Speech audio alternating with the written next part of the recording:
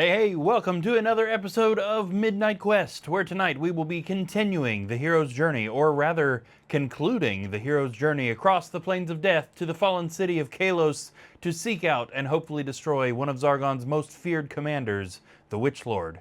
Tonight we will be following a group of heroes as they enter the final push, the last gate, the court of the Witch Lord, to actually confront the Witch Lord and defeat him, hopefully, once and for all. So I guess we better get set up and ready to do this, because I don't want the quest to go on too long tonight. However, as long as we don't have too many totally ridiculous things happen, this quest isn't actually all that long, surprisingly. Being that it's a finale for a book, I'm surprised it's not a little longer than it is. However, there's always plenty of stuff to do, so we better get into it. Let's just jump right into it and waste no time. We need to pick our heroes that are going to go on tonight's quest. Now, as I'm sure most of you know, but just in case this is your first ever episode of Midnight Quest, whether you're hanging out with us here live or whether you're watching this on YouTube later, we have 12 heroes in the ranks, but only 4 can go on a quest. So we have these Beatles cards here that line up with a character randomizer sheet on the wall behind me, and this helps us randomly pick 4 heroes to go on the quest. Julie says, if there isn't Ragnar or Robert, the quest will go smoothly. Yes, yeah, I agree. And of course, Gramina is guaranteed to be here, so we all know this quest is going to be over before it even starts, really. Now, that is the one difference tonight. Normally, we 100% randomize which 4 heroes go on the quest. Tonight, we are guaranteed Gramina, and that is only because the Witch Lord is a special monster that can only be harmed by the Spirit Blade, which is a weapon that Gramina has. You can't hit the Witch Lord with any other weapon or spell. It's gotta be Gramina that does it. So we're guaranteed her, but the other 3 are random. Now, I know one of these 4 cards is Gramina, but I don't know which one. So her position in the turn order is still going to be randomized. Okay, our first hero tonight is the Ace of Diamonds, which is Treyas, the Wizard. And as per usual, I've lost Treyas. Why do I always lose him? There he is. There is Treyas. Yes, Gramina, our queen, yes. K-Both is here as well. Hope everyone is well. Working late tonight. Hope you have an awesome stream. Thank you. Thank you. Glad to see you here. We also have the Ten of Hearts, which is... I'm looking at the wrong thing. Rana Ruvan, our new female dwarf character. Ooh. That could be potentially dangerous. Rana is going on a finale quest. Hopefully the other heroes keep her safe. Now, one really piece of good news about that is that that probably means we will not be in level 3 difficulty, which will benefit the heroes. Okay, Gramina must be the last card, because I know that's not her. Our next hero is the 4 of Diamonds, which is Tiaga the Warlock. There is Tiaga. Go ahead and says, Rana, we hardly knew ya. Yes. Hopefully that does not go badly for her. And of course, anytime we have Tiaga, we also need to bring along her demon form mini. She has a spell that transforms her into this. So we'll put that aside for when we need it. And finally, yes indeed, there it is, the Jack of Diamonds, which is Gramina, the Dwarven Explorer, and of course, the star of Midnight Quest.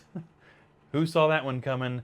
Definitely not me, but she is the star. There she is, wielder of the legendary Spirit Blade, and the one who must defeat the Witch Lord.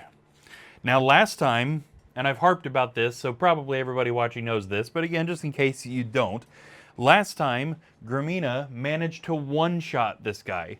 So the Witch Lord was also the boss of the first book.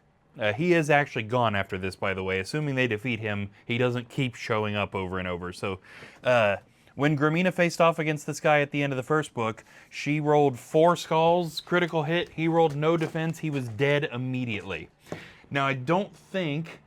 Yeah, theoretically, it shouldn't be possible for her to do that this time because he's got more than 4 body points. But it'll still be interesting to see just how easily she's able to cut him down, considering how easily she did it last time. Okay, let me get our character sheets sorted out here. There's Gramina. There's Treyas. There's Tiaga. And Rana, yeah. I'd already forgotten.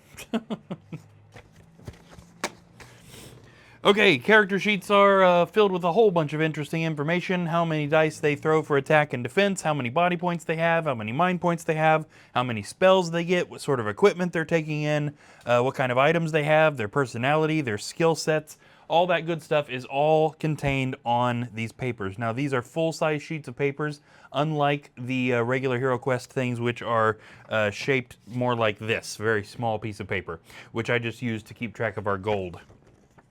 So much more information on these.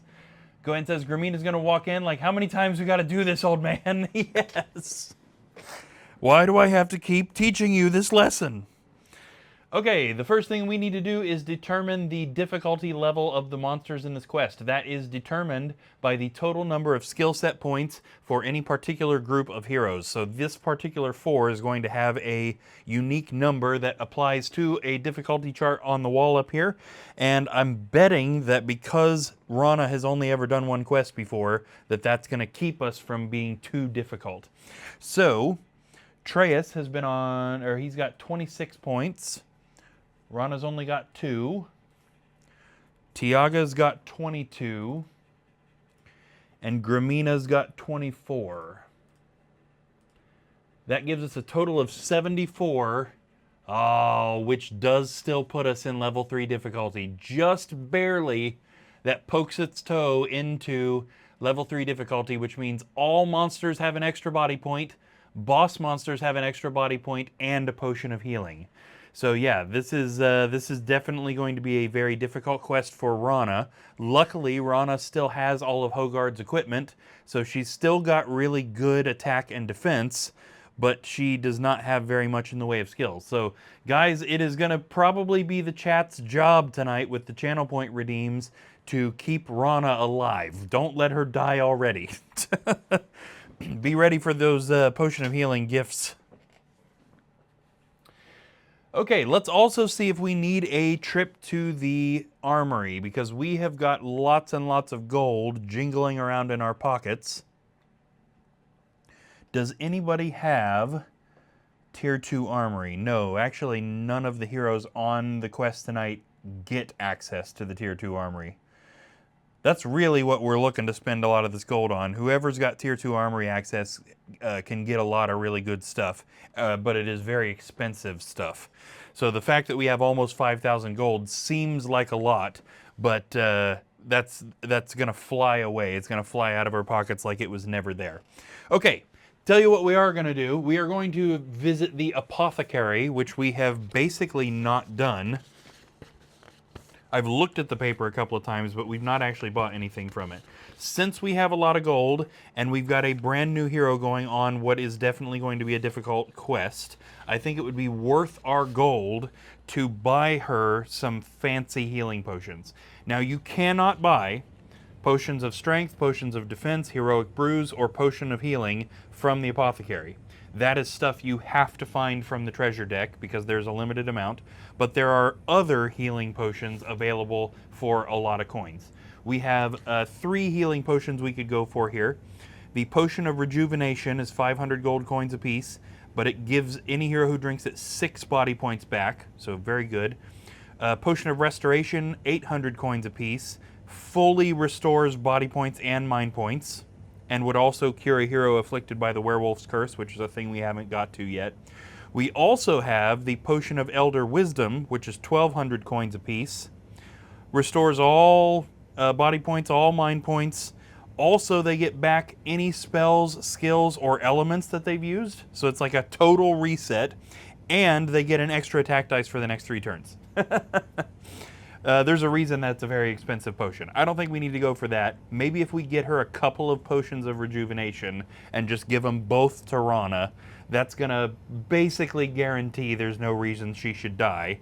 And that should keep us on the up and up without having to depend on channel point redeems. That's going to be 1,000 gold, but we've got gold to spare. So let's go ahead and do that. That's going to put us to 3,890. And I've actually got cards for this. Let me go ahead and get a couple of potions of rejuvenation. Just gotta look for them. This deck is totally undisturbed. I haven't pulled anything out of this deck yet.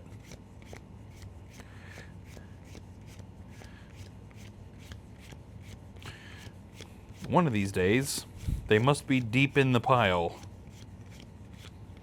There's a potion of rejuvenation. 1 and 2. They were right in a row.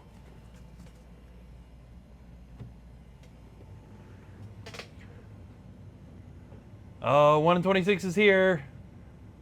What shall we do? Does Luke still believe the elves?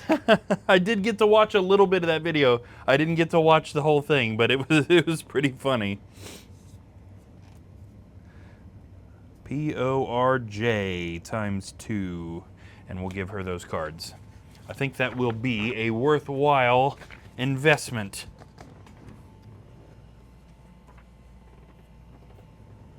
Okay, let's go ahead and see what else they have as far as items, and then we will be just about ready to do this quest. Okay, Treyas has got a toolkit so he can disarm traps. He's got Orc's Bane, but that's not a card we need to give him. He's got the Spell Ring, a Potion of Healing, and a Potion of Magic Resistance.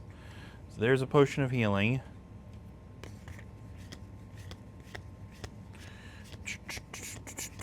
Potion of Magic Resistance. That's going to come in handy against the Witch Lord probably.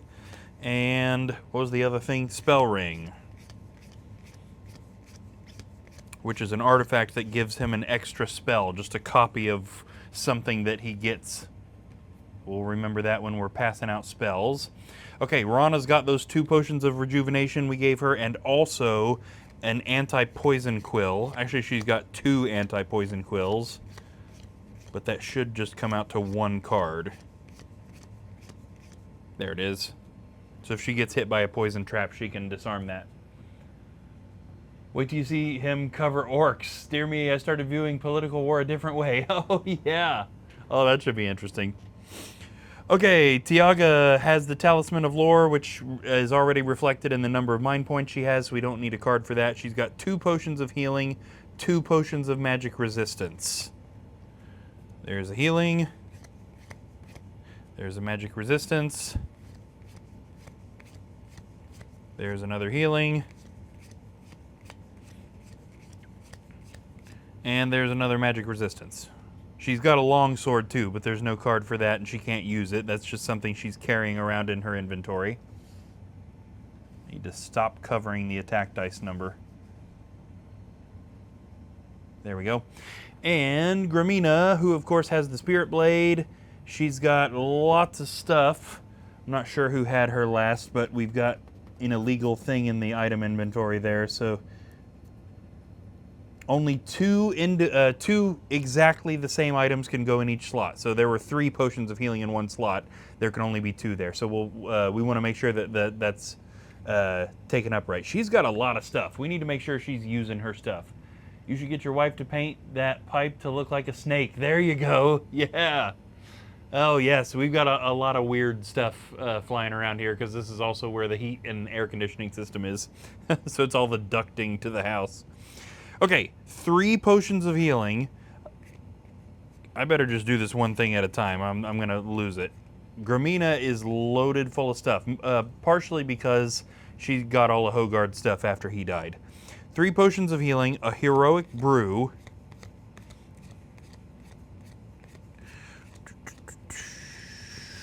Where's a heroic brew? Is there only 1 in the entire deck? There it is, yep.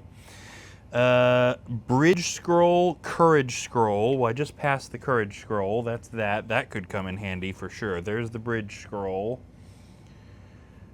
Holy water, a potion of defense, and dust of disappearance. Yeah, she's got like half the treasure deck in her inventory. We need to have her use some of that stuff tonight. Okay, spells and skills. Treyas gets spells. Rana doesn't get anything. Tiaga's going to get some spells. Gramina gets the explorer skills. That'll be easy. Let's do that first. Now, Gramina has 3 natural skills that we will go ahead and explain right now because they are what is called static skills. And all that means, is that they are in play constantly. So this isn't something she has to use like it's a spell. It's just something that's like that all the time. So she has Coin Hunter, which means if she draws a gold card from the treasure deck, she finds 25 extra gold more than what the card says. She's got Trapsmith, which means if at any point she moves onto a square that is adjacent to a trap, I have to tell her about it. So it's actually really hard for her to step on a trap. She also has Danger Sense, which means that if she draws a trap card from the treasure deck, she can disarm it and draw again, but only once per search. So those are active. All three of those things are active for her at all times. And by the way, if anybody in the chat happens to see me not do something like that I should, I do occasionally forget that stuff because I have terrible memory. Call me out on it. I don't want to miss anything like that. So if you notice that Gramina stepped on a trap that I didn't tell her about, or if I didn't add extra coins or anything like that, yell at me in the chat. Okay, let's take care of spells because that's going to be the other thing. Tiaga gets the 3 Warlock spells. Those are Dark Wings, Demon Form, and Fear. And those, just so that we're not doing too much explanation at the beginning, we'll wait to explain for when and if she uses them. She does also get an extra spell that comes from the normal deck. Or actually, it's going to probably be a tier 2 spell. So we'll cover that in a second. And Treyas gets 10 spells. He gets to pick 3 of them. He doesn't get any fancy tiers. So 3 spells he's picking, 7 spells he gets at random, and then because of his spell ring, he gets an extra of one of the ones that he drew. Okay, let's take a look at the tier 2 spells. In fact, you know what? We don't even need to take a look. If Tiaga gets to pick, yeah, she gets to pick the one normal spell she gets. I'm going to give her Reign of Restoration, which is a 5 body point healing spell. That's definitely going to be useful for if somebody gets in trouble body point wise. An attacking spell would be nice, but spells don't hurt the Witch Lord. It's got to be Gramina. So we might as well give everybody the best chance they have of staying alive for as long as possible. Okay. Right. Down here we have a big old pile of HeroQuest spells. This is 6 copies each of the 12 HeroQuest spells in a big old pile, which we are going to separate into 4 smaller piles, and this is going to be so that we can load Treyas up full of spells. Now this is not how normal HeroQuest does this. Normal HeroQuest would have the wizard pick 3 elements, and they would just get 9 cards that are the 3 spells apiece for each element. We like to randomize. And also, because we have copies of the spells, it means that they can get doubles or triples or even more of a single spell. That means that they can get a lot of really handy stuff or a lot of total garbage. And either way, it has a pretty big effect on what spell casting heroes can do in the quests that they're in. Because if they got a lot of garbage, they got to depend on their kind of bad physical attack stat more than spells. Okay, so like I said, Treyas gets to pick 3. Now we've got a lot of healing going into this quest now because they've got a lot of potions. We just gave Tiaga that a really good spell. Rana just bought the 2 really good healing potions. Let's pick him all attack ones. Zuli says that's actually fair. Yeah, I think so. Let's give him all attacking spells for the 3 that he gets to pick. The rest will be random. He's still pretty likely to get at least 1 other healing spell in there because he gets so many. Yeah, Genie is definitely one I want. So we're going to give him a Genie. Let's give him a Ball of Flame.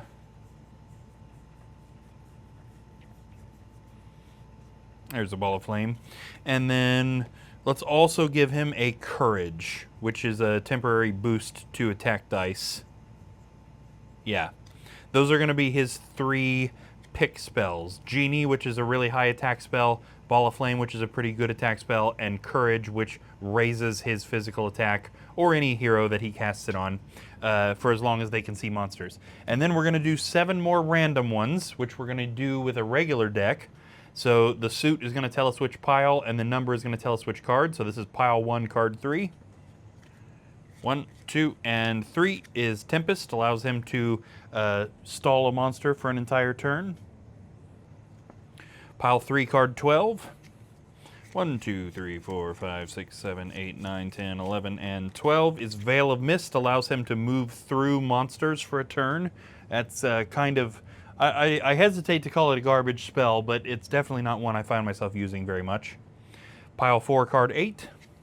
1, 2, 3, 4, 5, 6, 7, and 8 is another Courage. Pile 4, card 2. 1 and 2 is Pass Through Rock. Allows him to pass through walls, enemies, and traps for 1 turn. Also not one I find myself using too often, but it does come in handy occasionally. Pile 1, card 11. 1, 2, 3, 4, 5, 6, 7, 8, 9, 10, and 11 is another Tempest. He's got 2 more. Pile 4, card 4. 1, 2, 3, and 4. Rock Skin is a temporary defense boost until they take damage. And the last spell is Pile 3, card 3. 1, 2, and 3, which is another Ball of Flame. Very handy. Okay, that's 10, but his spell ring does give him an extra. It has to be an extra of one he's already got. He didn't end up getting any healing spells, which is interesting. I'm going to say probably our best bet for a double is Genie. So we've already got 2 Ball of Flames, we already got 2 Courage, 2 Tempest. Veil of Mist and Pass Through Rock are both kind of spells. Rock Skin is okay, but I think Genie is going to be kind of his best bet. So let's just grab a pile and see if there's a Genie in here somewhere. Yeah, there we go. So who is the R today? you there is ready to attack whoever's name starts with an R. Unfortunately, the R hero tonight is Rana, the totally new, brand new female dwarf character that replaced Hogard, and I would very much prefer for her not to die. Okay, let me get these spells kind of in a more handy way, so I can kind of see the name of each one without them taking up too much space. That's a lot of spells. There we go. And then we'll just clean up our piles here. I'm surprised Treyas doesn't have any of the fancy tiers. He must not be building magic skill. Oh no. There says time to end her. Put a target on her back, why don't you? Yeah. I don't want her to die. Woe is me. Julie says the character starts with R. Will straight up be, yeah. Yeah. Okay. So, let's get back to this so we can start the background music and read the quest text.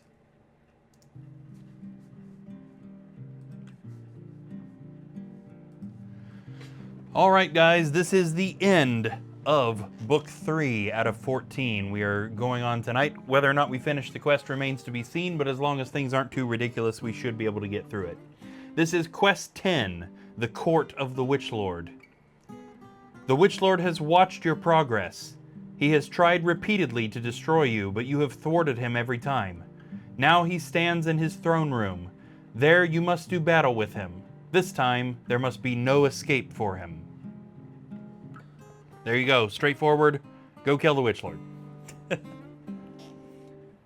Julie says, Rana low-key a vibe, but hey, she's unlucky today for her name starting with R. The curse of the R, says you there. Yes. You guys have something against pirates? Is that what it is? You don't like characters with R? Is that a stupid dad joke? It probably was. 126 says R for rejected, I guess. Yeah, no kidding. I don't know why we have so many R heroes. We've got Rowan, Rana, Ragnar, Robert. How did that happen? All right, we are starting on stairs tonight, so let me get it. R, yes. Gwen says, I've learned I go with the unpopular choice in every vote. I almost always do as well. Either says, at least you realized it was a stupid dad joke immediately. Yeah. I make them often enough that I usually recognize them as soon as they're coming out of my mouth. Okay, we need this. We need board camera 2 up here because our stairs are up there in that wooden room at the top. Right there. Hilariously smaller than the spaces it takes up.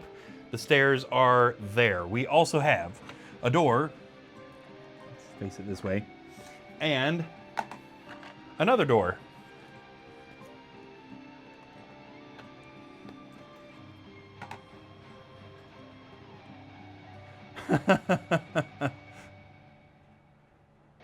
Don't you dare start with Robert. Yeah. Secret door. Maybe. So there we have Treyas, Rana, Tiaga, oops, and Gramina.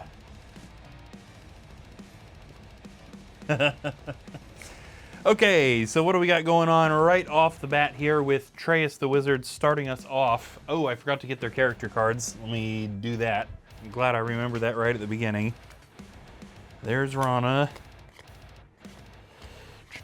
There's Gramina. There's Treyas. And who else do we have? Tiaga. Oh, I feel like she was right at the end of the pile. She was at the beginning, wasn't she? Yep, she totally was. Okay, what's turn order again? It is Treyas, and then Rana, and then Tiaga, and then Gramina. Okay.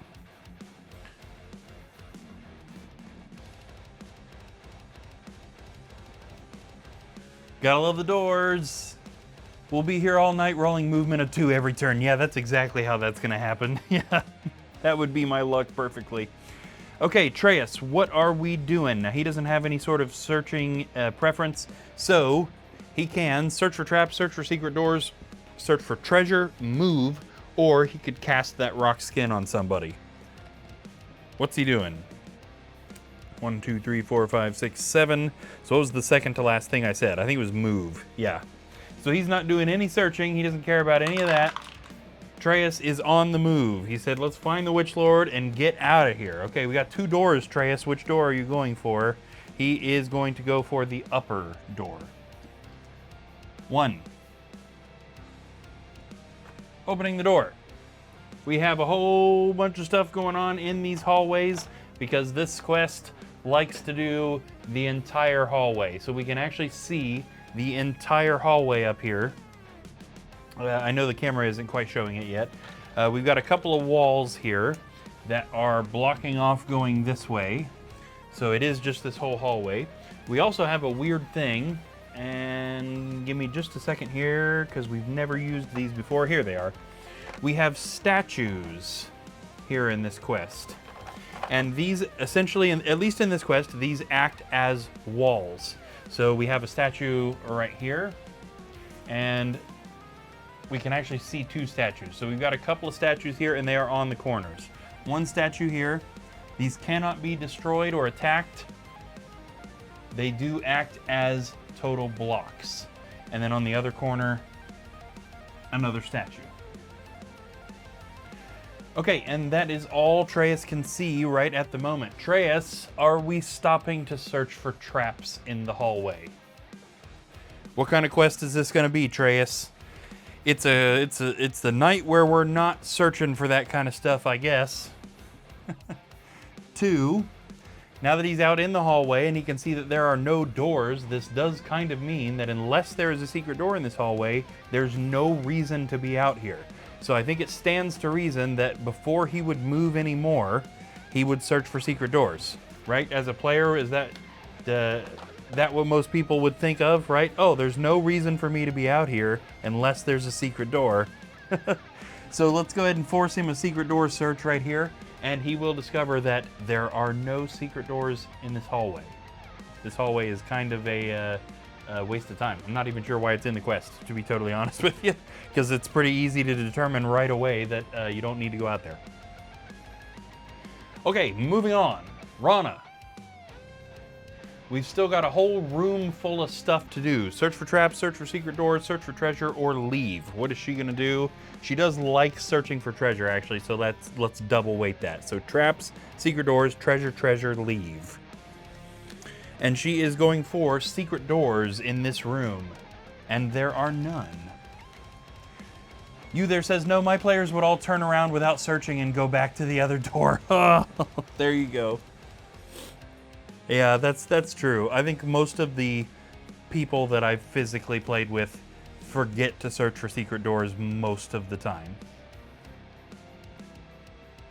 And a lot of them forget to search for traps and step right into them as well. Okay, second action, Rana. Traps, treasure, treasure, leave. She is going for treasure. Let's see what she finds in the room.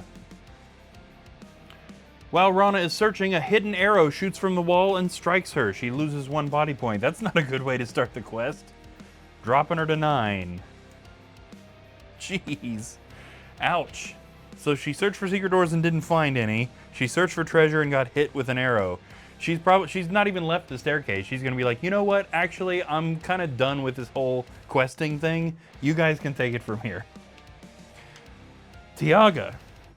Search for traps, cast demon form, leave. She is indeed searching for traps in this room, and there are none. So second action, cast demon form or leave. She is going to go ahead and cast her demon form. Let's see, here it is. The Warlock ignores pit traps and may roll 1 extra attack dice for close and long range attacks. This spell is broken when the Warlock suffers 1 body point of damage. Regain this spell when you reduce a monster's body points to 0. So it's a pretty good thing for her to have this active all the time. It's easy to lose, but it's also really easy to get back. That Minnie does not like standing in the corner. All right, Savannah's on a 5-stream streak. Nice. I should hope so. And finally, Gramina, the only hero in this quest who's probably going to do stuff. The only thing left to do is move. So let's get Gramina on the move to this other door. 1. And opening this door, let's see what we're finding.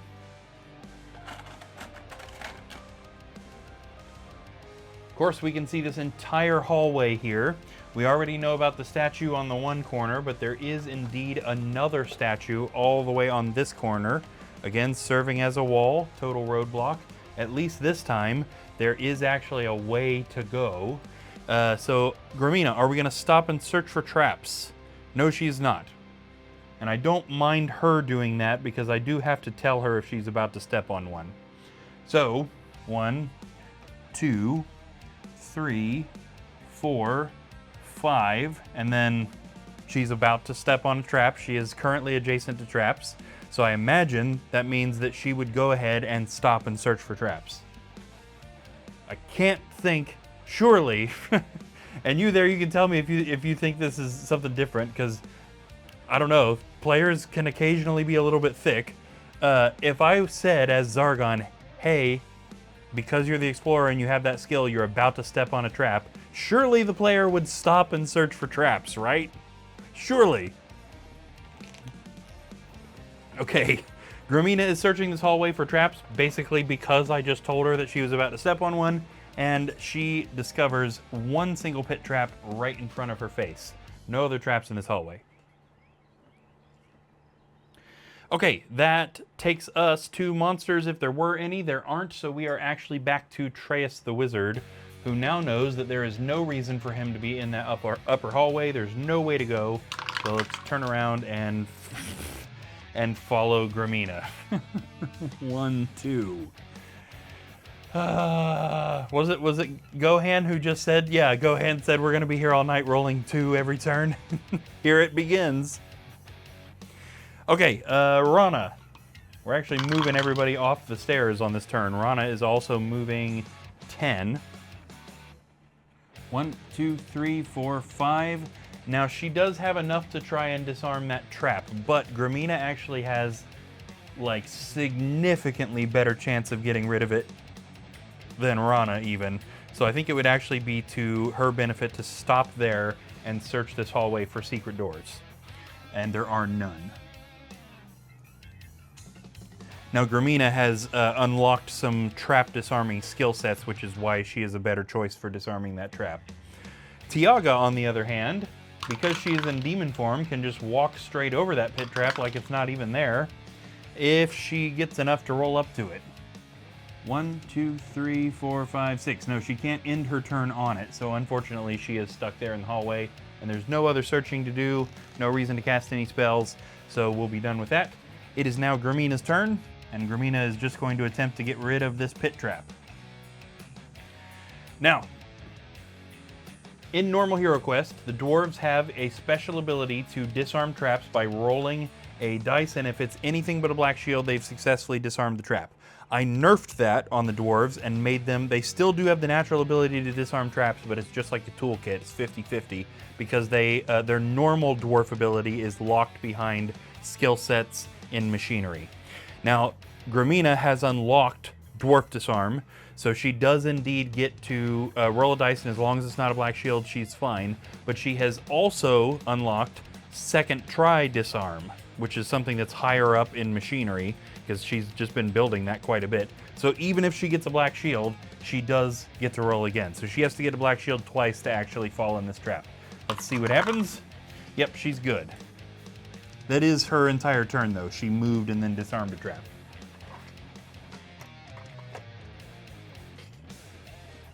Still no monsters, so we are back to Treyas the Wizard. Ooh, why is my dice cam a little crooked? Let me fix that. There we go, that's a little better. All right, Treyas is moving better than 2 this time. 1, 2, 3, 4, 5, 6, 7, 8, and 9. Okay, that means he is looking into this new hallway. And he can see another door. No further walls or anything, just this door right here.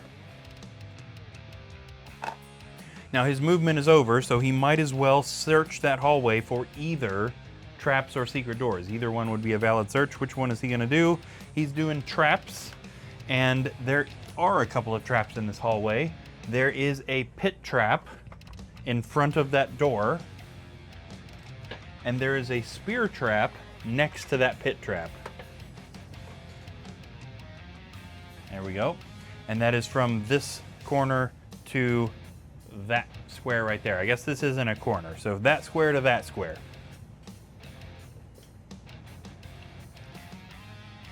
All right, moving on to Rana. What's everybody been up to today?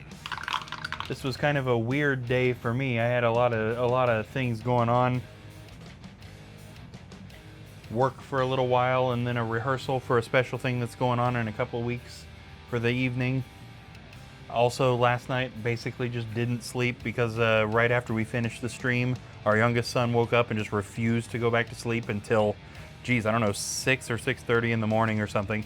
So I am exhausted. Everybody else had better days than that, I hope. Rana's moving 1, 2, 3, 4, 5, 6, 7, and then do we step her on that trap? She's got one more. Now, again, she's got a good chance of getting rid of it. Yeah, let's do it. Rana steps on the pit trap and attempts to disarm it, and is successful. Yes, because for her, either shield is good, skulls are bad. So she is successful in disarming that pit trap. Julie's drawing more fan art. Awesome. 126 says, meds just beating me down. Slept a lot. Yep. I envy the sleeping part. I don't envy the meds beating down, though. That sucks, man.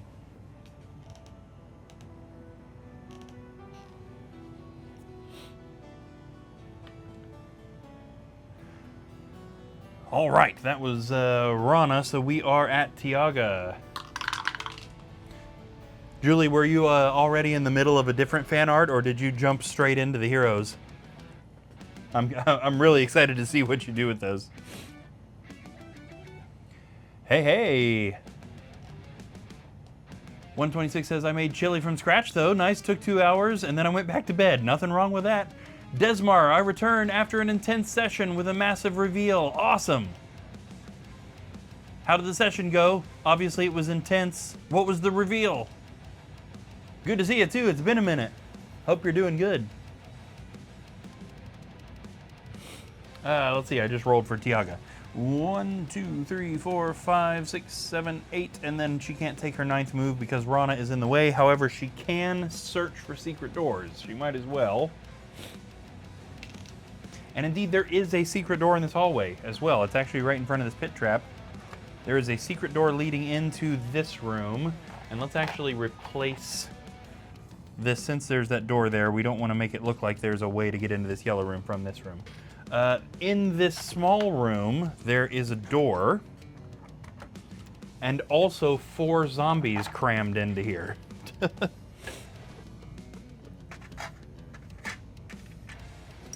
Oh, nice. We're going to get the Spirit Queen's Torment zombie. We've got a Milton Bradley zombie, a pathetically painted Milton Bradley zombie, another Milton Bradley zombie, and the Spirit Queen's Torment fancy zombie.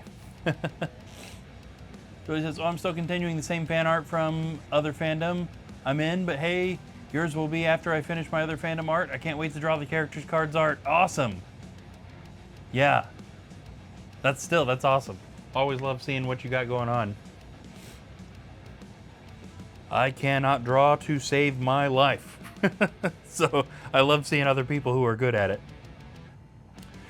All right, Tiaga's just kind of screwed Rana there just a little bit because Tiaga can't do anything about any of those monsters and they can't get to her. They're going to attack Rana. Okay, that brings us to Gramina then, actually. Nice, 7. 1, 2, 3, 4. Yeah, 5, 6, 7. We might as well let Gramina step on this spear trap. Now, we could have her disarm it, which basically guarantees that she gets rid of it, let's be honest. But she won't get to attack then. So I think we're actually just going to let her step on it and see if she takes damage from it or not. And since stepping on it isn't an action, she'll still get to attack. So this is going to be 50-50. If it's a skull, she gets hurt. If it's a shield, she's okay. She's okay. She was able to step out of the way of the spear trap since she knew it was there. And that's going to give her the opportunity to fire into that room. What's she got? She's got a crossbow. Okay, let's go ahead and take out the terribly painted zombie because I'm biased against my own very young attempts at paint jobs. She fires an arrow at the zombie, hitting it with a 1. The zombie does not defend, however, it is not dead.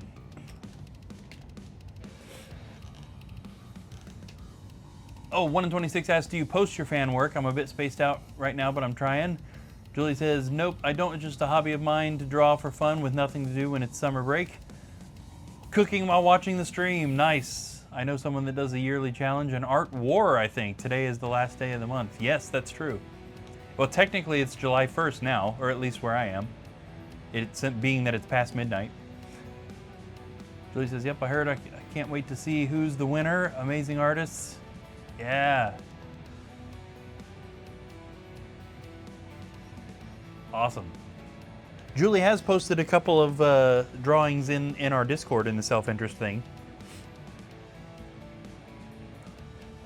All right, that is the end of the turn, so it is Monster's turn. So this zombie, yeah, let's just bring the damaged zombie up here since she shot at that one and let it kind of retaliate there.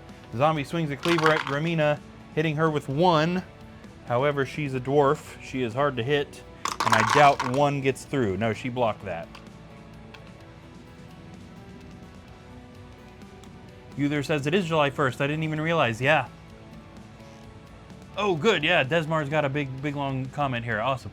So I was going to explain the whole session, but it would end up being 2 walls of text. Yeah, yeah. The party saved a little girl from mercenaries, then went after the people that hired them, only to find a group portrait of the antagonist and the amnesiac warlock in the party. Then to receive them in their house, the hitchhiker party picked up literal in real life months ago, revealed himself to be one of the main villains. Wow. Nice. Yeah, that is a heck of a twist.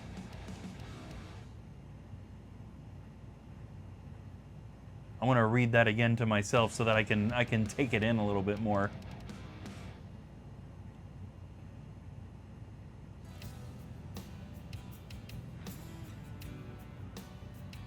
Oh yeah, that's super cool.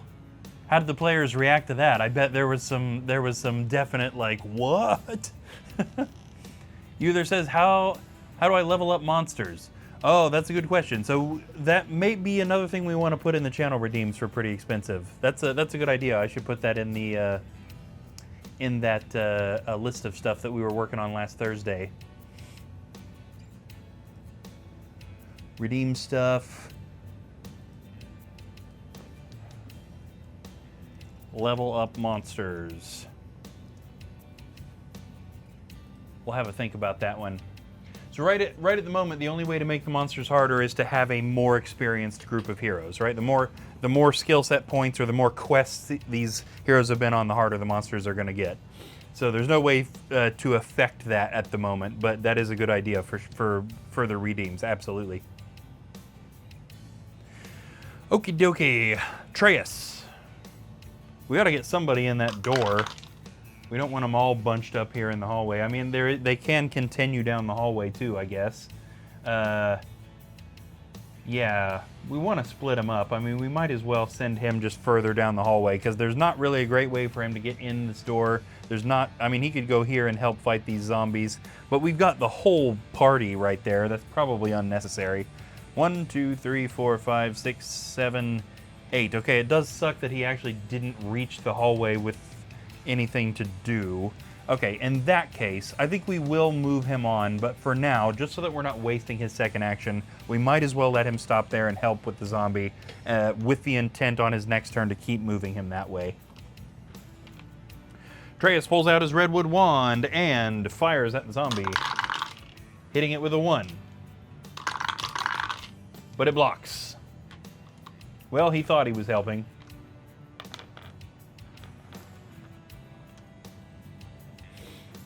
That takes us to Rana, and she might as well open this door. She's right next to the door. Let's check out what is going on inside this yellow room here. There are no further doors, no furniture either, but there are a couple of mummies.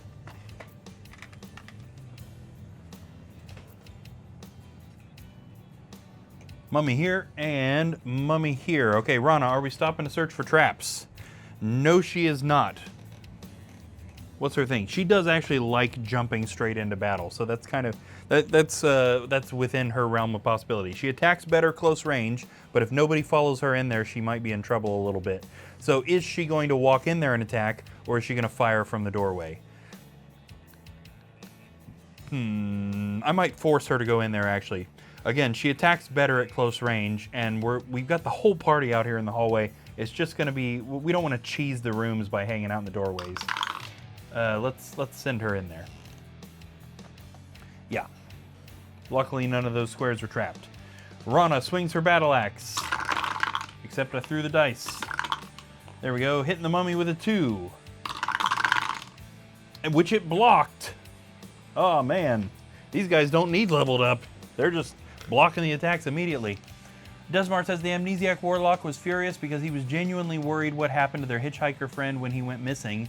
Then to monologue at them about how hard it was to keep up the act of the dopey coward, then to take off his helmet and reveal himself to them. I then ended the session there. Oh, cliffhanger. Let them stew on that for a week. Next week we'll almost certainly start with combat as they probably attack him. Yeah. Oh no. Oh, you there starting it already. Oh no. Yeah, that is a cliffhanger right there. That is for sure. Okay. So difficult monster is attacking Rana. Let's draw a card here to see what it is. Dread Warrior, Chaos Warrior, Doom Guard, Gargoyle, or Ogre are the possibilities here. And we need a card that we can actually use. 1, 2, 3, 4, 5, 6, 7 means that this is a Gargoyle. Oh, okay, well actually I'm kind of glad the whole party is here, because holy crud. A gargoyle suddenly appears and attacks Rana, swinging its sword at her and hitting her with a 3. Now again, Rana is a dwarf and we gave her all of Hogard's stuff, so she's got really good defense, but 3 is still a big ask. She doesn't block a single one of those. 1, 2, 3. This drops her to 6 body points. Good job, me. Yeah. Desmar says, oh geez guys, I don't know guys, this seems kind of dangerous. Months later, oh good, you finally arrived. I was beginning to worry you'd never get this far, old friend. Oh, whew. Killer, absolutely killer. Gohan says, Rana's gonna die tonight. We've set her up pretty well, but she's definitely gonna need help. Speaking of help, it is Tiaga's turn, and she is in demon form. She does not need to go in there. She actually does attack better at long range than she does close range. So let's keep her in the doorway, and we'll just fire straight at that gargoyle. Oh, I just realized the gargoyle that we picked randomly is the one that is based on her demon form, which is a kind of an interesting lore thread we might want to pull on in a creative stream, just to kind of see what are the implications. Why is there a stone gargoyle that looks like Tiaga's demon form? Uther says, I can make it so. All right, Captain Picard. All right, Tiaga fires a blast of demonic energy at the gargoyle. Hit, uh-oh. Oh, no. Ah, too late, I already rolled, but we will definitely do that. Tiaga hits it with a 3. And it defends 2 of those hits, only taking 1 damage. And then we'll roll a regular wandering monster to put there between Tiaga and the gargoyle. Let's see what we've got here. The Queen of Diamonds is a Deep Femmer.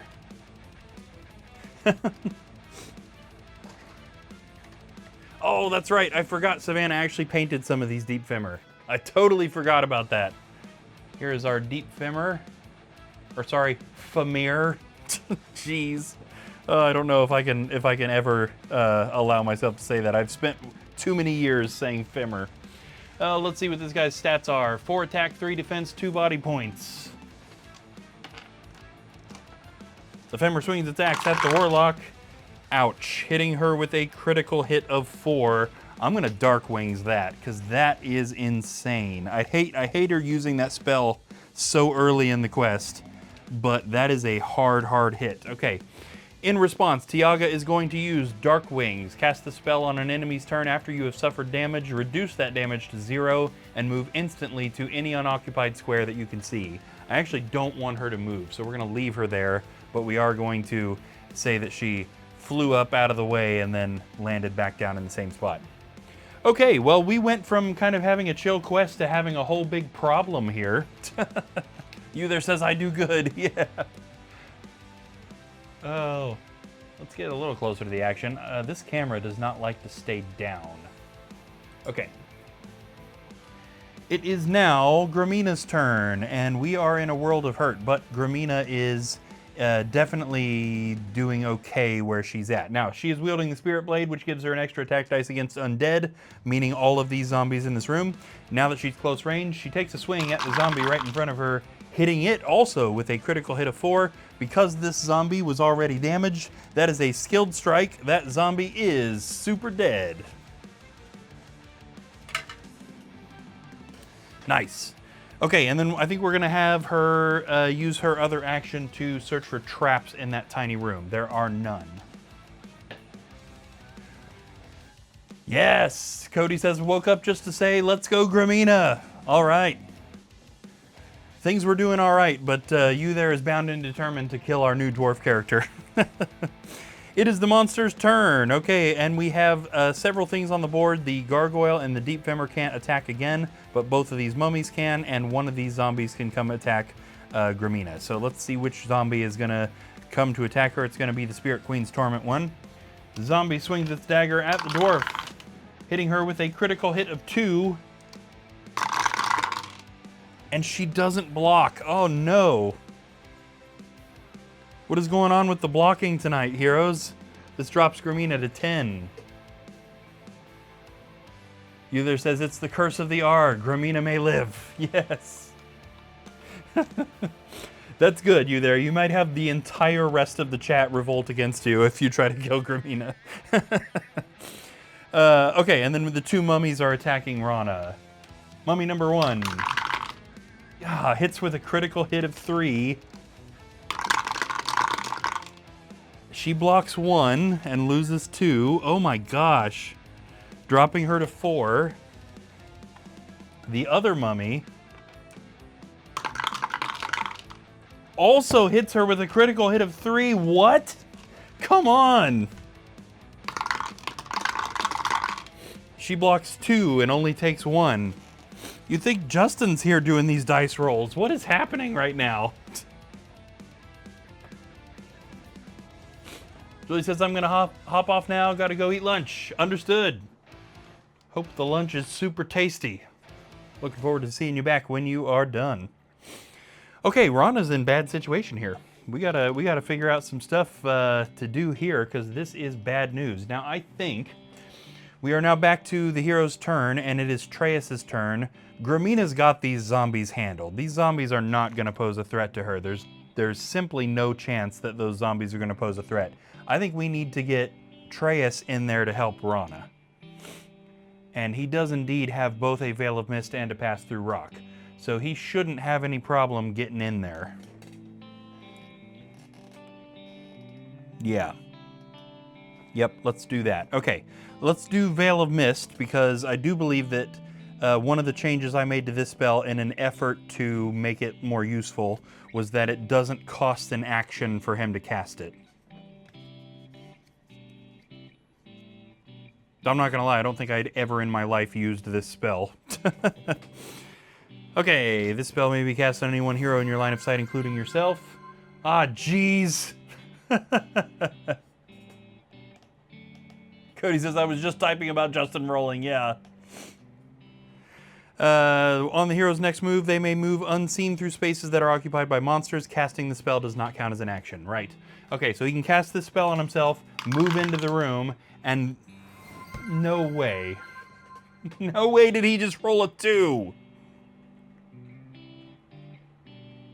Treyas! You useless pile of garbage. Alright. Well, he's wasted that spell because he can't get anywhere. That doesn't help him even a little bit. What is happening right now? Oh my gosh. Oh, alright. The urge to rage quit is building. I have not had a good enough day for this. What else can he do? He can't cast another spell. He's already wasted that. I guess he can fire. I guess we'll let him fire at that zombie. It's the only freaking thing he can do. All right, he casts a blast of energy from his redwood wand at the zombie, and yeah, of course he does. He misses entirely. Great. So fun. All right, Rana. What can we even do here? Let's, yeah, it doesn't really matter who she goes for. The gargoyle's already damaged. I guess she might as well try and get rid of it. All right, swinging her battle axe at the gargoyle. She hits it with a 3. And it blocks 2 of them, so she lands a single hit. Didn't help too much. What else can she do? That room hasn't been searched for anything. Is she gonna search for traps or secret doors? She's going for traps, and there are no traps in that room.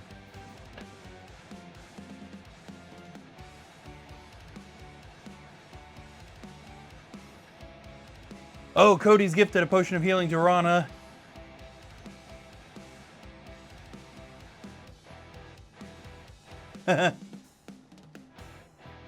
Oh yes, the dread spell redeem. Okay, I blocked that out of my brain. Yeah. Okay, we're just gonna give Rana that potion of healing. 1, 2, 3, 4. And we needed the dread spell pile. Where were we at? We had just finished Rana's turn. Okay, so I don't want to lose track of where we are. Okay, let me draw a card here and see what dread spell gets cast. It's gonna be the 4th spell down. 1, 2, 3, and 4 is lightning bolt. Okay, I'll be honest, that could have been worse. So if that is... Well, of course I didn't want it to happen. So if that's on Rana, then that just is costing her a couple of body points. Which is going to drop her to 5. Okay, Tiaga. Tiaga definitely is in a situation here along with everybody else. We need to try and get rid of that deep femur. Okay. Now she attacks better at long range, but I don't necessarily want her to move then attack. But the odds of her one-shotting that deep femur are pretty low. Yeah, okay, I think we will actually do that. We're gonna move her one and let her fire just because that's a little bit more. She sends a blast of energy at the deep femur, hitting it with a 2. We review stats because I never remember 3 defense these guys have. Okay, didn't defend either one of those. So got hit just for a little bit right there. Still not dead though, right? Yeah, deep femurs actually have a decent amount of body points, so he's got 1 body point left. Okay. We are then at Gramina.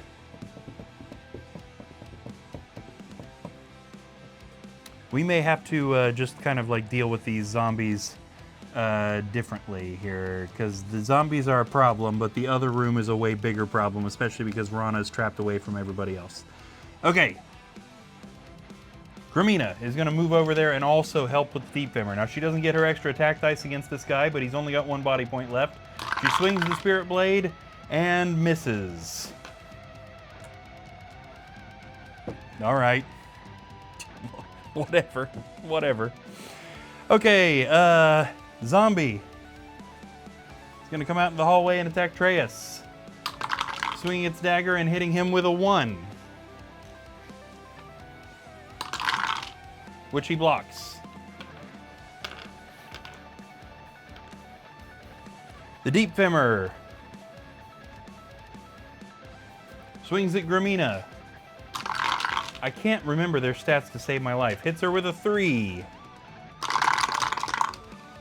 She blocks 2 and takes 1, dropping her to 9. And then unfortunately we have a whole room full of monsters attacking Rana there. The gargoyle is going to be first. Misses her. I'm kind of surprised, honestly. Mummy number 1 hits her with a 2. She blocks 1 and takes 1. And then the other mummy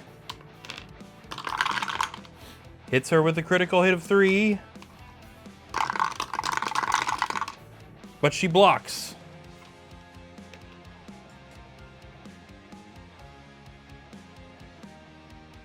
Ah, weird. Dr. Funnut is here. Awesome. Good to see you. Hope you're doing good. Hope you're doing better than I'm doing. Cody says, music feels a little louder than normal tonight, and Saddy Likey makes these battles feel more impactful. Interesting. I haven't changed anything with that. I wonder why it feels louder. That's interesting. Well, I'm glad it's adding to the, the tension. Dr. Fun says, you're not doing good? No, I'm having a bad day. I am having a bad day. I would like to go to bed. Okay, we are back to the hero's turn. We are at Useless Wizard there. What can he do? So he's got lots and lots of spells, but they feel wasted on zombies.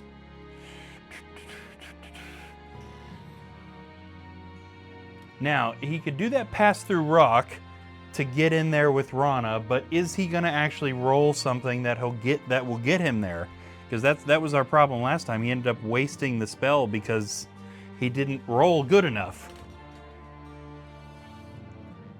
Cody says, I need to help this quest before I can pass back out. It's funny how like chill it started out and then it just like exploded. And it was, I mean, there's only been 2 monsters summoned, you know what I mean? It's just, it's crazy how bad the situation became so fast. Okay, we're gonna try again. Okay, Treyas is gonna cast Pass Through Rock. Now this does not, this does count as an action. So let's go ahead and see what he gets this time. Okay, so he rolled much, much better this time. So he can move through walls, traps, and monsters here to get in there. He also attacks better at long range, but at this point we just kind of need to draw some of the monster's attacks away from Rana. So we'll just go ahead and go 1, 2, 3, 4, and 5 and just stick him in there. Now he can't do anything because he cast a spell and moved, but that's it. Yeah.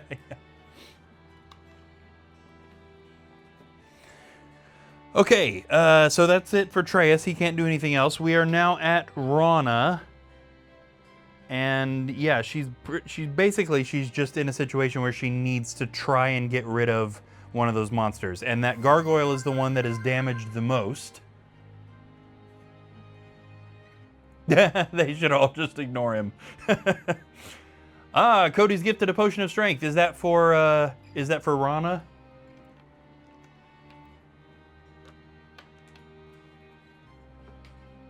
Whoever's a little weak tonight, yes. I mean, technically, either of our magic users at close range are in bad shape, but honestly, I think I'll let Rana use that on this attack. Let's see if we can get rid of this gargoyle. Let's see. That gargoyle's got 2 body points left, so if she can land, is that right? Now I'm questioning. Yes, with our extra difficulty, gargoyle's got 4 total body points. It's taken 2 damage. Let's see if she can finish it off. Yeah. They weren't at first. Those mummies keep landing critical hits. Wow, okay. Rana lands 5 skulls on that gargoyle. That's, geez, okay. And the gargoyle has 5 defense dice, so, I mean, it's unlikely that it blocks it, but it totally could. Block 2 took 3. There's our gargoyle out. So that's at least a tiny bit of relief for her for the moment. The mummies are still in bad shape. I smashed up a gargoyle like that earlier, and you there says, no, gargoyle.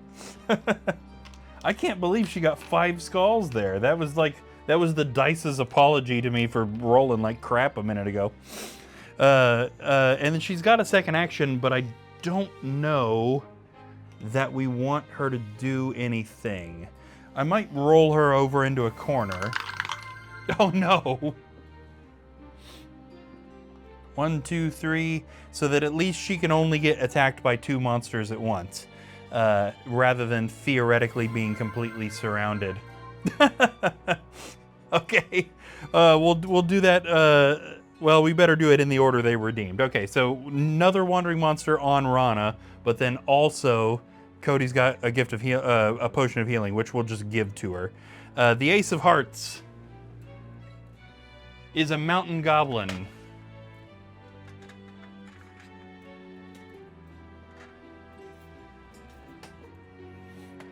It's kind of nice to see a goblin. I mean, not only just because easy monster, but like, gosh, I'm so tired of undead. I'm glad that this is the last quest of book 3, and we're back to a nice spread of orcs, goblins, and undead and stuff. So kind of nice to see a goblin as a precursor to that. Goblin immediately attacks her, swinging a sword and hitting her with a 1, which she blocks. And then we're going to go ahead and give Cody's potion of healing to her. 3 and 4.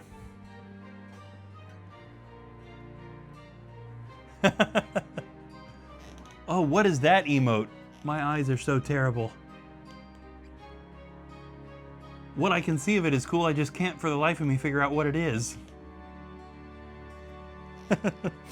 Okay, and then it is Tiaga's turn, and she is still trying to kill this Deep Femur as well. Deep Femur is also damaged. It's got 2 damage on it. Why can I not remember these guys' stats? It's got 1 body point left. Okay. She sends some demonic energy at the Deep Femur, hitting it with, whoa, a critical hit of 4, which I think is a skilled strike, even though I just looked at these stats. Yes, okay, because that Deep Femur was damaged already, that is indeed a skilled strike, which means that Deep Femur is super dead.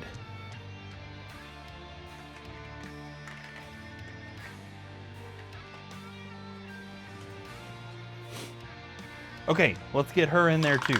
I don't want her to lose the demon form, but again, I want to distract a little bit. Multiple targets is what we need.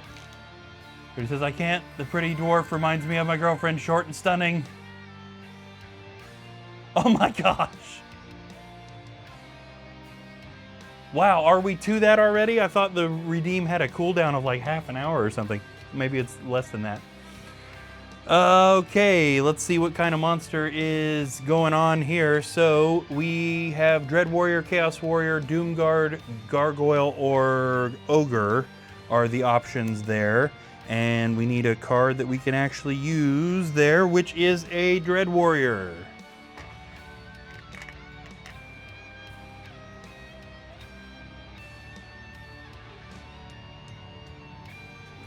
Okay, Dread Warrior swings at Rana. Hitting her with a 2. But she blocks.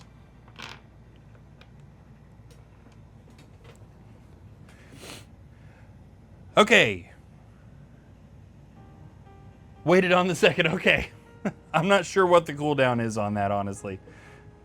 I think it might need to be higher. Or maybe I'm just having a really bad day and I'm struggling mentally really bad. It is Gramina's turn. Let's just go ahead and have her get rid of this zombie that's out here. Gramina swings the Spirit Blade at the zombie, hitting it with a 2. It blocks 1, but takes the other one.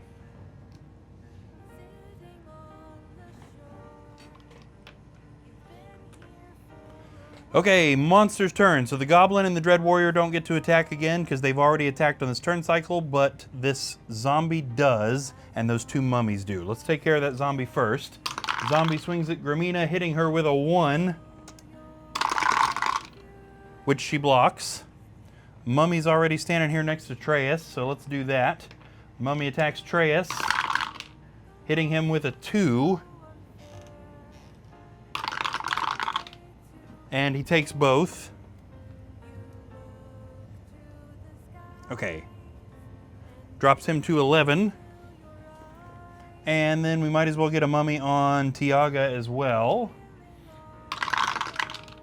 That mummy hits with a 1. She's only got 3 defense too, right? Yeah. She blocks.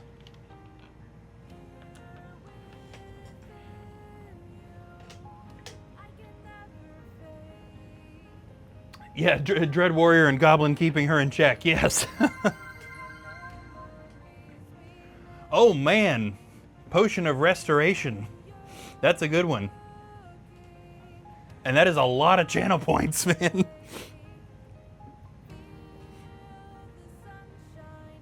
I'll wait to see. I wonder why does the chat wait so long before it shows? Yeah, Rana needs it tonight, yeah. I will mark that on her sheet because I think you're right. I think she's gonna need that. She's okay right at the moment, but she's not gonna stay that way.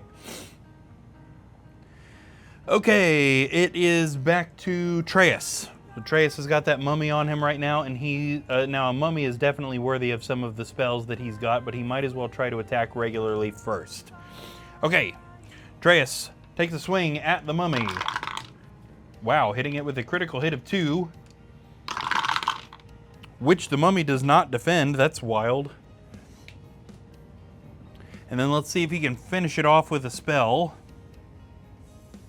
Yeah, he's got a couple of these Ball of Flames. He's going to cast Ball of Flame on that mummy, which engulfs it in flames, causing 2 body points of damage unless it can throw the magical flames off, which it does not. It is dead.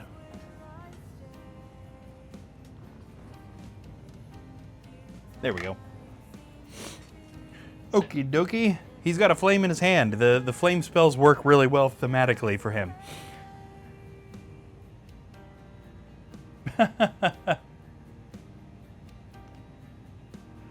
Misspelled her name 4 times because I was dozing. All right. Where are we at? Rana needs to, again, kind of fight her way out of this. Now, I think we're going to have her aim at the Dread Warrior. She could kill that goblin really easily, but of the 2 of them, I would rather have the Dread Warrior gone first. Obviously, it's doing a lot more damage.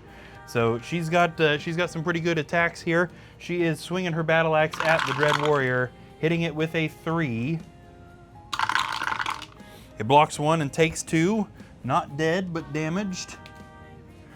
And I don't think she can do anything else, right? Yeah, she can search this room for secret doors. There's no other, like, attacking thing she can do. No. Okay, she's going to go ahead and use her other action to search for secret doors, and there is indeed a secret door in this room. It is in the corner, and it leads down into the red room, for which there is another door as well, but surprisingly, nothing else. So we got that door we've just placed down right there. It is a big old empty room. Oh, what's going on? Cody says, how many points to change Rana's name and let her move to a state where no one knows her? 20,000, right? The old legal name change to avoid death. I have $1. Oh, yes. I also have not much more than $1. Okay. Tiaga needs to kind of help out here. Now, she's close range to both of these monsters, and it would be to her benefit to be long range. The question is, does she help with the Dread Warrior? It's probably better for her to attack the mummy. Rana will be okay at the moment, I think. So let's have her try and get rid of this mummy. Tiaga sends a blast of demonic energy at the mummy, hitting it with a 3. Okay, and it doesn't defend a single thing. That mummy was ready for death instead of undeath. That mummy was like, you know what, I've been sick, I don't know what this is, but I'm kind of sick of it. I'd rather go back to just being regular dead, honestly. And Tiaga was like, I got you. Not Rana, Tiaga. Okay, that was Tiaga. She moved and attacked, so now it is Gramina in the hallway attacking that zombie. Swinging the Spirit Blade and hitting the zombie with a 2. It blocks 1 and takes 1, but it was already damaged, so that is still death.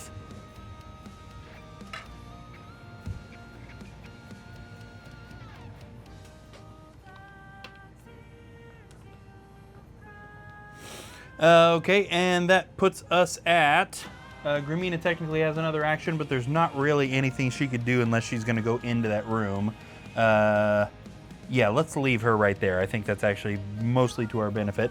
And it is the monster's turn, and everything is reset here so everybody can do stuff. We'll start with a zombie out here just because it's easy. Zombie swings a cleaver at Gramina and hits her with a 1, which she blocks. And we've got the 2 monsters that are over there on Rana. So Goblin swings a sword, hits her with a 1, which she blocks. And the Dread Warrior swings its mace and misses. Okay. How do you miss with 4 attack dice?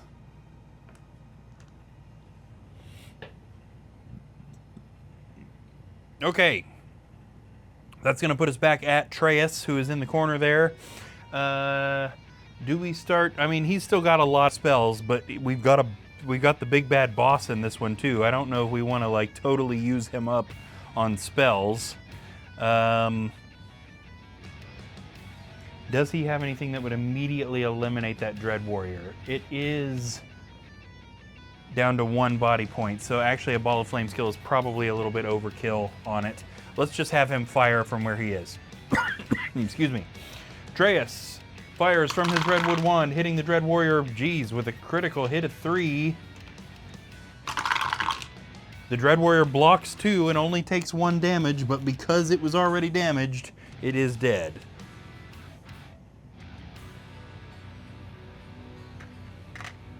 Is that a reset to the Dread Warrior drawers? Not quite.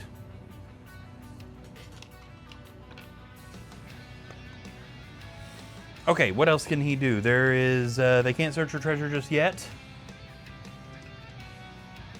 Yeah, no kidding. You there says, I don't know, ask your heroes. They seem to miss a lot. They really do. I don't know what it is with these dice, because some nights, everybody's hitting. Heroes are hitting, monsters are hitting, and some nights nobody can hit. It's like the dice get backwards, and they roll all shields for attacks and all skulls for defense. You guys ever have that when you play? Or just doesn't, it like for long stretches of time, almost as if the dice are sentient. They just roll the wrong thing no matter what you're trying to roll. Okay, let's move Treyas, I think. Cody says, I feel like the quest has turned around since I came in, so on that note, I'm passing back out, but I'll have the stream up, yeah. Get some sleep, man. I'm sure you got to work in the morning. Much appreciated. Yeah, Atreus, in typical fashion, not moving very fast. Is he going to stop here since this room isn't searched? No. 2 and 3. Luckily, neither of those spaces are trapped. He is in that red room. I know he was just barely on camera there.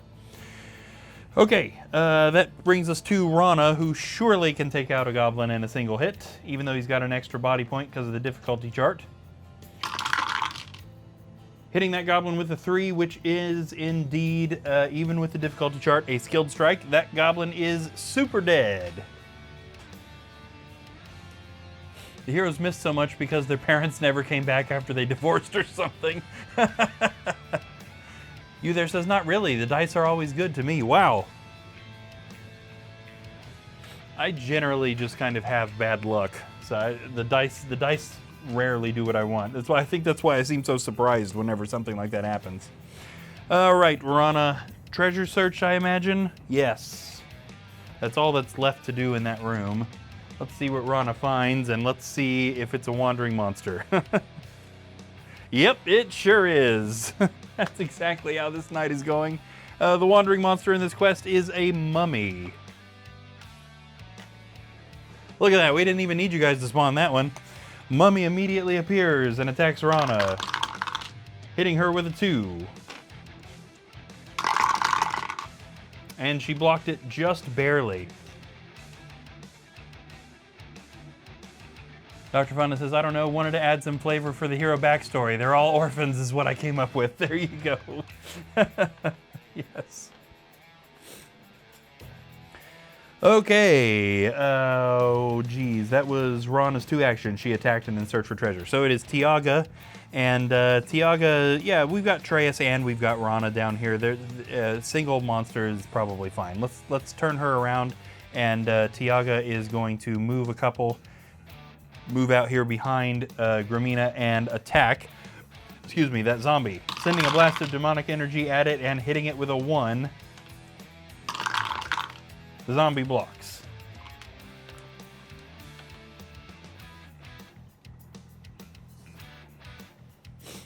I wonder, you there says, explains why they were so eager to start questing and didn't have a different career path to follow. Yes. Well, I think Atreus wanted to open a bakery, but unfortunately he's not a very good baker. So questing was his only option.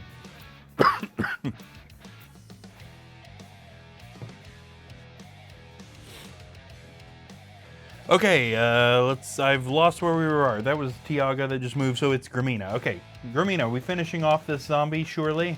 Swinging the Spirit Blade, she hits the zombie with a 3. And it is dead. Didn't block a thing. So out it goes.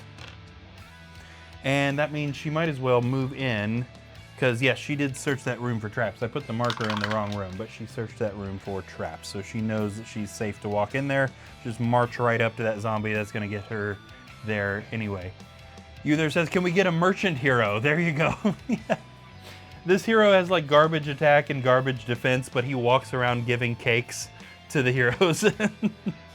Random hero just trying to sell goods to monsters throughout the quest, yes. The goblin tries to attack and he's just like, no, wait. Try this donut, it's really good.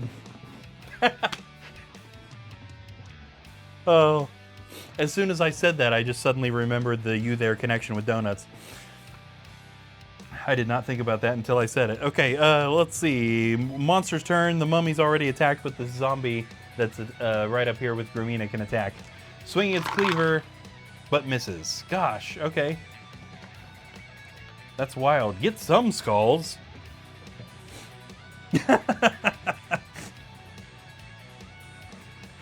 Again, my eyesight is so bad, I'm not sure what that is, but it's hilarious.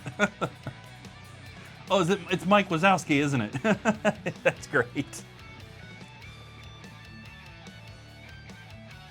Okay, Atreus, in the red room that appears to be empty, and he has elected not to search anything. Will he elect not to search anything again?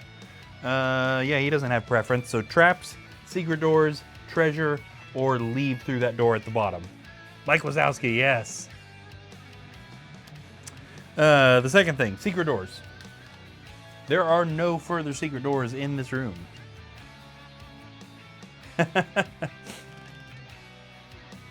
The yelling and then the jumping is the way to go. Oh, yeah, 1 in 26 found, I assume you're talking about Julie's art that she put in the self-interest tab. Cody says, random last thought. I had a horrible attack roll with my bard earlier. I said, my bard will start singing some Oasis, then roll nothing. Oh, it was Wonderwall. Yeah. Yes. Oh, that's great. We are going to get the bard in Midnight Quest eventually too, but they are canonically introduced in the Spirit Queen's Torment book, so I went ahead and waited till then to get the bard in here. But we will have a bard hero. Not sure yet whether it'll be male or female. That actually kind of depends on how the quests go. 1 in 26 says someone else had art in there too. Okay, gotcha. Why am I blanking that? Who else has art in there? I can picture it, but I can't think of who posted it.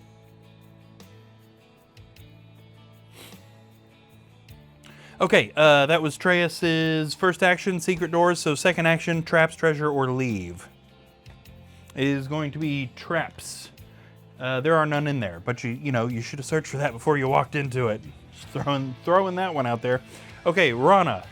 My brain is too much slush for that. Perhaps I'll remember on another time. Yo, it's all good. I mean, it's not like it's required information. I'll look in there too, and then I'll immediately forget. Okay, Rana attacks the Wandering Mummy, hitting it with a 1. It did not defend, but it is still not dead.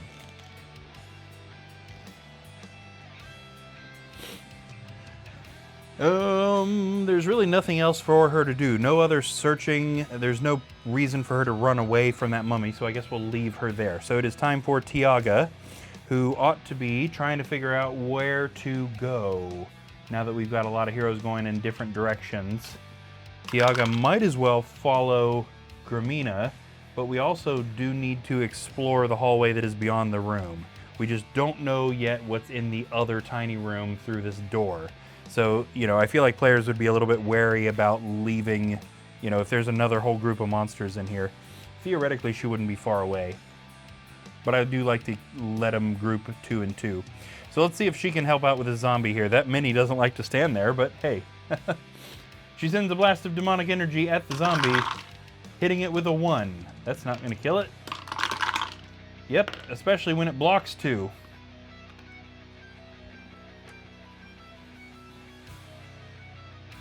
Either says Rana's feeling pretty tired of questing now, questioning why all the monsters started coming after her. Yeah. She was just like, boy, am I glad that all the monsters hate Ragnar and Robert and not me. Wait a minute.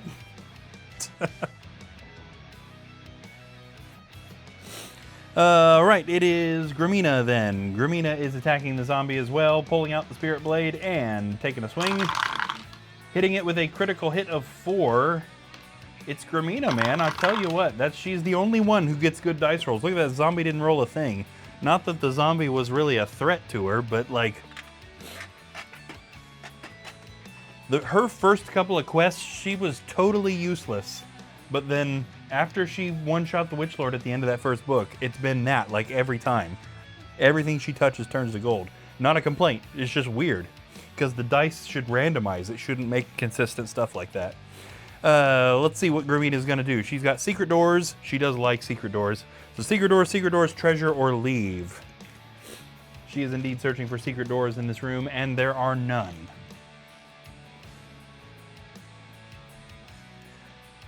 Oh, and 126 says lurk.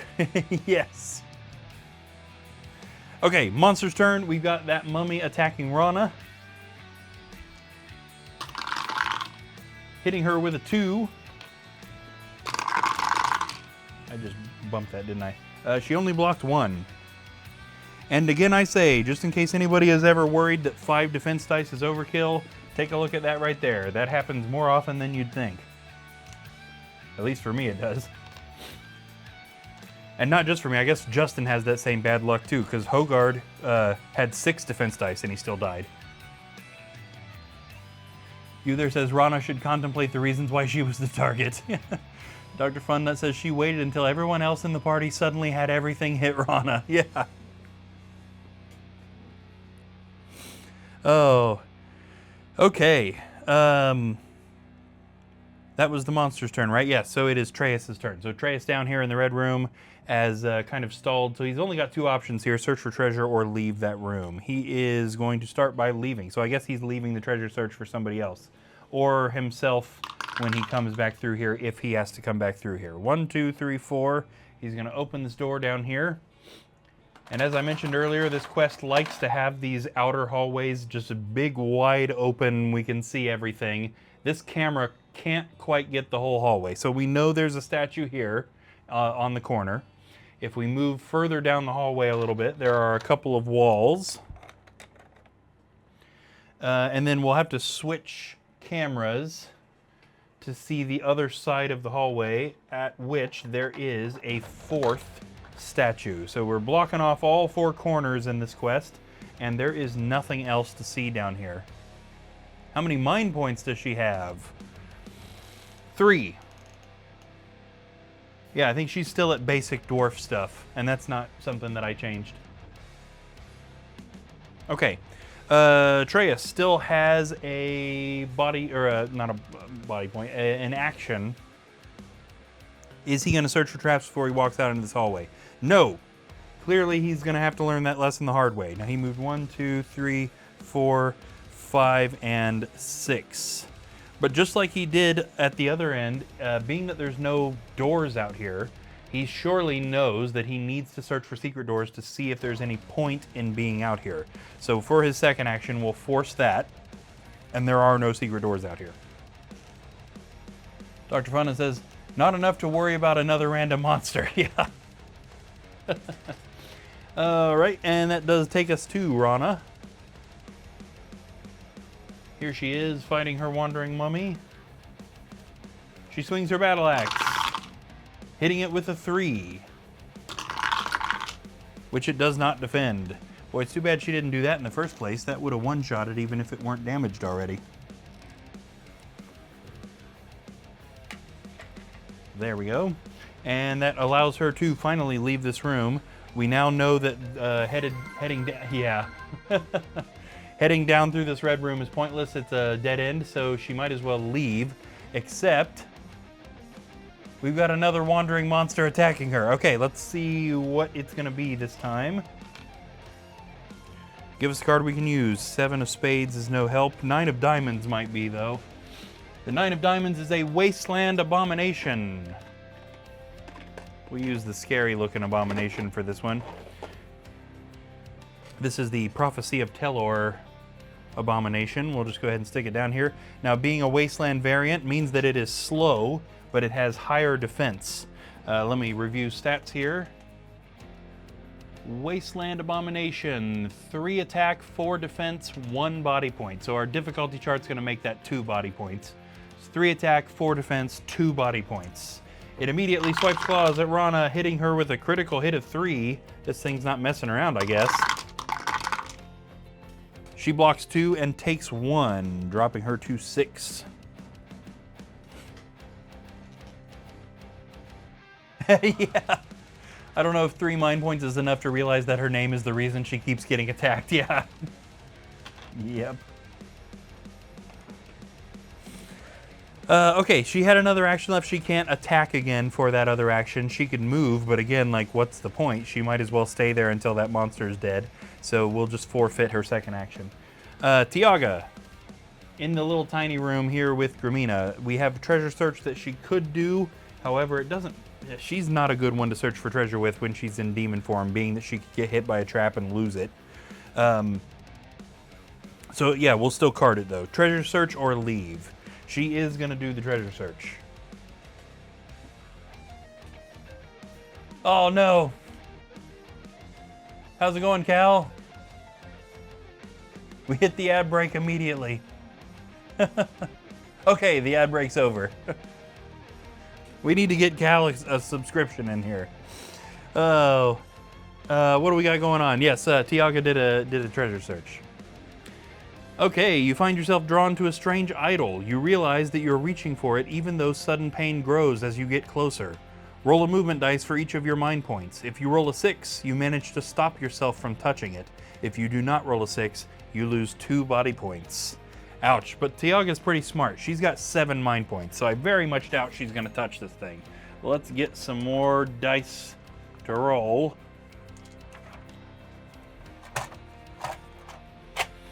Need one more than what I got in my hand. Here we go.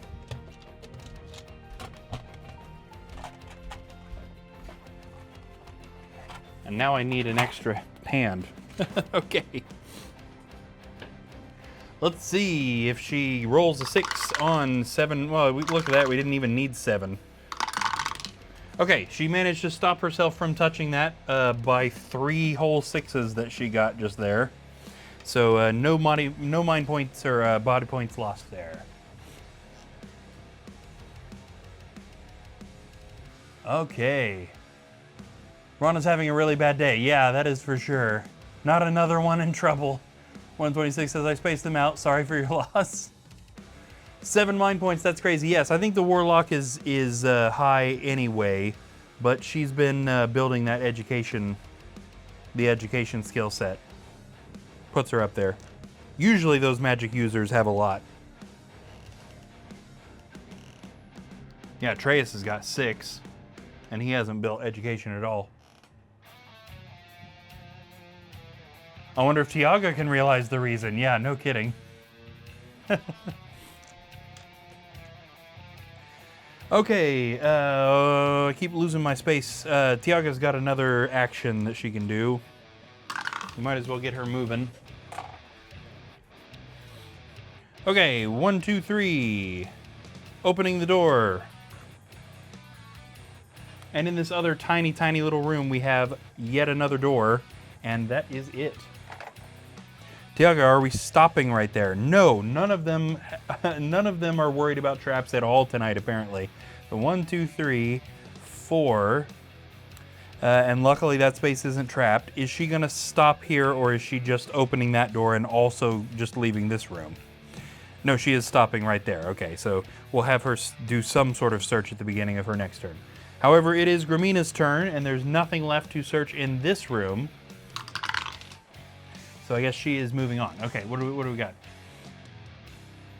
126 says, quick question. Have you looked into people that stack dice, like one on top of the other? You can't get very far without casino dice. Kind of cheating, though. The casino dice are bigger. Ah, yes. Yeah, I'm kind of curious. There's a couple of things that I do to the dice that I wonder if that has to do with the bad rolls. It shouldn't, but whenever a dice rolls a black shield, I kind of use that to rotate. So I've got 7 dice over here, and to make sure that I'm constantly changing which dice I roll. If one of them rolls a black shield, I'll pick it out of there and kind of put it at the back of the line. And then I'm just rolling the same dice except for black shields, and then I'm pulling from the front of the line when I need new ones. And I wonder how much that has to do with what they roll.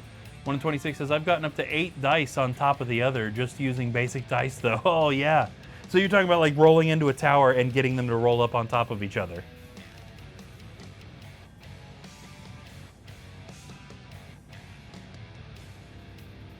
Basic dice, though. Yeah. That is wild. That would be crazy. No. Okay, I've misunderstood. Just set one on top of the other. Stack them. Oh, okay. So yeah. I mean, that makes more sense than rolling them and getting them up. Especially, I missed that you said 8 dice. That didn't occur to me in the mind. Yeah. Nice. Yeah, these the Avalon Hill Hero Quest dice are pretty bulky. I bet we could probably get 8 of those on top of each other pretty easy. The original Hero Quest dice, I bet not. But the Avalon Hill dice are pretty bulky. Yeah, I can easily get 7 of them stacked up here.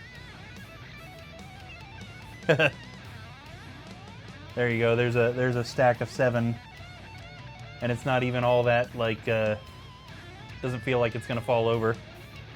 We could probably put the movement dice up on them. There's 8. There's 9. There you go. There you go. Cal says dice stacking, new stream challenge. Yes.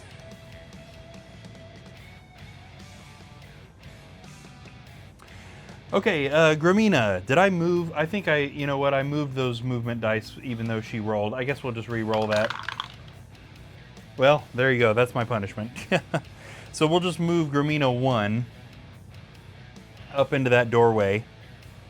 And then she can search that room for either traps or secret doors. And it's going to be secret doors. Makes sense, she likes those. No secret doors in that room.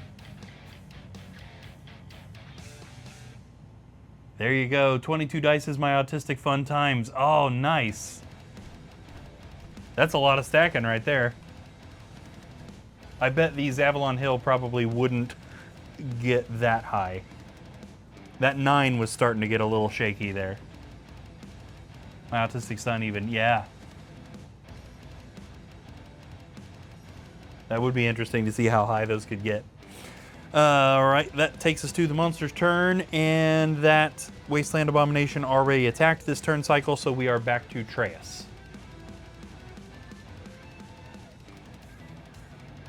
Okay, I don't want this quest to go on super long tonight too, so we may actually end at 2 just so that we can make sure that we're splitting this in a space that makes sense.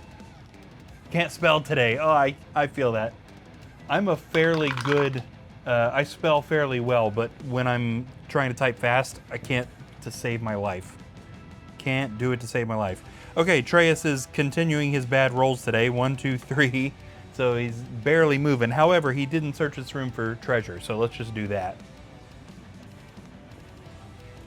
Treyas searches for treasure and finds a loose stone. He tears it from the wall. Behind it, he finds a small leather pouch wrapped in an old rag. Peering inside, he finds 25 gold coins. Awesome. Okay, this is going to be a camera math thing. So obviously that's going to put a 5 at the end. Adding 2 to this is going to make this 3,915. There we go. Gwen says, but now we have to wait until Friday. I know. Maybe we could finish it Thursday instead of doing the creative stream. I don't know how, if that would affect anything.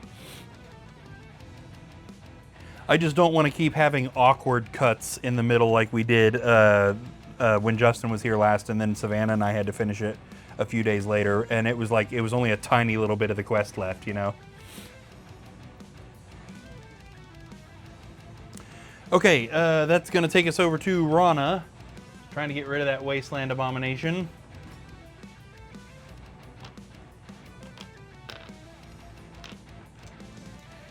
She swings her axe, hitting the Abomination with a 2, and I believe it has 4 defense dice. Am I right in remembering that? Yes. Hitting it with a 2. It attempts to defend and does not. It only has 2 body points, so it is out of there. That's probably fine. She needs a break. Or not. Dread spell. I've also been having issues with my right hand today. I've been more and more recently I've been having issues with my right hand swelling, and for some reason rolling the dice irritates it. I don't know what it is, what the deal is with that. We're going with the 6th spell down. 1, 2, 3, 4, 5, and 6 is Ball of Flame. Oh, okay, yeah, I know what I did. I did something weird with how I normally shuffle that deck.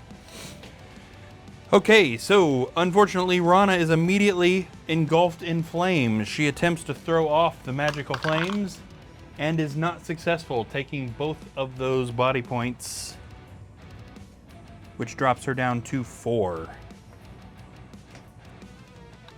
Okay, she then moves.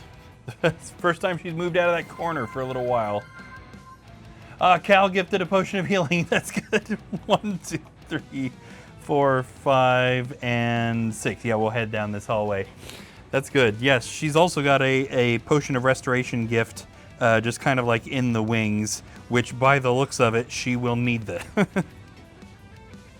But that's good. I just went ahead and applied that potion of healing, which popped her back up to 8 body points, so she's in good shape.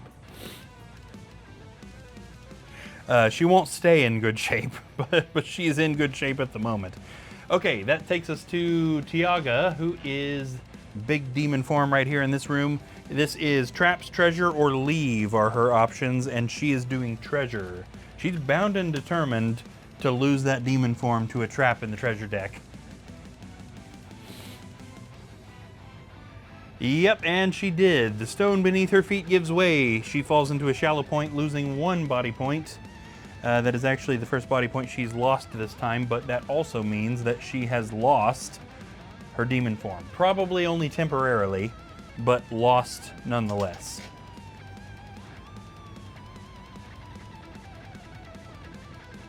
And that was her first action, so she's got another action here which can either be search for traps or leave the room.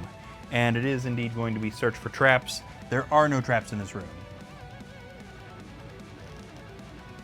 She will stay in good shape. Okay, good. As long as she's got a divided chat where some of them are trying to help her and some of them are trying to kill her. When we were earlier, it was just people trying to kill her. And then Cody came in there and set it straight. Okay, this brings us over to Gramina, who is standing in the doorway, of course.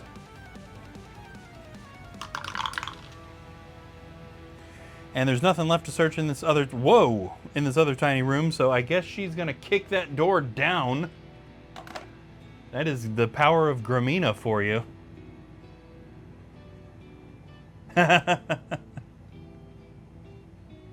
This site is poor right now. He goes ahead and says, I only got behind Robert because what is that name?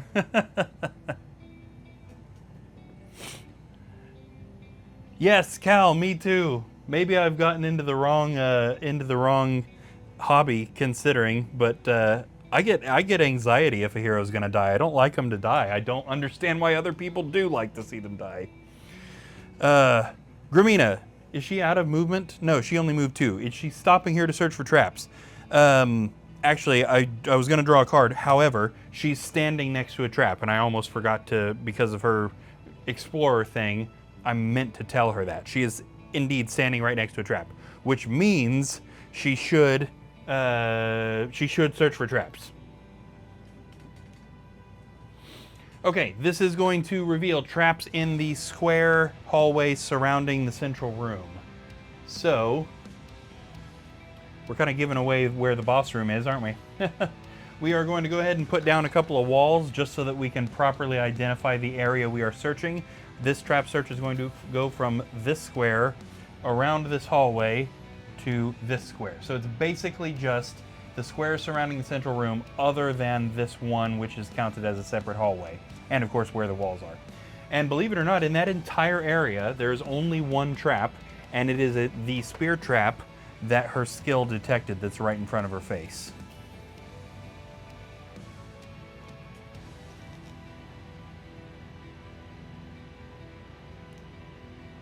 We're taxing the children to get monsters. Uther says you buff them too much. I don't like them to die. I don't want bad guys to win. Okay, so that is Gramina's turn, so it would be the monster's turn, which brings us back to Treus. Oh, right. We're not looking at the right camera anymore. Okay. Treus is moving. 1, 2, 3, 4, 5. In what is becoming his trademark, he's barely moving. Nothing else to do in that room, so that's it for him. That takes us up to Rana, who is headed down that hallway. So we're just kind of opening up into where the other guys are looking anyway. So which direction? She can go up or down. Although it would be kind of dumb to make her step on that trap on purpose. Again, Gramina can basically guarantee that it just goes away. Yeah,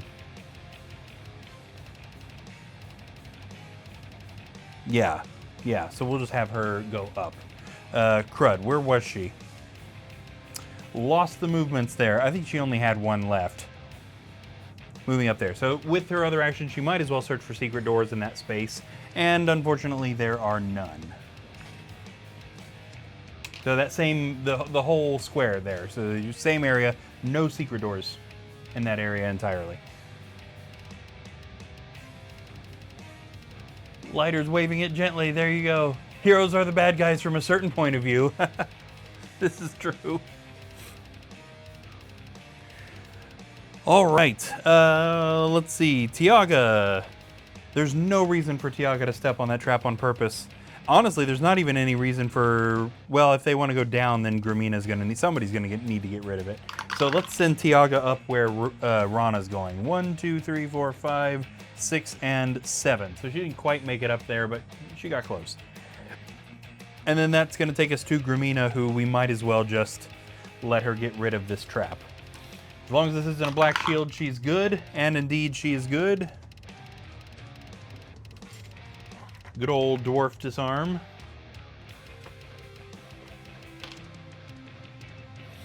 And that is going to do it for the hero's turn there.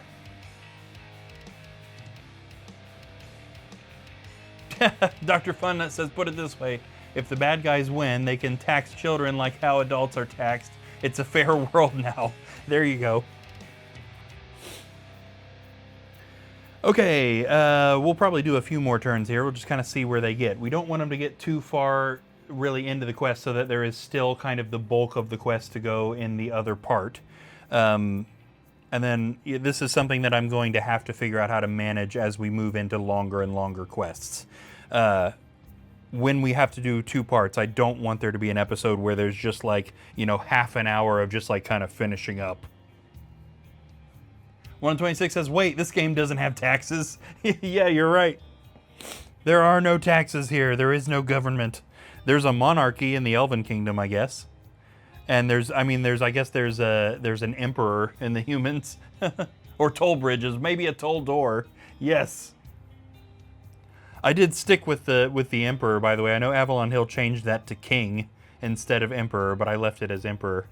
I guess growing up with the Milton Bradley Hero Quest, I left more Milton Bradley stuff than Avalon Hill stuff. Add the toll doors. There you go. Okay, we are at a fantastic halfway point right at the moment. So I'd kind of hate for them to get too far in. So both from a time perspective and from a what is left in the quest perspective, we're pretty much directly at the halfway point. Okay.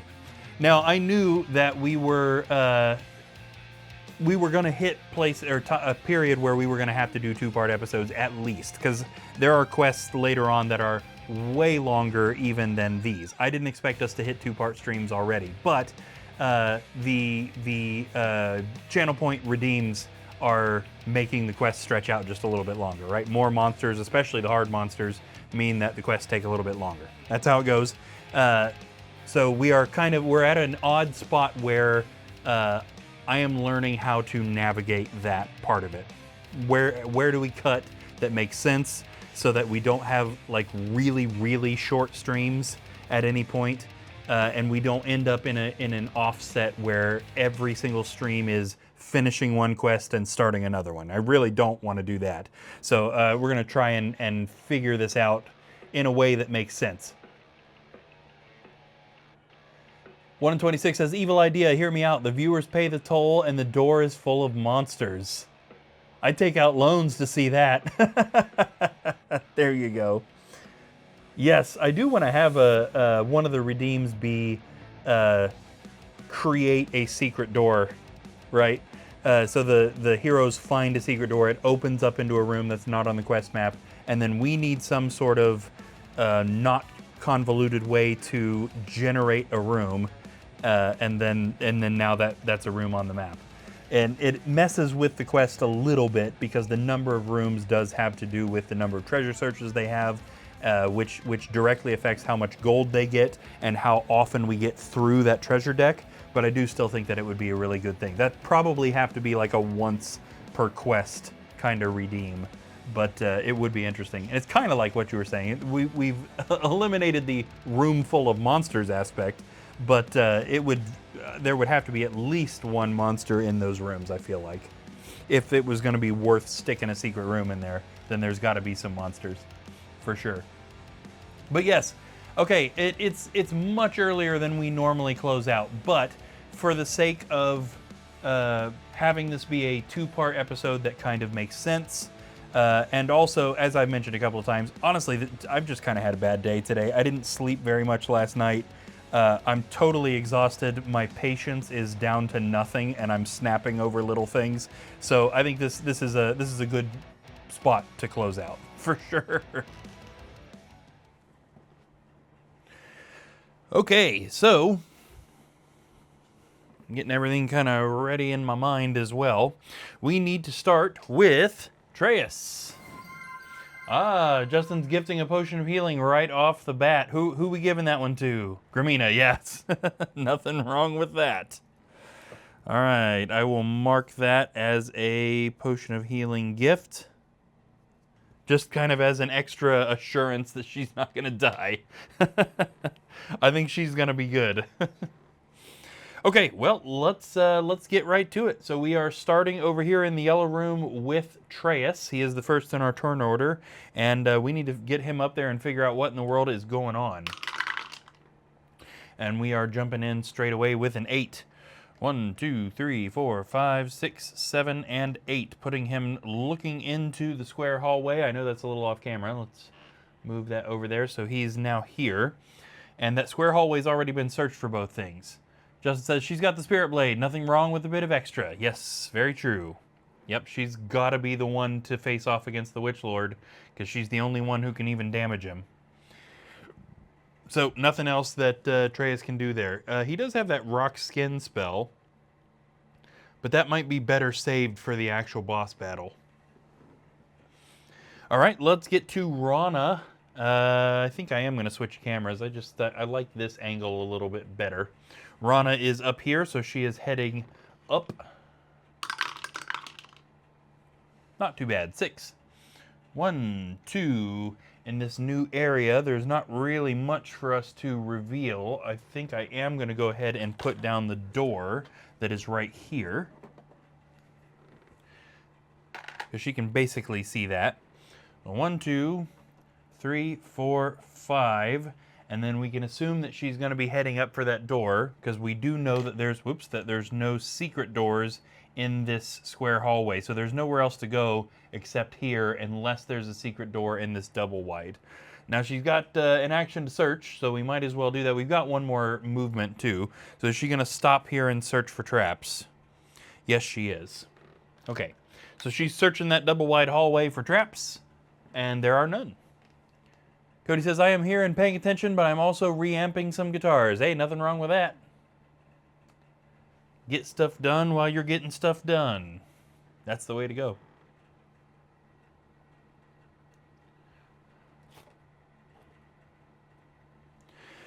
Okay, moving on to Tiaga. So we need to move the camera back here just a little bit. Tiaga needs her demon form back, is what happened. She needs to find a monster to kill so that she can do that. All right, we need to first determine, 1, 2, who is she going with? Is she going to go with Rana, or is she going with Gramina? She is headed up there with Rana, so we'll send Treus with Gramina. 1, 2, 3, 4, 5, 6, and 7. Okay. Now she is also adjacent to the double wide hallway, which means she can also search. So we'll use her second action to go ahead and search that area for secret doors. And there are none, indeed. So it's just that red room that they're headed towards. And finally, Gramina, down there in the corner of the hallway, is headed on down. 1, 2, and 3. Now that she's kind of looking down this double wide hallway, we'll put in here the door that is here. Is Gramina stopping here to search for traps? Yes, they're being good about that tonight so far. She's searching the double wide for traps, and there is indeed a pit trap in this hallway in a very avoidable spot right here by the door. This feels weird jumping right into the quest. We almost never do that. We've only ever had to split an episode across 2 streams once before, and I'm still not... it just still feels weird. I'm not used to it, that we're starting in the middle of a quest instead of like setting it up and then starting from the beginning. It's definitely weird. No monsters on the board, which means we are back to Treyas, and I like to split the party up into 2 and 2 when there's 2 ways to go, so we've already got Rana and Tiaga headed up, so we'll send Treyas down here where Gramina's going. Alright, Treyas is moving 1, 2, 3, 4, 5, 6, 7, and 8. He didn't quite make it to the door, but he can use his other action to search this area for secret doors, and there are none. Awesome. Okay, we are now at Rana, who should theoretically make it to that red door. Yeah. 1, 2, 3. Let's see what's in that room. And right at the moment, looks like a whole bunch of nothing. So Rana, what are we doing? Are we stopping to search for traps in that room? Yes, she is. There are none. Weird. Tiaga is also right up there by her. We don't even need to move the camera. Tiaga's going to head into the room as well. 1, 2, 3, 4, 5. Now again, she feels safe stepping on that square because we know there's no traps, but there is no reason to step any further into this room unless there is a secret door. However, she could also search for treasure. Which one of those two things is it going to be? Secret doors or treasure? She's going for treasure. She doesn't care about secret areas. She wants all the loot. Tiaga pulls on a string hanging from a board in the ceiling. The board falls and spills the contents of the small cubby. Among the things that fall are a uselessly blunt short sword, a stained blue tunic, what appears to be a spell book with blank pages, and 35 gold coins. Not too bad. That's going to put us at 3,950.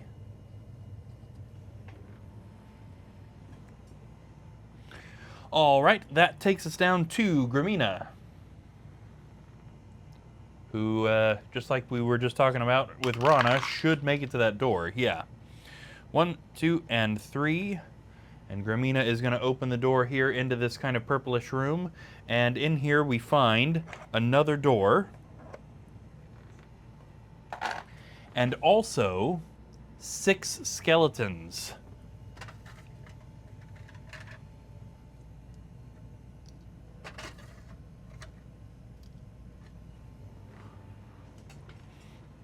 Oh boy, okay, let me place these down here. Lots and lots of skeletons.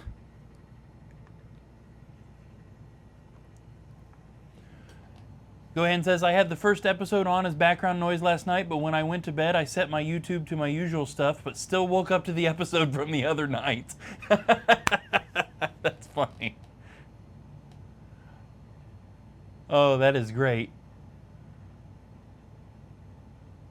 Yeah, it's just some of these episodes are so long. Oh, geez, that's great. Yeah, it usually, we live here in town, but our yard is fairly big. It usually takes me something like 2-ish hours to mow my yard, and that's also with breaks and stuff. And I'll often put on Midnight Quest episodes in headphones and listen to them, just so I can kind of determine what am I doing that I think is okay, and what am I doing that's dumb, or how often do I say dumb things or make stupid jokes. And yeah, I rarely listen to an entire episode, you know, in the course that I'm mowing. It's always just like part of an episode, or if we switch to a new one, it's because I was already in the middle of one. These episodes are so long. Okay, Gramina, are we stopping to search for traps?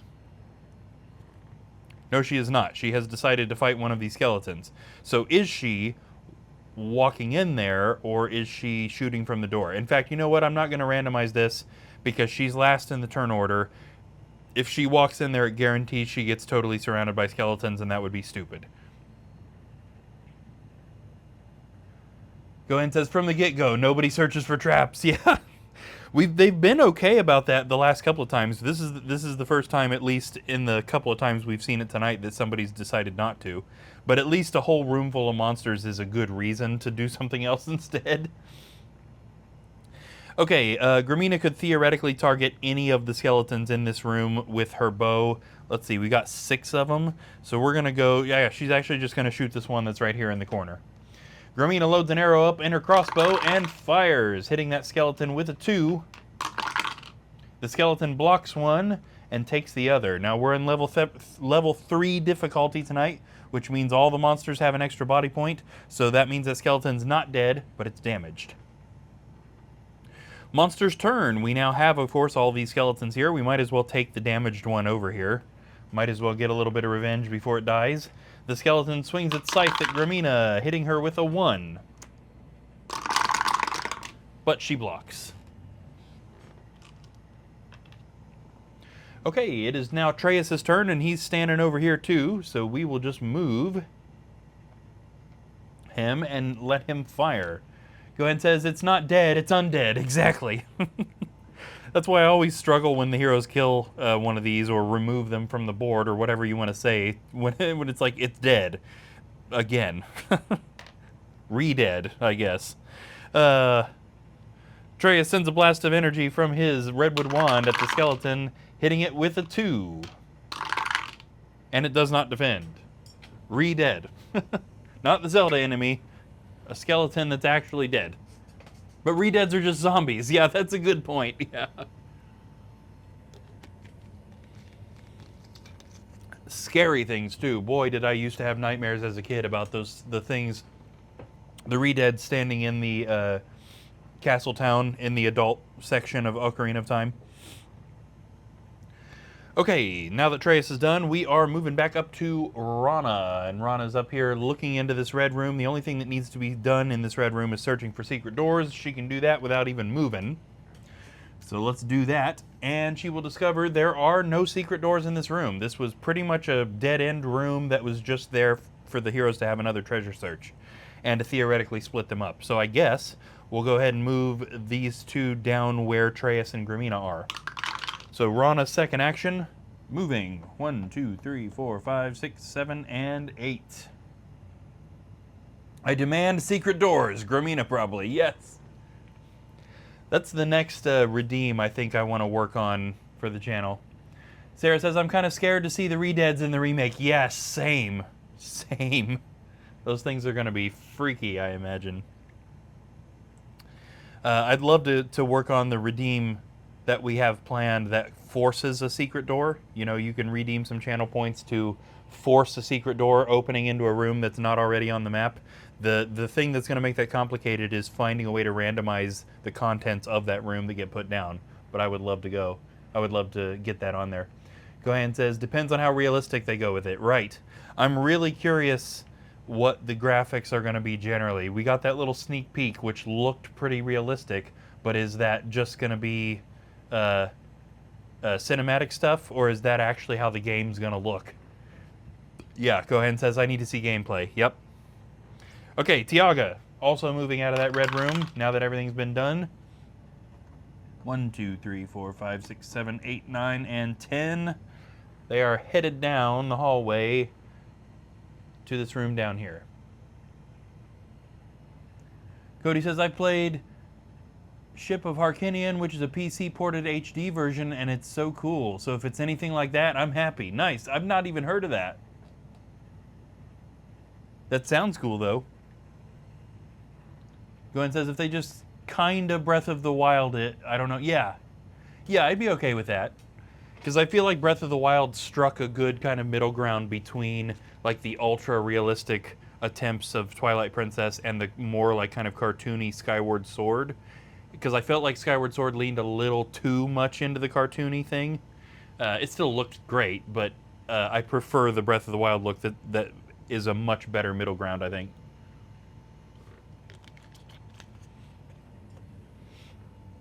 Skyward Sword seemed like they tried to cross Twilight Princess with Wind Waker, which was a great idea, but I feel like they went a little too close to the cartoony Wind Waker. Like, if you're going to do the Wind Waker stuff, just do it, you know? Okay, Gromina. Now, looking into the purple room, she has another opportunity to search for traps before she walks in there, but let's be honest, again, it would be really stupid of her to walk in there. She's last in the turn order. She would get totally surrounded. She has high defense, so she would probably be okay, but there's not a huge amount of benefit to her walking in there other than that she hits a little harder close range. So, Let's go ahead and have her shoot another one of these skeletons, then we'll have her search something with her second action. So it doesn't really matter which one of these 5 skeletons she is firing at. She is actually... Okay, actually, I said she could target any of these, but now that I'm looking at it, I don't think that's actually true. Yeah, actually, I don't think she can see either one of these. It's got to be one of those 3. Okay, so she's going to target this guy right here. Putting an arrow in her crossbow. She fires and misses. Oh no, Gramina. Not a miss. Don't start missing. Goen says, I think it was all to save on resources, because, man, there's so much stuff in those games. Yes. Gosh, yeah. You are not kidding. All right, well, Gramina missed the skeleton, but she might as well search that room for either traps or secret doors, which she can do from that position. She is going for traps, and there are none in that room. On the monster's turn, we are getting a skeleton walking up to her, and again, we'll just kind of draw to see which one it was. 1, 2, 3, 4, 5. It's actually going to be the one she aimed at. 1, 2, 3. And the skeleton swings its scythe, also missing her. They're just missing back and forth. It's Missfest 2026. All right, we are back to the hero's turn, and it is Treus. He needs to see if he can blast his way into this room, and then maybe getting all of them in there will mean that this isn't too big a deal. Treus sends a blast of energy with his redwood wand. Okay, or not, hitting the skeleton with a 1. The skeleton doesn't block it, but it is not dead. Darn it, Treus, all you had to do was get one more hit. And there is nothing else he can do right now unless he's going to use a spell, and on a skeleton, that would be super overkill. Okay, so that takes us up to Rana, the dwarf up there. And she is moving 10. 1, 2, 3, 4, 5, 6, 7, 8, 9, and 10. Yeah, we'll just go ahead and move her here. She's still plenty within sight of that skeleton. Rana loads up an arrow into the crossbow, hitting that skeleton with a 2,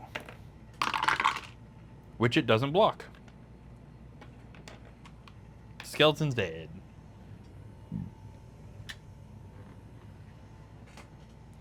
All right, that takes us to Tiaga, who is still up here just a little bit. And she is also moving a decent amount. 1, 2, 3, 4, 5, 6, 7, and she can't take an 8th movement. Can she see any of those skeletons? She would have been able to see the guy that was standing here, but now that he's gone, it's kind of questionable whether or not she can see any of those guys. That crosses that wall just a little too much. Obviously, that one does too. That's actually debatable. This one here, I think she can see that one. 1, 2, 3, and 1, 2, 3. Yeah, it's well within the 6x6, or the 13x13 square. What about that one? Also 1, 2, 3, 4, and 1, 2, 3. Well within that. And if we drew a straight line between her and that skeleton, I'd say that's fair.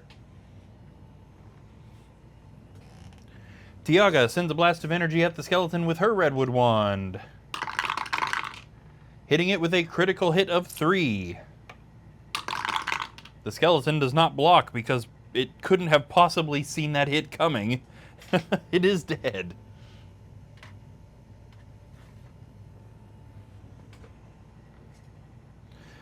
And that takes us to Gramina, of course. Now again, she's last in the turn order. It seems silly to march her in there, but I think we are going to do it. Because if we also open the hallway up, there's bound to be some monsters head out the hallway to attack the other heroes too. So, yeah, I don't feel quite so bad about it. Let's go ahead and move her in here. And she already knows about no traps. She did search that.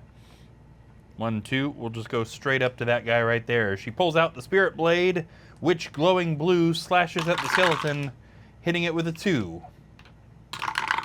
which the skeleton does not defend.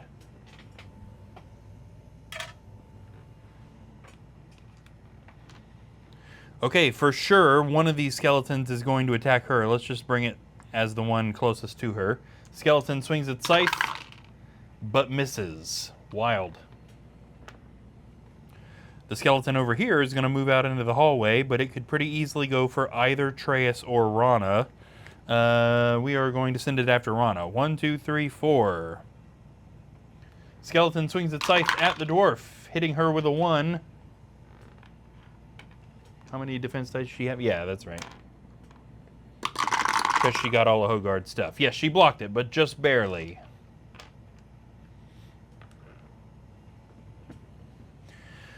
Okay, back to the hero's turn. It is now Treyas' turn. And we might as well see if he can get rid of the skeleton here with Rana. Sending a blast of energy from his redwood wand, he hits the skeleton with a 1, which it doesn't block, but that doesn't kill it. And then with his other action, I mean, it seems silly to leave him out there. That skeleton's gonna die. I don't know if we want him to open that door, though, either. It says, has no strength to swing a scythe. Yeah, no kidding. 1, 2, 3, 4, 5. Let's just kind of put him here next to Gramina. We don't want to open the door and, you know, there be a whole new ton of monsters and he's got no other action to do anything about it. Rana, actually. Swinging her battle axe at the skeleton. Hitting it with a 2. Oh, there was a bug in the dice tower. Gross.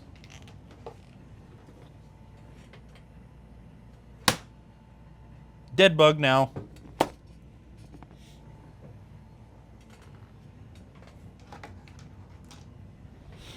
That's what you get for doing games in a basement. Skeleton tries to defend the 2 and does not.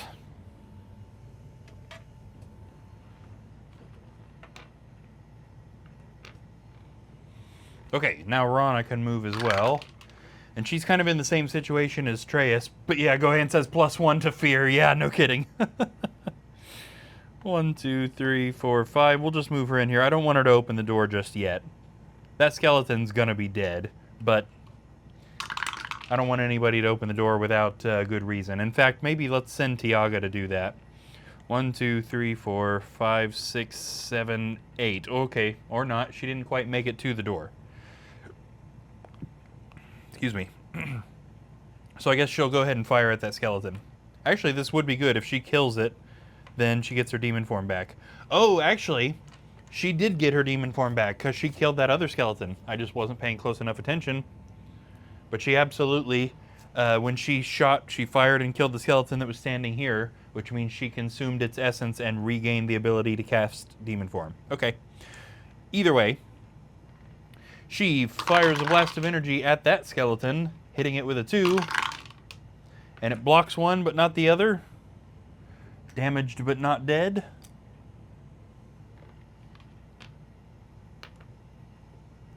And that takes us to Gramina, of course, who can use her Spirit Blade to hopefully finish this guy off. Hitting the skeleton with a 2. And it does not defend. Very nice. Okay, Gramina, are we doing secret doors, treasure, or leave? Actually, we might as well double weight secret doors because she likes those. Secret doors, treasure, or leave? She's doing treasure. Interesting. I mean, Gramina's the best one in the party to search for treasure because of the explorer skills, but she just doesn't often do that. Let's see what she finds. She finds a heroic brew and takes home all the winnings. I think she found one of those Tuesday night, too. Good, she can use that against the Witch Lord. Alright, no monsters on the board, which means we are back to Treyas, and his options are secret doors or leave. He's going secret doors. And there is one. Okay, now this is in a really weird spot. Doors on corners on the 3D board never work out super well. So it's here, right behind Tiaga. But we need to replace one of those corners with a straight wall. Right here. Just so that it's clear that there's not a way into this yellow room from this new room that we just opened. In this blue and black room, we have an additional door. A treasure chest,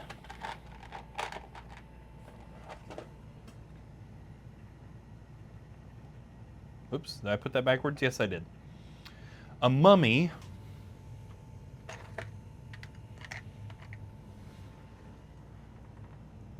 Hiding behind the corner. A chaos warrior.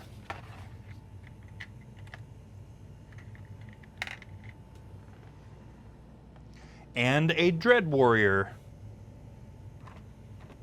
By the looks of it, we need to restart those drawers. Yeah, there we go.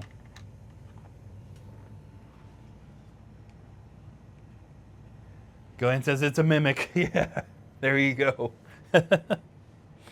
All right, Treyas, so you've just opened up a whole bunch of uh-oh right there. So I guess we ought to go deal with that.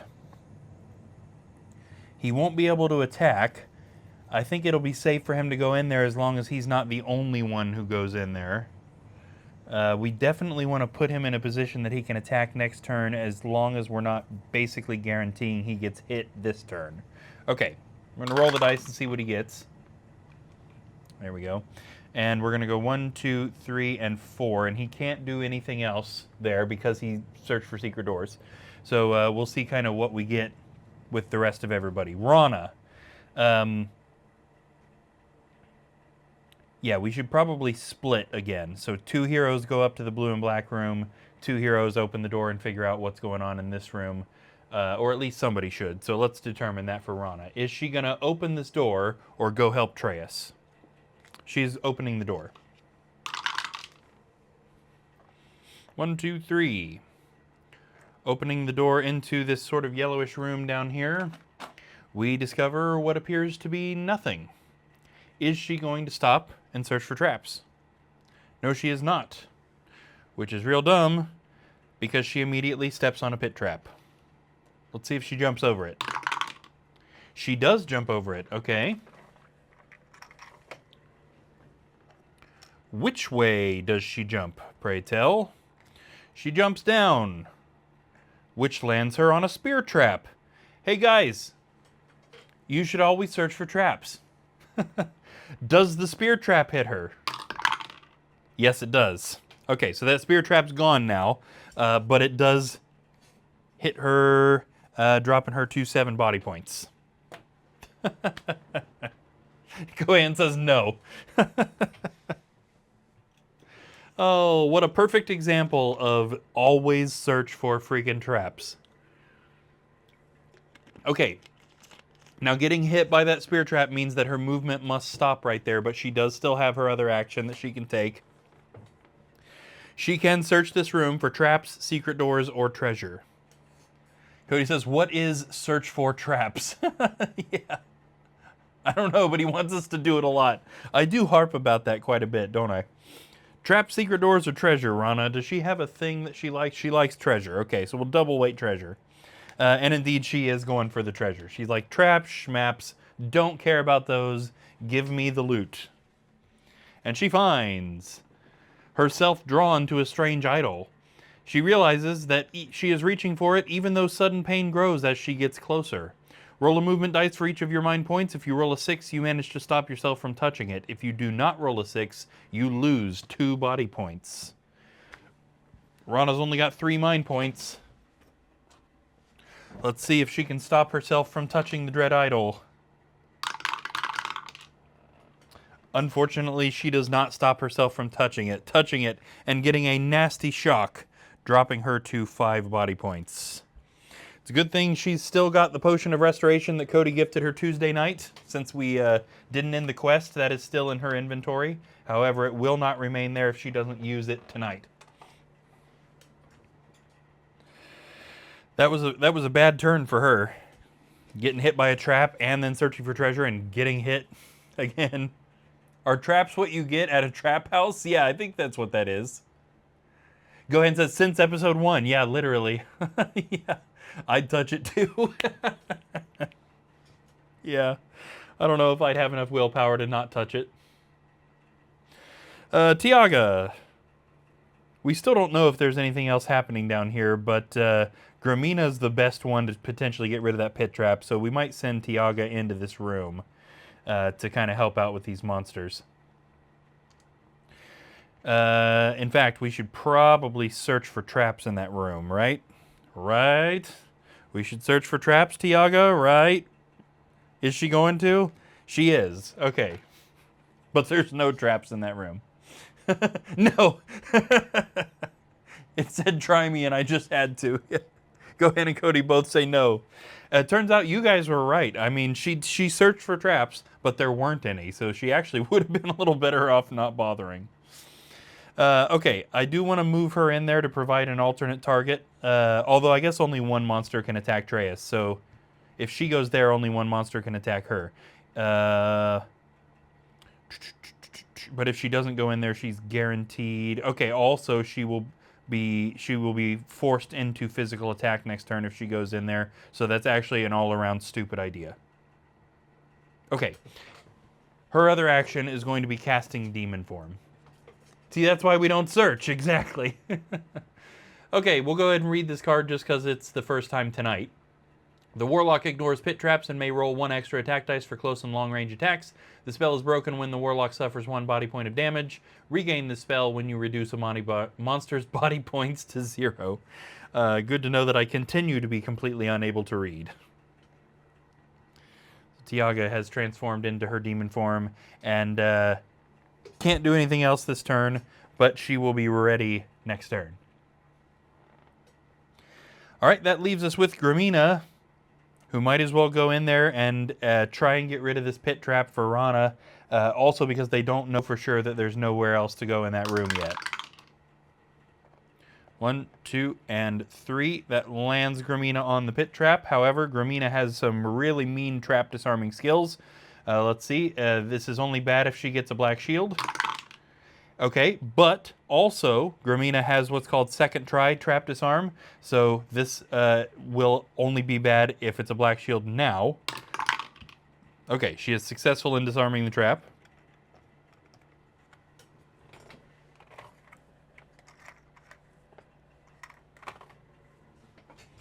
Goen says, maybe try Hooked on Phonics. I saw they were making a comeback.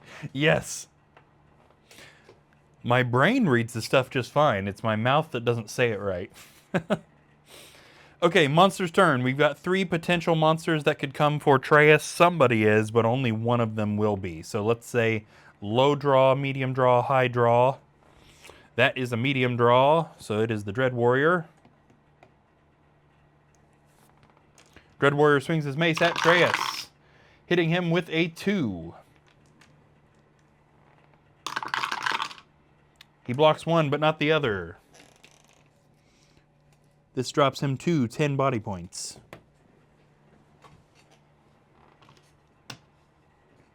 And surprisingly, that is all we can do on the monster's turn because of the positioning there. So we are actually right back to Treyas. Now, Treyas is another one of those that actually hits better when he's long range, but actually I'm not feeling too terrible about letting him use one of his spells in this room. Because keep in mind, most people would be conserving spells for the boss, but no spells work on the Witch Lord. It's literally only Gramina's close range attack that can hit him. So I don't mind him using a spell or two to try and get rid of some tougher monsters. So he is going to cast Genie on the Dread Warrior right in front of him. A Genie appears, and he directs it at the Dread Warrior. The Genie attacks immediately, hitting that Dread Warrior with a 2. The Dread Warrior blocks 1, but not the other. Treyas immediately follows this up with an attack, throwing a punch at the Dread Warrior and hitting it with another 1. The Dread Warrior does not defend this attack. It's still not dead, but I understand why it didn't defend it. Who saw a wizard throwing a punch at an armored warrior? It probably didn't think it needed to defend that attack. Okay, Rana. Traps or secret doors? Or leave, I guess, because Gramina could do both of those things. So trap, secret doors, or leave. She's going secret doors. That's the smart move here. Just determine if there's anywhere else to go here. And there are no secret doors. This was yet another unfortunate dead end, which means there's no reason to search for traps. They've already stepped in every relevant square. So let's get her moving back out of here. 1, 2. Now, I'd say she can see that Dread Warrior. So remember, heroes can ignore other heroes. Monsters can ignore other monsters. Yeah, that's a pretty dead straight shot from Rana to the Chaos, or to the Dread Warrior with no walls. Now, we got a big stupid demon wing in the way, but she could theoretically, you know, push the wing out of the way and fire.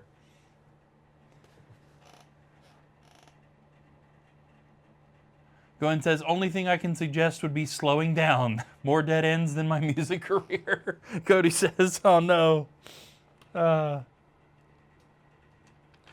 Okay, Rana fires an arrow at the Dread Warrior, hitting it with a 3. Very nice, Rana. It blocks 1, takes 2, and it is dead.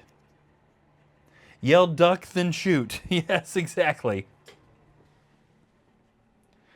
After Tuesday night, Rana is so familiar with destroying difficult monsters that she didn't have any issue at all getting rid of that Dread Warrior.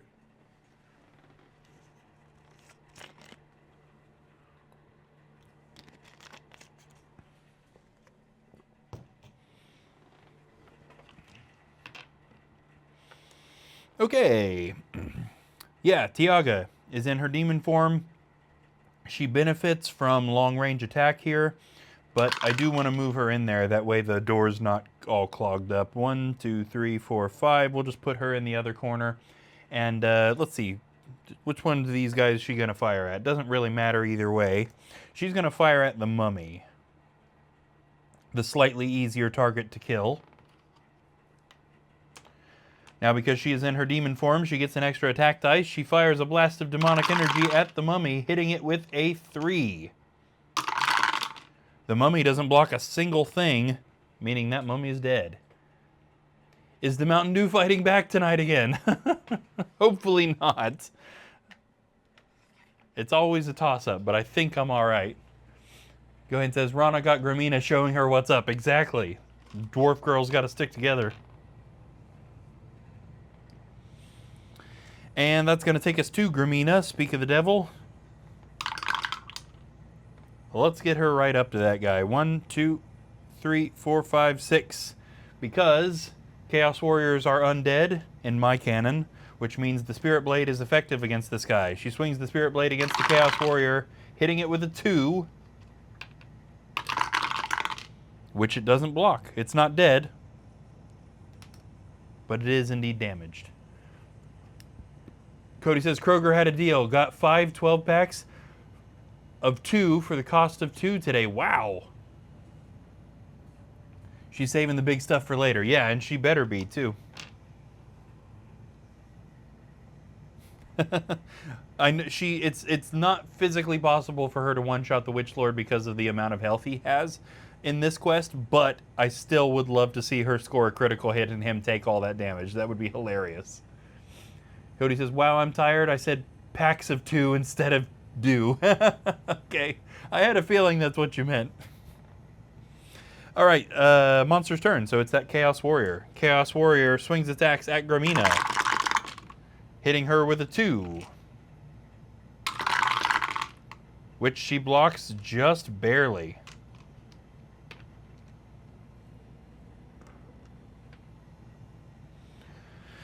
Okay, that takes us back to Atreus. I don't think there's any need to cast another one of his spells now that we have all 4 heroes in here, so let's just have him fire with his Redwood Wand, hitting that Chaos Warrior, geez, with a critical hit of 3, and he doesn't block anything. Yeah, these guys are ramping up. They know they're close to the boss room. They're not screwing around now. Go ahead and says, can she crit at all or just no because of how much health the boss has? So I always call out crit when they roll all skulls.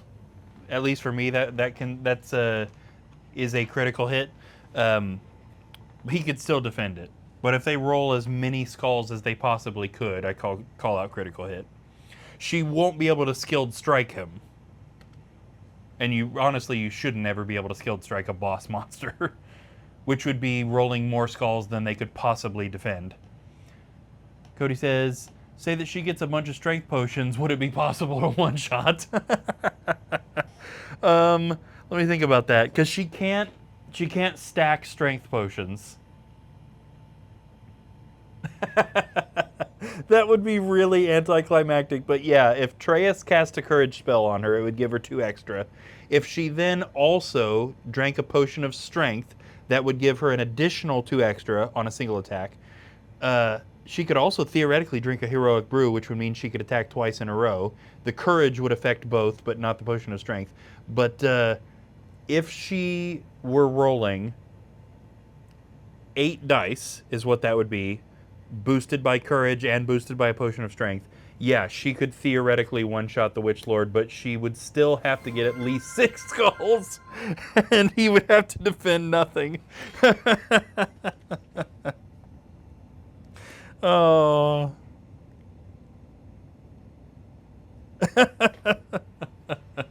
You know what to do. Yes. Go ahead and says, tell the boss, hold on a second, starts downing potions left and right. Yeah. Okay.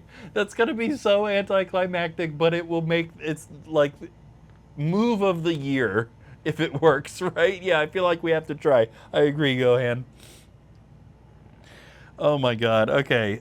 So that was Treyas killing that Chaos Warrior. I will clip that so fast. Yeah. I hope that somebody clipped her killing the Witch Lord the first time, because I was left babbling and baffled for probably 2 or 3 minutes. Okay.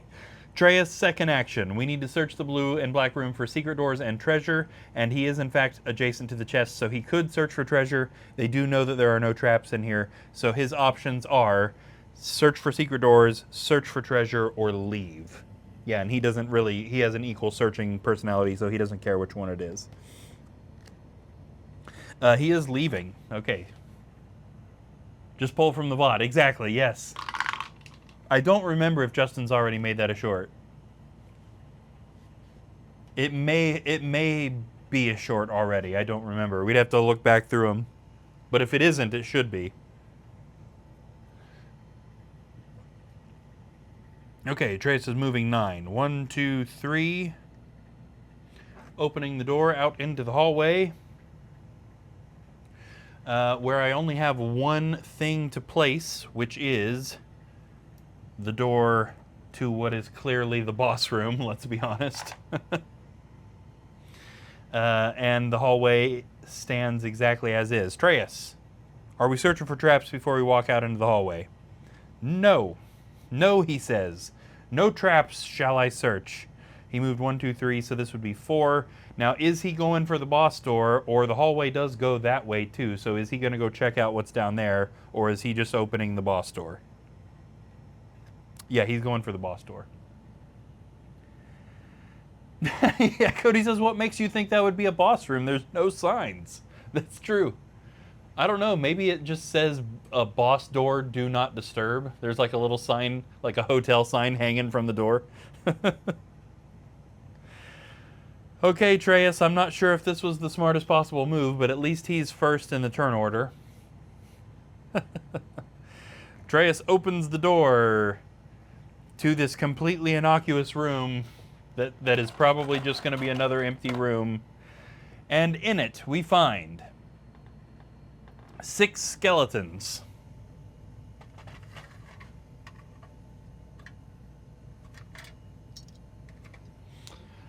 Let's see. Here. Here. And here. Nope, I lied. There. Cody says, don't die yet, Treyas. You got to give Gramina courage. Exactly. Skeleton. Skeleton. Skeleton. 2 mummies.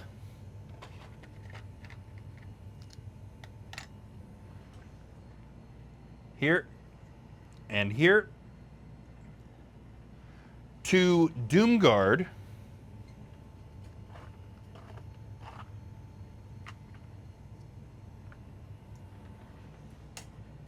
Here.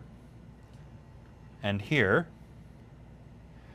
And of course, to no one's surprise, the Witch Lord himself. We're just going to go ahead and put a throne right there. There's one printed on the paper, but we might as well put one there for real. Cody says, that's too many monsters. I'd be battling from that door as long as possible. Yeah, yeah. Okay, Atreus. Now, he can't do anything else because he was the one who killed that Chaos Warrior and then he moved. So he can't search for anything. He can't cast any spells or attack anybody. This is where he is. Now, normally we'd be drawing to see if he's going to stop or walk into the room. We're not walking him into that room.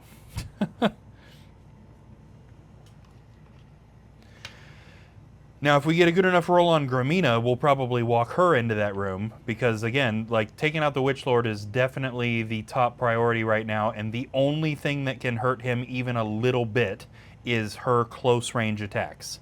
So she does need to march in there. Okay, Rana is the one furthest away from the action at this point. And she's not super intent on getting in there.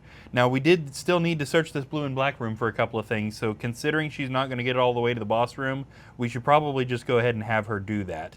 So let's see, 1, 2, 3, 4, 5, and then we will have her search the blue and black room for secret doors. There are none.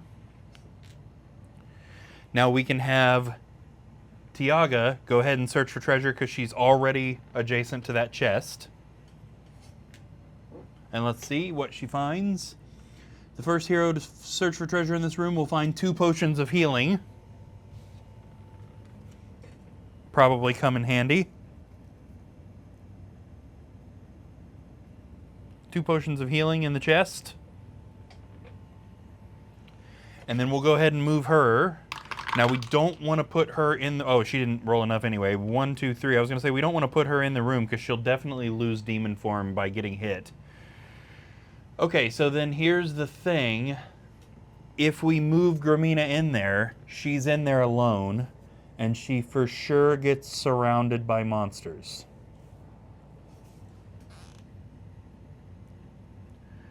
The thing is, she basically can't die. She's got 3 natural potions of healing and a gifted potion of healing. She's still got 9 body points. You know what? She doesn't even need Atreus to cast Courage on her. She's got a Courage scroll. I just realized.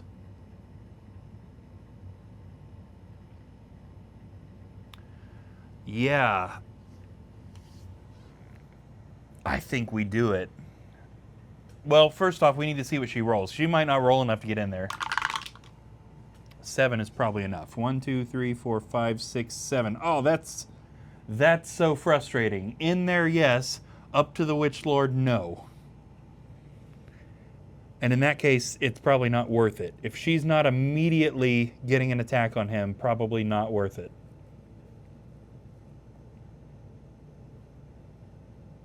Okay. So we want to get her close enough to at least be able to shoot at one of the monsters in there. So we probably want to put her up behind Atreus. 1, 2, 3, 4. And she can't shoot at the Witch Lord. She can't see these guys. She probably can't see the Doom Guard. Reroll. I demand a do-over. Yeah, definitely crossing walls for the Doom Guard. She can't shoot at the Witch Lord, but she might be able to hit one of the skeletons. 1, 2, 3, 4, 5, 6. Just barely either one of the skeletons would be within her line of sight, right? 1, 2, 3, 4, 5, 6. Yeah. So let's at least let her fire at one of those skeletons. It's going to be this lower one here. Gramina loads an arrow into her crossbow and fires at the skeleton, hitting it with a 1, which it does not block. And I have to imagine at this point that the Witch Lord sees her in the doorway and is like, oh, crap. Okay, and it is now the monster's turn. So, of course, we need to get somebody up to attack Atreus, and the Witch Lord has spells. So, excuse me, let's definitely get one of these mummies up here. Yeah, Cody says Witch Lord needs to change his diaper now. Yeah, exactly. Mummy throws a fist at Atreus, hitting him with a 2. Which he takes both. Doesn't block a thing. It's okay. He was still high on health. That only drops him to 8. He's not in bad shape at all. It is annoying that there's a monster in the way of Gramina getting in there, though. The other heroes need to focus their efforts on getting rid of that mummy. And then the Witch Lord is going to cast a spell. Now, he has a pretty wide range of spells available, and we're going to randomize which one he casts so long as it makes sense. Now, most Zargons don't randomize this. They just cast the one that they want. I'm going to do it the other way. I'm going to randomize. But if the spell doesn't strategically make sense, I'm not going to let him do it. Let me grab a drink here. I swallowed something weird there. Or I swallowed a weird way, I should say. Okay, we got 1, 2, 3, 4, 5, 6, 7 spells. Swallowed a bug. Yeah, at this point it might have been. And he is going for spell number 3 in the pile. 1, 2, and 3. That spell is Tempest. That's definitely handy. So the only hero that he has access to right at the moment is Treyas. So he can't hit Gramina because Treyas is in the way. But he can freeze Treyas, and that's still not bad. So Treyas is going to miss his next turn. We'll just keep the Witch Lord spells up here and handy. Okay, which takes us back to the heroes. Of course, it is Treyas' turn. He can't take it because of the Tempest, but now the Tempest is gone. So we are at Rana. And what we really need is for Rana and Tiaga to be able to hit this mummy with enough to get rid of it. That's kind of really what we're aiming for here. Okay, Rana doesn't have anything to boost her attack, so Rana is going to shoot an arrow at that mummy. Hitting it with a 3, that's the way to go. One shot. Oh, the mummy blocked 2 and only took 1. Okay. That's totally fair. It's a little frustrating, but it's totally fair. I thought maybe Rana was just opening the door for us right off the bat. And then we'll get Tiaga out there as well. 1, 2, 3, and 4. Also firing at that mummy. Sending a blast of demonic energy at the mummy. And hitting it with 2. But it blocks both. That mummy is saying no. No. You will not make it past. We will make this difficult. And that takes us to Gramina, who pretty much has no choice but to also fire at that mummy. We don't want to move her in there until it's time. I want her to potentially, you shall not pass, right. I want her to potentially destroy the Witch Lord in one hit. Walk in there and just kill him, you know? Mummy of Gandalf or something. Yeah, exactly. Okay, so let's just regular, we'll let her fire at this mummy just kind of normal. Okay, Gramina loads in an arrow and fires an arrow at the mummy. Also hitting it with the critical hit of 3. This time the mummy does not defend. See, this is Gramina showing the other heroes how to do it. You know? Isn't that ridiculous? Gramina's just like, come on, guys, like this. The mummy's gone. Like, we had 2 heroes attacking the thing, and neither of you could kill it. Atreus had an excuse, but look, I just did it all by myself. Okay, it would still be stupid to walk her in there at this point. She has an action left that she could walk in there, but we're guaranteeing that she gets hit on all sides, which would just be kind of stupid. Yes, it would. Okay, back to the monster's turn. So we're going to do the other thing. We're going to send the other mummy here, and we're going to have a repeat of the last turn, basically. The mummy throws a fist at Treyas, but misses him. And the Witch Lord is going to cast another spell. This time he has 6 options. And he is going for the final spell, which is Command. Oh, that's bad news. Sort of. Actually, it may not be bad news, the more I think about it. Because, again, Treyas is the only one that he can attack. And gaining control of Treyas would be very beneficial. But Treyas is also very smart. it would be pretty easy for Atreus to throw off that spell. Who he really ought to be trying to control is Rana. Rana would have a lot of trouble throwing a spell like that off. Okay, I think strategically this is one of those situations where it makes sense for him to not do this one. Yet. As beneficial as it would be to gain control of Atreus, it's very unlikely that he is successful in doing so. So let's draw from his other 5 cards. Cody says if he controlled Rana, that'd give people more reason to hate her. Yeah. So while she did one-shot him, she had drank a heroic brew, so he was going to die either way. That's right, I remember that. She drank a heroic brew and then didn't even need it. Okay, so which one of these 5 spells... 1, 2, 3, 4, 5, 6, 7, 8. Fear, yeah, that's not a bad one. Now again, Atreus is not necessarily a great target for this spell, but it's not a big deal if he throws this one off. All because he didn't defend, exactly. If he had gotten even 1 black shield, she wouldn't have killed him in 1 shot. Okay, so he casts Fear on Atreus. The spell causes any one hero to become so fearful that they may only use 1 attack dice. The spell can be broken on a future turn by the hero rolling 1 movement die for each of their mind points. If a 6 is rolled, the spell is broken. Now, regardless, this is going to take effect for this current turn of Atreus's, but then he will also have a chance to break it, just so that the spell isn't 100% ineffective. So, it is now Atreus' turn, and he is going to try to attack the mummy, I don't even know what word I just said. He's going to try and attack the mummy, even though he is scared. So he attempts to throw a punch at the mummy, and does actually manage to land a hit. And the mummy doesn't defend it. Surprising. Mummy's not dead, but still surprising. And now, let's see if he throws off the fear spell. We grab some more movement dice because Atreus has 6 mind points, which means he gets to roll 6 movement dice, and if there is a 6 on even one of these, he has stopped the spell.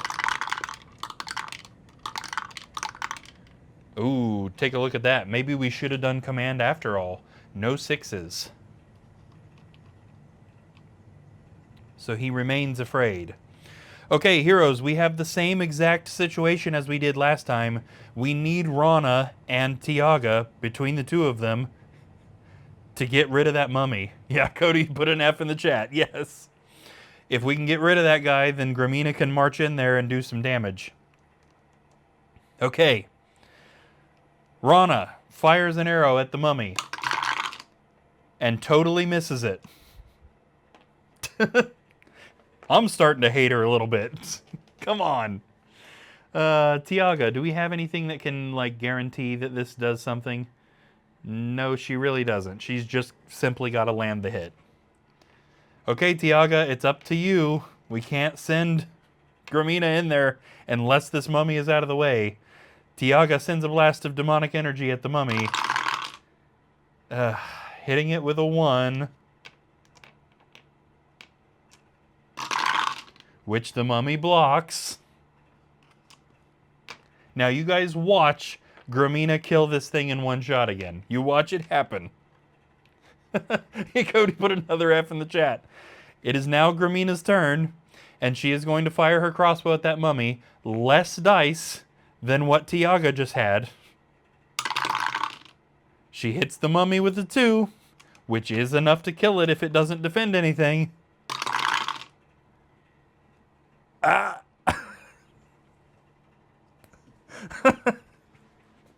W, yeah. Come on. At this point, we ought to just send Gramina into the quests alone, you know? Go and says, this is why Gramina is the beast. Exactly. Look at that. 2 heroes trying to kill that thing and couldn't, and Gramina's just like this. Gramina Quest. Yeah, we're changing the name of the channel to Gramina Quest. Oh my gosh. Oh. Do we march her in there? I mean, how many more turns is this going to happen? Is, you know, the same thing going to happen? There's no reason, being that Gramina is last in the turn order, that the other 3 heroes shouldn't be able to clear a single monster to get out of the way. As many as it takes, right. And I don't want them to cheese this whole boss room one monster at a time. Cody says don't march in yet. So frustrating. Okay, we're saving those Doom Guards. We're going to let them kill all the skeletons. Cody says, think about it. The boss uses all his spells. Mwahaha, yes. Okay. It is the monster's turn. Oh, dang. Treyas totally could have searched that room for either traps or secret doors, and I didn't think about it. He totally could have, and I just didn't. We're going to march this damaged skeleton up there. Skeleton swings a scythe at Treyas, hitting him with a 1, sorry. I had 2 on the brain.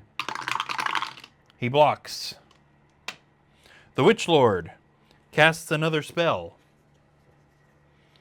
We have 5 to choose from, although again, I think this is command, right? Yeah, command is still strategically not a smart idea, although I kind of regretted that last time.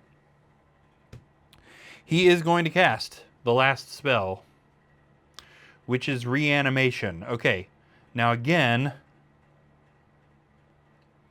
this is strategically not the best time to use this spell. So this would bring back all of the undead monsters that have been killed in the room. At this point, it would only bring those 2 mummies back. I think he ought to wait till more of the skeletons are dead before he's worried about that one. Okay, 3 spells. One of these is Firestorm, which is also stupid. I'm just going to look. Yeah, okay. So 2 spells. These are the 2 that make the most sense for him to use, and he's going for the top one, which is Summon Undead. Yeah, there you go. The spell conjures a group of undead to surround and protect the spellcaster. Roll 1 movement dice to see how many monsters appear. We've rolled a 4, which means 3 skeletons and 2 zombies enter the room. 3 skeletons and 2 zombies. We'll just replace the guy that left there.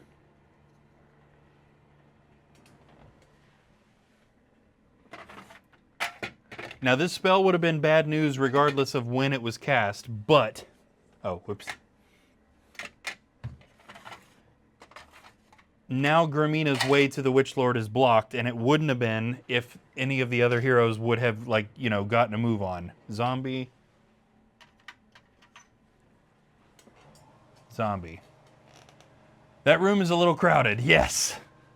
The Witch Lord wasn't going down in one shot this time. No, no, no. Okay, Treyas, can we throw off the fear spell, please? Come on, man. Get out of here with this crud. No 6s. Okay. Here's what we're going to do with Treyas. Because that's kind of pathetic that he can't roll a 6 on 6 dice. Maybe we should have let the Witch Lord use command. We are going to let Treyas... Treyas has 2 instances of courage. And like I said, Gramina has her own. He is going to cast courage on himself. By the way, trying to throw off the fear spell is not an action. This courage is going to cancel out that fear spell, just by logic. And it's also going to give him 2 extra attack dice for as long as he can see monsters. Which means he will also be able to attack. Now he's going to attack this damaged skeleton that's right in front of him.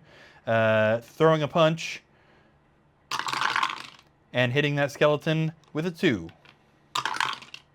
It blocks 1, but because it was already damaged, it does still die again. Oh yeah, I'm leaving all of the monsters out for when/if the Witch Lord uses reanimation. Okay, now Treyas still can't do anything else because he cast a spell and then he attacked, but at least that fear spell is gone and the way is open. So I think we march in now with everybody other than Treyas can't. So we're not getting anybody surrounded unless everybody's getting surrounded. Everybody's pretty loaded up with ways to heal themselves if they die. So I think we're okay. Rana will be the first brave soul to step into the room 1, 2, 3. With the knowledge that the other heroes are also going to be coming in after her, is she going to stop and search the room for traps? No. Okay, she's going straight for a monster. Is it going to be the zombie or one of the Doom Guard, or do we put her in a corner? No, she hits harder when she's close range. I'm thinking that, strategically speaking, the Doom Guard are the way to go. We want the hard hitters out of there, because at least for a little while, killing the little guys isn't going to do anything other than replace the one you killed with another one. So I think getting rid of the Doom Guard is going to be the important steps right now. She rolled a 7 and she went 1, 2, 3, 4, 5, 6. And she doesn't have any way to boost her attack, so she is swinging a battle axe at the Doom Guard. Wow, hitting it with a critical hit of 4. Rana is not screwing around. Doomguard stats are 5 attack, 5 defense, 5 body points. It only blocks 1 of those 4, taking 3 hits, but it's still not dead. That was only about half its health. A little more than half. She got tired of looking like a fool. Yeah, no kidding. She clearly isn't a very good marksman. She can't fire an arrow worth a darn, but she can hit pretty hard close range. Okay, we desperately need Tiaga to get in there as well. 1, 2, 3, 4, and she can only move 1 more. Do we also have her attack the same Doom Guard as Rana? That's probably strategically smart. If we have 2 heroes both trying to get rid of this hard monster, then we have a pretty good chance of at least getting rid of that one. And she actually does better at long range, so that works out. Tiaga fires at the Doom Guard, hitting it with a 3. It blocks 1, but still takes 2, which means that Doom Guard is indeed dead. We are not out of the woods yet, though. Because although Gromina is finally clear to walk into the room, she can't get to the Witch Lord yet. Okay. I think I've still got a pretty good plan, though. 1, 2, 3. We want Gromina to be, as much as she can, ignoring the other monsters and getting to the Witch Lord. She has several items at her disposal, and using an item is not an action, which means she can use as many of them as she wants. Now, if she uses one, she does have to stop her movement, but I think we're going to be okay. First thing, she's got a holy water. You may use holy water instead of attacking. Okay, I guess I should have read that. The holy water will immediately destroy 1 skeleton, zombie, or mummy. Okay. Instead of attacking. That sucks a little bit.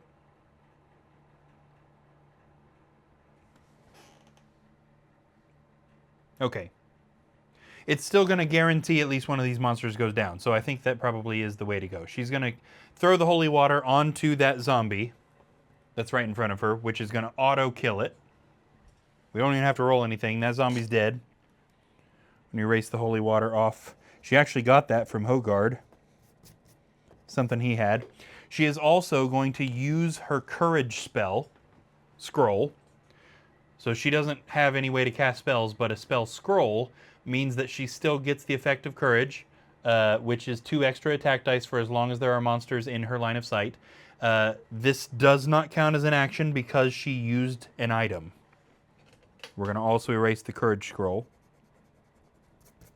Now, I was hoping that she could still attack here, but the holy water pretty clearly mentioned that she can't. And I think we're also going to have her drink the potion of defense that she has, because she's basically guaranteed to get surrounded this monster's turn. Which gives her 2 extra defense dice just for the next time she defends. She's already got pretty good defense, but this is going to potentially help her get hit less, considering she's about to get totally surrounded. Okay. And then, because she does still have 1 action left, we can either have her search for traps or secret doors. Now, I would argue there's no point in searching for secret doors because all of the places that it could go open out into this hallway that they've already been in. Gohan says traps. I agree. I think most players would do that.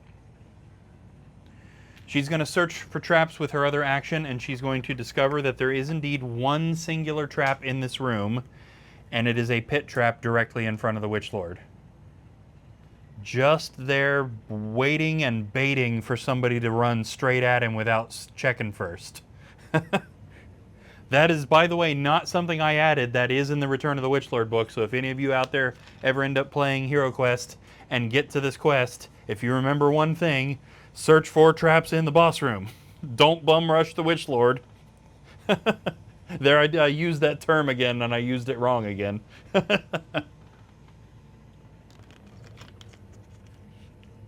Because the game was designed waiting for you to do exactly that.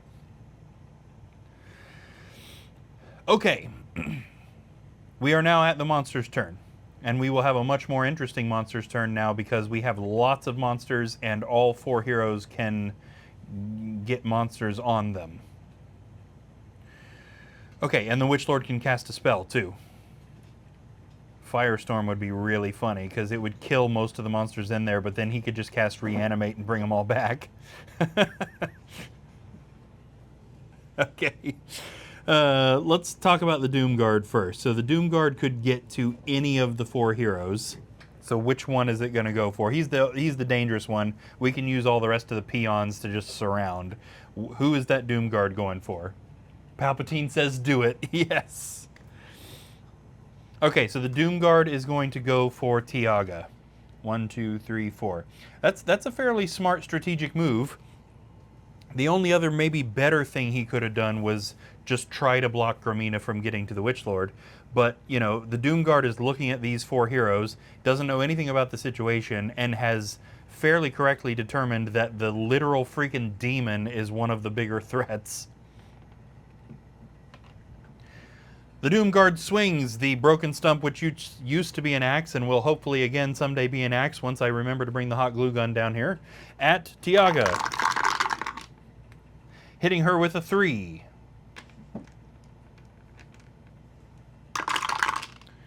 And she does not block a single one. We've already used her Dark Wings, haven't we? Yes, we have. 1, 2, 3, dropping her to 7, but more importantly, costing her her demon form.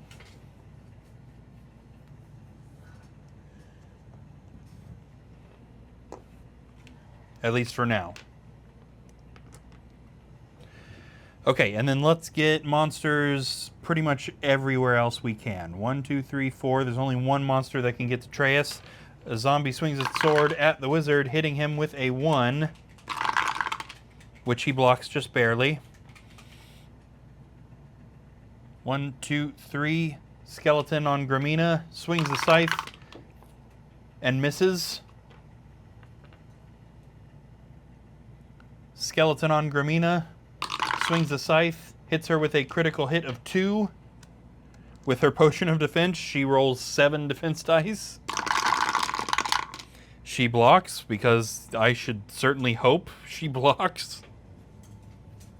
I've seen it happen that doesn't work. 1, 2, 3. Skeleton on Rana. Swings a scythe. Hits her with a 1. Which she blocks. Our heroes are set up well. Finally, the Witch Lord. I think we are going to... Okay, maybe not finally. 1, 2, 3, 4. We're going to keep him surrounded in an attempt to kind of keep Gromina from him a little longer. But he does have spells. And now that he theoretically can see all 4 of the heroes, I'd say none of them are off. Yeah, I was waiting for it. I was waiting for it. He theoretically could cast any of the spells that he has left. You there has redeemed a difficult monster for Rana. I knew it was happening. I was literally just waiting for it to happen. Okay, Chaos Warrior, Dread Warrior, Doom Guard, Gargoyle, or Ogre? 1, 2, 3, 4, 5, 6, 7. What did I say the second to last one was? Gargoyle, right? I'm pretty sure, yeah. Chaos Warrior, Dread Warrior, Doom Guard, Gargoyle, Ogre. Yeah, so Gargoyle. Let's get a classic Hero Quest Gargoyle in here. This is actually going to be the second Gargoyle she's fought in this quest, even though there are no Gargoyles in this quest. Except it doesn't like the corner. There we go. Gargoyle swings the sword at Rana, hitting her with a 1. That's kind of pathetic for 4 dice, which she blocks, because, yeah, come on, Gargoyle. Okay, Witch Lord's got 4 available spells. We're just going to let the suits determine this. That's going to be the second card, which is... You there says, you're welcome. She needs to be scared of gargoyles. Yes. Oh, Firestorm. I'm so glad this happened, because this is absolutely hilarious. Okay. No fear. So here's the thing. This is going to make this look really bad. However, so long as the Witch Lord survives this next turn, and he should, he can cast Reanimation and bring back all of the monsters that using this spell is going to kill. This spell fills the room full of fire that inflicts 3 body points of damage on all heroes and monsters in the same room as the spellcaster. The spellcaster is unaffected. All victims roll 2 movement dice. For each 5 or 6 rolled, the damage is reduced by 1 point. The spell cannot be used in corridors. So there is a really good chance that he eliminates every single monster in this room except the Doom Guard and the Gargoyle.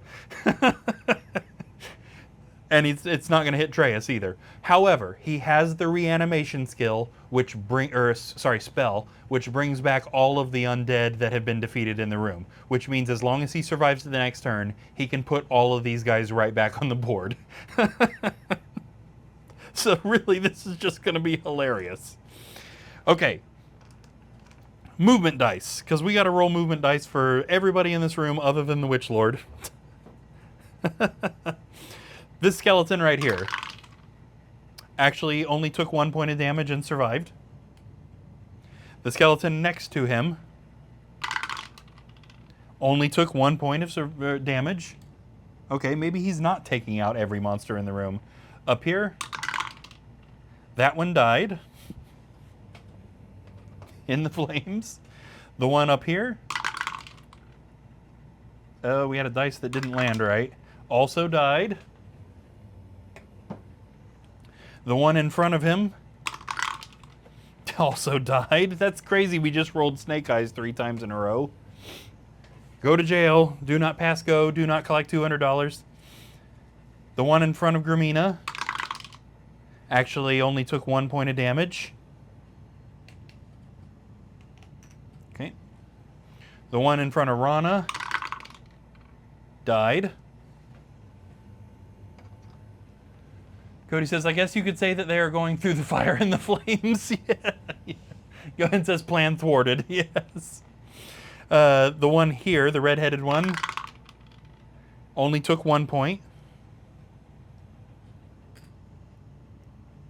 The zombie in front of Treyas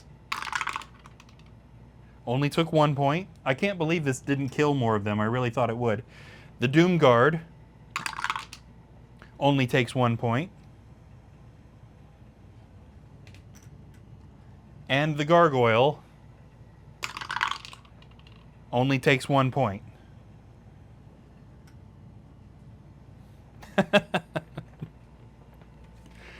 Oh, and the heroes. Gramina. Oh, I'm stupid. I'm stupid. Hold on a second. Yeah, okay, my bad. Sorry, guys. That was really stupid of me. All of those monsters died except the Doom Guard and the Gargoyle. That spell causes 3 body points of damage, and they only have the chance to knock off 2 of those 3. And all of those monsters that rolled either a single 5 or 6 still took 2 points of damage. So you're right, Cody. It was anticlimactic, but it was because I'm a moron. Let's continue. Gramina blocked 1 of those hits and took 2, dropping her to 7. Tiaga didn't block any of them, took 3. dropping her to 4. Rana blocked one of them and took 2, dropping her to 3. And then, as I mentioned, everything except the Doomguard and the Gargoyle died. So the Doomguard actually took 2, not 1. The Gargoyle actually took 2, not 1. The other monsters all were destroyed.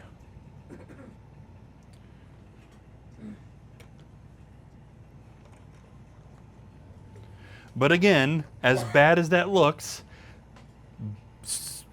as long as the Witch Lord survives this turn, he can put them all back. And I kind of hope that does happen, because that would just be hilarious. Cody says, time for Carmina to do her thing. Yes, you are absolutely correct. Okay. We'll see if she can do it again.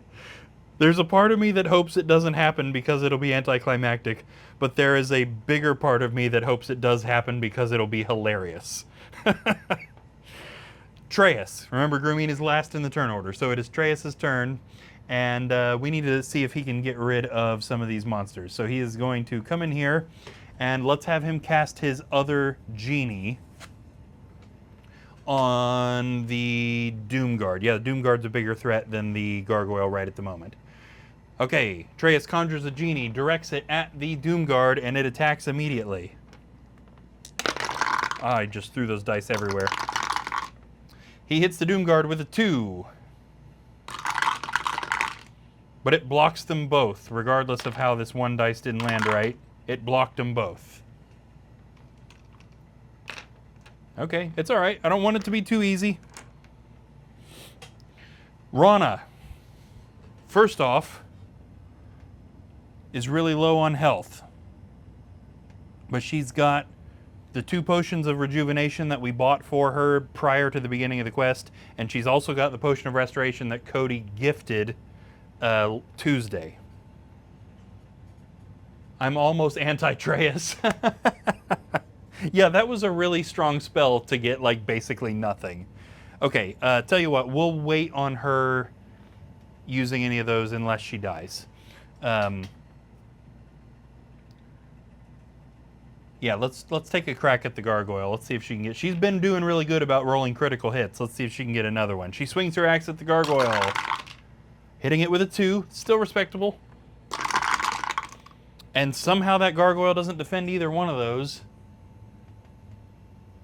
I think between the Firestorm and that, I think it's dead. Yes, it is. That is 4 total body points of damage, which is what it has under level 3 difficulty.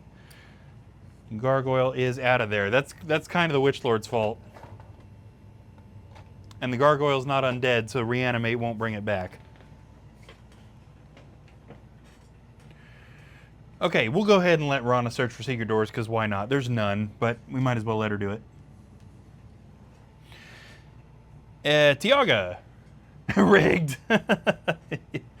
Tiaga, let's see if Tiaga can get rid of the Doomguard. We are going to move her 1 because, again, she attacks better at long range. She sends a blast of energy from her Redwood Wand, hitting the Doomguard with a critical hit of 3.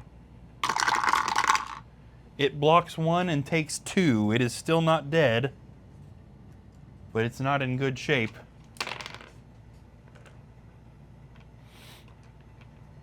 Okay, now you want to talk about rigged. Grumina.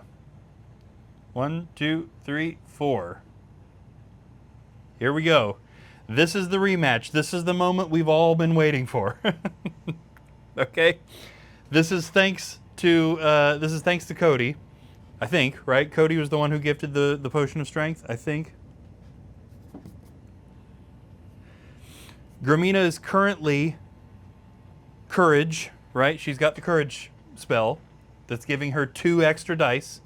Cody gifted her a potion of strength, which is going to give her an additional 2 extra dice. Neither of those things can stack other than just exactly like that. And we are only doing that because it will be hilarious if she manages to one-shot this guy twice. Now, when she did this before, when she one-shot the Witch Lord at the end of Book 1, we were not affiliate yet. We didn't have channel points. We didn't have anything like that. She did it completely unassisted. But can she do it twice? Okay. I actually need to get another dice. I don't even have enough dice to do this. Okay. She needs to get at least 6 skulls for there to be a chance. He has 6 body points, but he also has 6 defense dice. So this is extremely unlikely. Gohan says, not likely, but we have to try. I totally agree. Gramina swings the Spirit Blade at the Witch Lord with courage and a potion of strength. Cody says, I don't ever hope for anything than this. She hits him with 4. So she didn't one-shot, but how many of these hits land?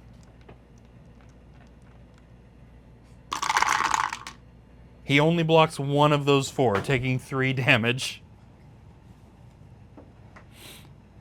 So yeah, it was really unlikely, but dang, so close. That's still a good hit. Yeah. That would have been so funny. I was waiting on it. Yeah, yeah. We're doing it again next turn. Oh, I love it. Oh, geez. Okay. Like I said, there's a part of me that's kind of glad it didn't work because it would have been a little anticlimactic, but it's still really, really funny. Cody says, run it back. Yes. Okay, Monster's turn. Let's take care of the Doom Guard first. The Doom Guard's already adjacent to Rana, so let's do that. The Doom Guard swings an axe, hitting Rana with a 2, which she blocks. The Witch Lord can now do 2 things. Remember, the Witch Lord monsters, just like any other thing, have 2 actions. So he can physically attack Gramina and then cast a spell. So first off, the Witch Lord swings his staff, hitting Gramina with a 3, just about the same amount she managed on him. She blocked 2 and took 1, dropping her to 6. And he is also going to cast that Reanimate. Yeah, there it is.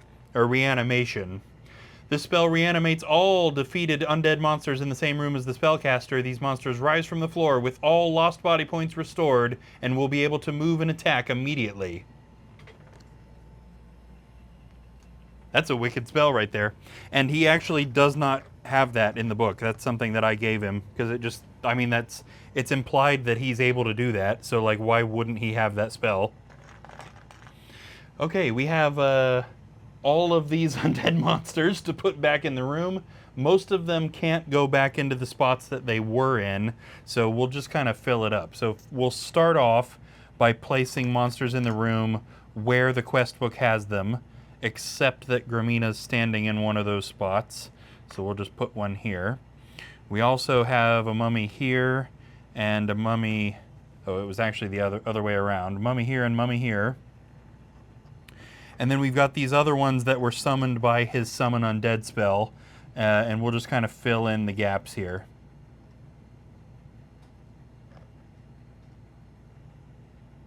Yeah. Yeah, talking about running it back. There you go. That's something. Okay, and then they all get to attack immediately. These are all treated basically as new monsters in the room right now. So, let's go in turn order. Let's start with Traeus. We know we've got at least 1 mummy on him, and we'll probably get a skeleton or a zombie up there too. So let's take care of the mummy. Okay. Mummy hits Traeus with a 2. He blocks 1, takes the other one, dropping him to 7. He should probably cast his rock skin spell on himself. Let's also get a skeleton up there. 1, 2, 3, 4. Skeleton swings a scythe, but misses him. This mummy here, is it gonna... Let's actually force it to attack Tiaga, because if we don't, then she won't get hit by anything. Mummy swings at Tiaga, but misses. Okay. Come on, monsters. The Doom Guard already attacked this turn, but we've got all these undead. So we've got a zombie here on Rana as well. Zombie swings a sword, hitting her with a 1, which she blocks. And then poor Gramina is going to get hit by 3 skeletons here. Skeleton number 1, to her left, hits her with a 1. She blocks. Skeleton swinging at her back, hits her with a 1. She does not block, dropping her to 5. That's insane. 5 defense dice, no white shields. Skeleton number 3 hits her with a 1. And again, she does not block, dropping her to 4. Keep in mind, she's got plenty of stuff going on there. I don't think any of these heroes can die at this point. Okay, that brings us back to the heroes who thought they were getting to breathe a sigh of relief and just suddenly discovered that, nope, you sure aren't. Okay, now Atreus has got a lot of really handy stuff that he could do. His physical attack isn't going to do much. He's one of those that attacks better at at long range, but it would be smarter strategically to have him cast a spell and attack rather than move and attack. Excuse me. So Rock Skin would be good for himself, but he also has another Courage, a Ball of Flame, and 2 Tempests.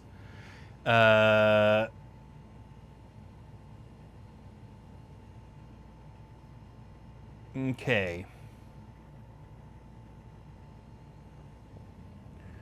Probably our best bet right at the moment. We need to kill monsters is what we really need to do.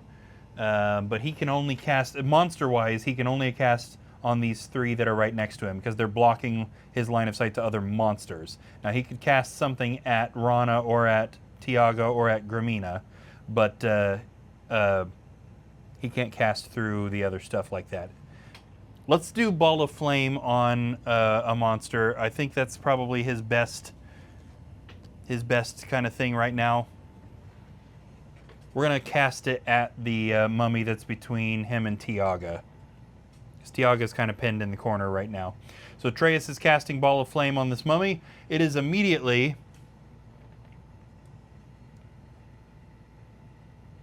engulfed in flame, taking 2 body points of damage, except, nope, it does not. It tries to beat off the flames, but it can't.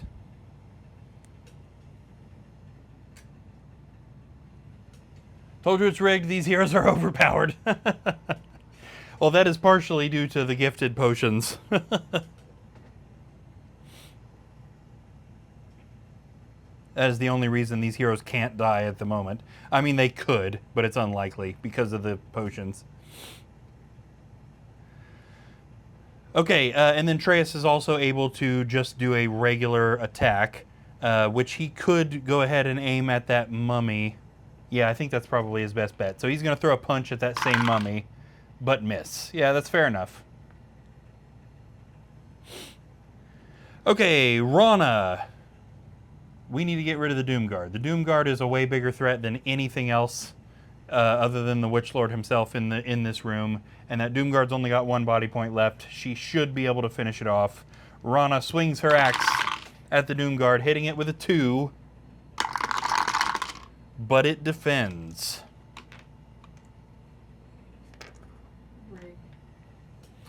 Okay, no help for her, and there's nothing else to search. She can't do anything else. Tiaga.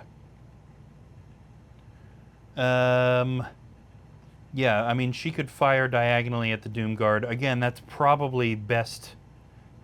That's probably the best thing that we've got going on there. So Tiaga is going to fire diagonally there at the Doomguard with her Redwood Wand, hitting it with a critical hit of 3. Defend that guy. Oh, he almost did. Look at that. But he takes 1 body point of damage, which is all we needed to get rid of him. This also means that Tiaga has consumed his essence and regained the ability to cast Demon Form.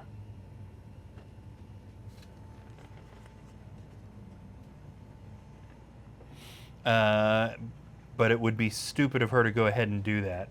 Cody's like, Rana got like 36 potions on Tuesday. Yeah. Oh, gosh. Okay. So she does have another action left, but it would be silly of her to cast Demon Form right at the moment. Oh, I put that on the wrong paper. Now she's got a fear spell, but that actually won't affect anybody in the room except the Witch Lord. And there's technically no monsters between her and the Witch Lord. That's probably the move, right? Unless she's going to cast a healing spell on somebody, which might also just be the move. Yeah, that's probably the smartest thing that she could do right at the moment. Actually, Gramina's a little low. Now, Rana's low, but Gramina's... Again, she's got potions, but she's low. Yeah, okay. Go with fear. You there says go with fear. It's a flavorful move. Okay, I'm down. Let's do it.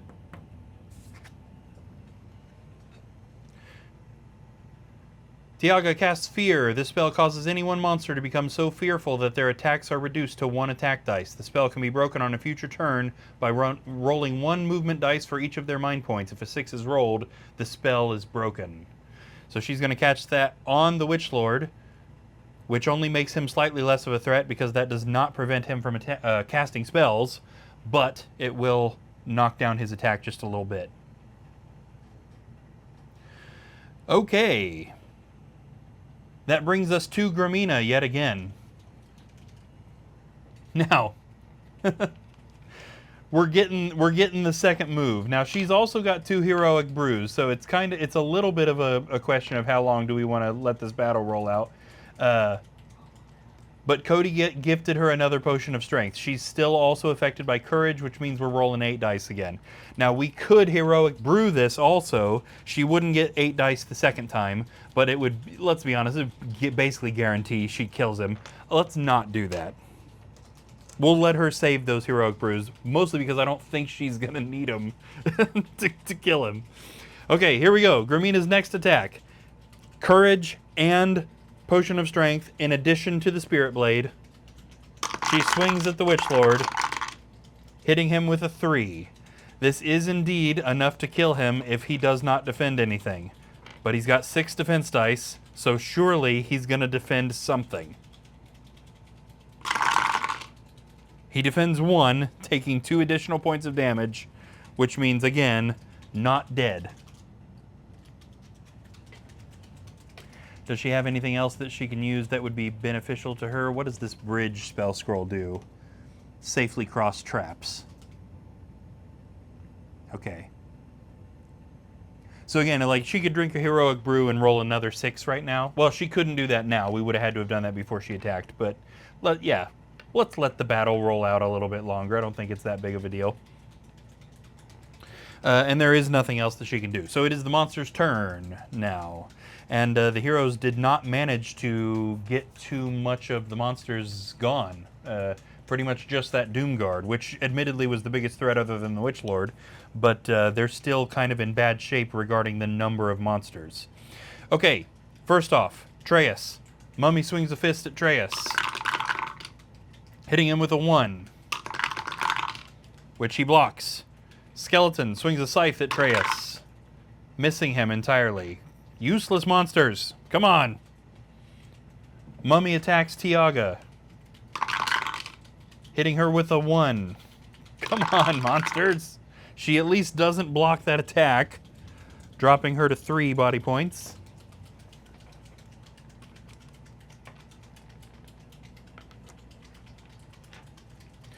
Zombie on Rana hits her with 1. She blocks just barely. A second zombie on Rana also hits her with 1. She blocks. 3 skeletons on Gramina. Skeleton number 1 to her left. Critical hit of 2. She blocks 1 but not the other, dropping her to 3. Skeleton number 2 on her back, hits her with a 1. She blocks just barely. Skeleton number 3 to her right, Hits her with a critical hit of 2. She blocks. The Witch Lord,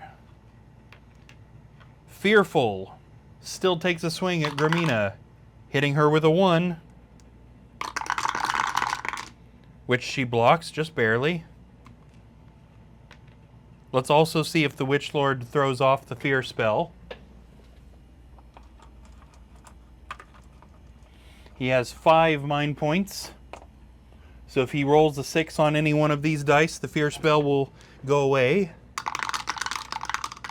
And indeed, he rolled 2 6s, so the fear spell is now ineffective.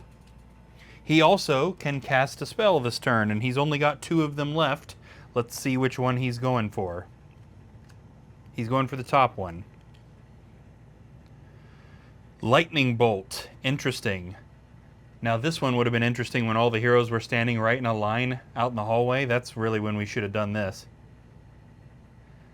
Okay, the spell may be cast in a horizontal, vertical, or diagonal direction. The bolt will travel in a straight line until it strikes a wall or closed door. It inflicts 2 body points of damage on all heroes or monsters that stand in its path. Okay, is there any way that he can hit multiple heroes with this? Kind of looks like no.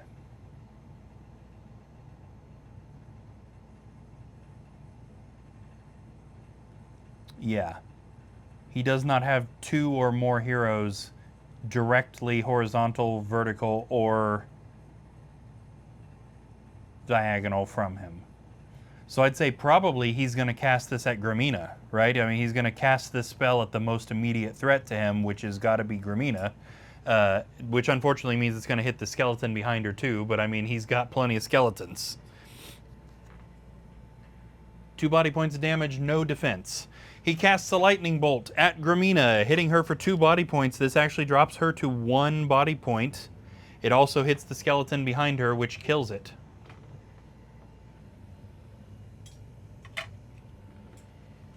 Ooh, this battle's getting a little spicy.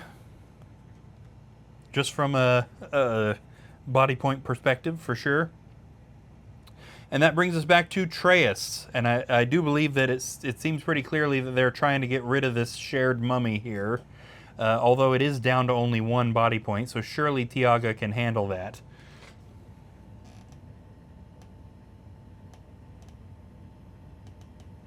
Yeah. I think he's going to cast Rock Skin on himself. Give him an extra defense dice. And then with his other turn, he is going to try and get the last body point off of this mummy. He throws a punch, hitting the mummy with a 1. The mummy blocks. Worth a try.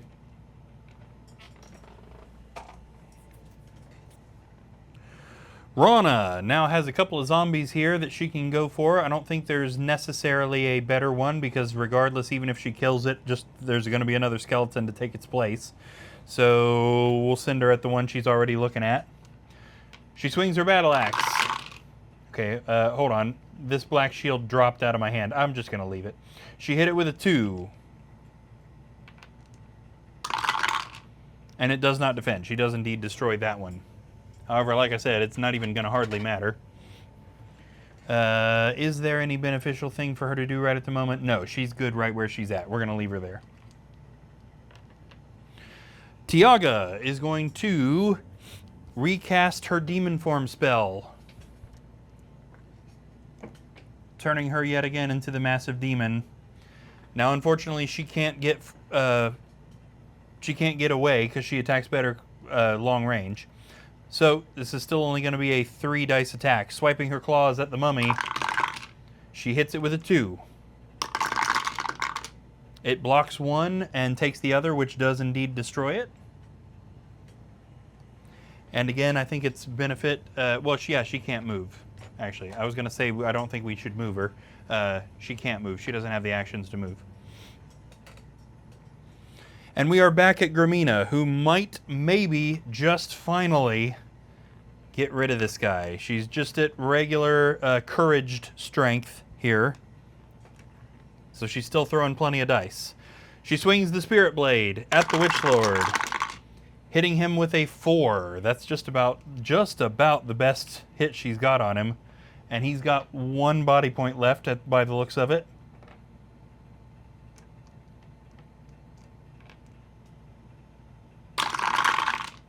He blocks 1, taking 3, meaning that he is destroyed. This time, once and for all, there's no coming back. The Witch Lord is dead. But he looks so cool. Yes.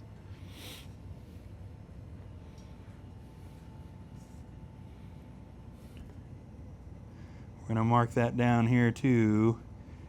She killed the Witch Lord in Return of the Witch Lord. Go ahead and said, or is he? Yes. And I think we're also going to have her drink a potion of healing. The gift potion of healings don't stay from quest to quest.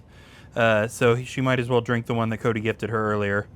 I think, or was it Gohan? One of them, which brings her back up to 5, because she's still surrounded by monsters. The quest is definitely not over. Gohan says he's going to pop up as a wandering monster. Yeah, the Witch Lord is a wandering monster. That must have been Cody that gifted it. That'd be great. You encountered a wandering Witch Lord. All right, now she's got a second action, but again, there's not really anything she can do. Yeah. Excuse me. So it is the monster's turn, and now we basically just need everybody to survive this onslaught. This onslaught shouldn't be that big of a deal. Might take a few turns to get rid of, but we'll see how it goes. So monster's turn. We got 2 monsters currently attacking Treyas. We got that mummy. Let's do the mummy first. Go ahead and says, I got plenty of points. Cody says, I can't keep up with what heroes I'm gifting. Yeah, no kidding. Mummy throws a punch at Treyas, hitting it with a 1. Hitting him with a 1. He blocks just barely. Skeleton swings a scythe at Treyas. Missing. I just realized he had rock skin I didn't roll for, but it doesn't matter because he blocked it anyway. Uther says, you saying we can have wandering named monsters? Certainly not the Witch Lord.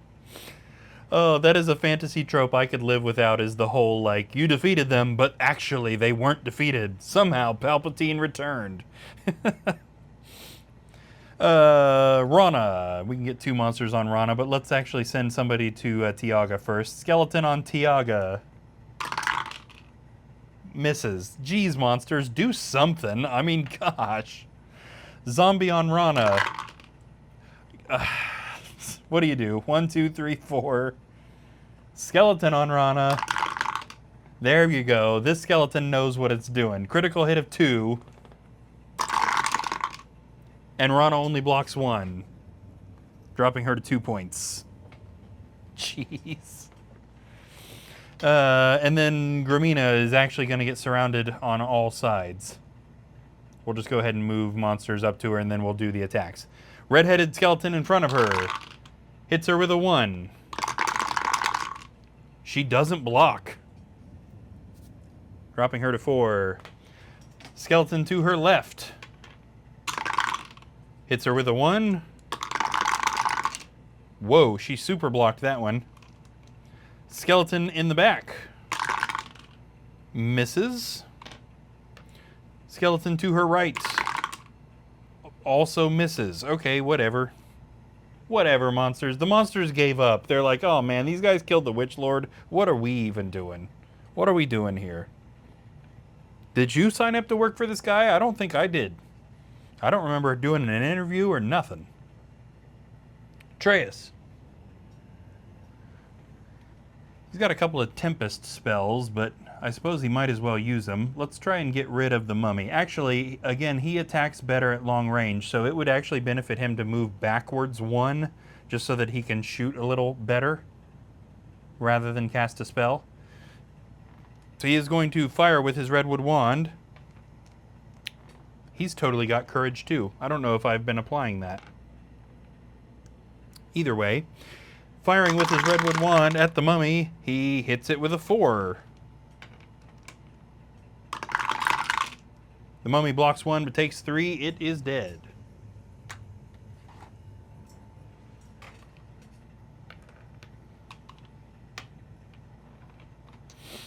Okie dokie, that brings us to Rana.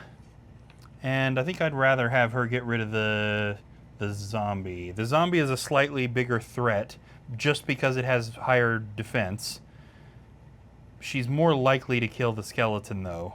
Okay, actually when we're fighting a horde of monsters and we're just trying to take them down, killing the easy ones is probably the better way to go. Rana swings her battle axe at the skeleton. Okay, but she's not going to kill it either way. Hitting it with a 1. It doesn't block, but it is not dead. Cody says, is Gramina a parody Steelers Wheel fan? Skeletons to the left of me, skeletons to the right. Here I am stuck in the middle with you. That's great. Yes. I have to imagine so in that case. Tiaga swipes her claws at the skeleton in front of her, hitting it with a critical hit of 3. It blocks 1 but still takes 2. It is dead.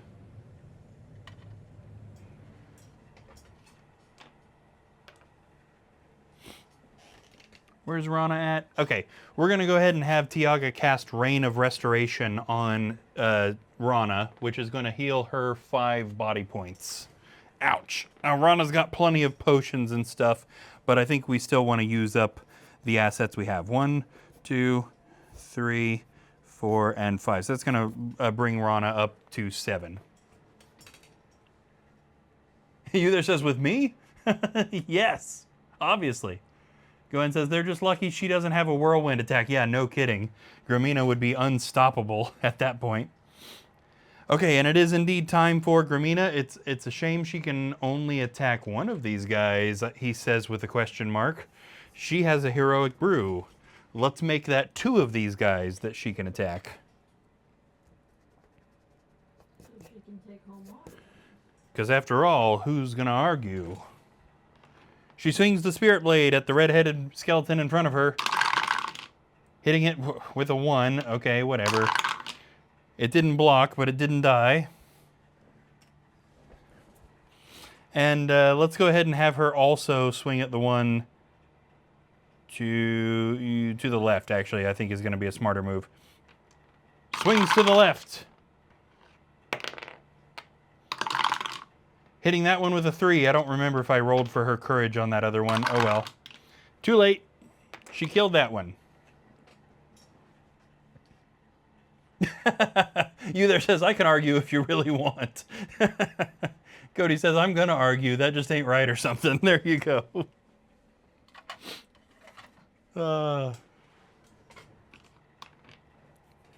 If they ever did some sort of like HeroQuest con, or even like a, where they have the Hasbro stuff at these conventions and stuff, if the guy from Bardic Broadcast showed up, he would be swarmed for the entire time. I mean, they might as well give him his own autograph table if he goes to an event that is HeroQuest related even a little.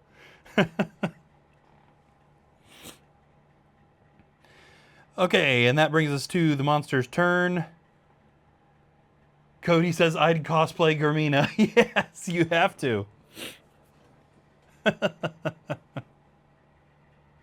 That means I gotta cosplay the Witch Lord, and then the 2 of us walk around all day with you killing me, right? And I walk around with a giant paintbrush. Yes, yes. Okay, skeleton on Atreus. Hitting him with a 1. He does not block. Atreus. Dropping him to 6 and destroying his rock skin. It was a skeleton, Atreus. Cody says, demon form seems fitting for someone of my size. There you go.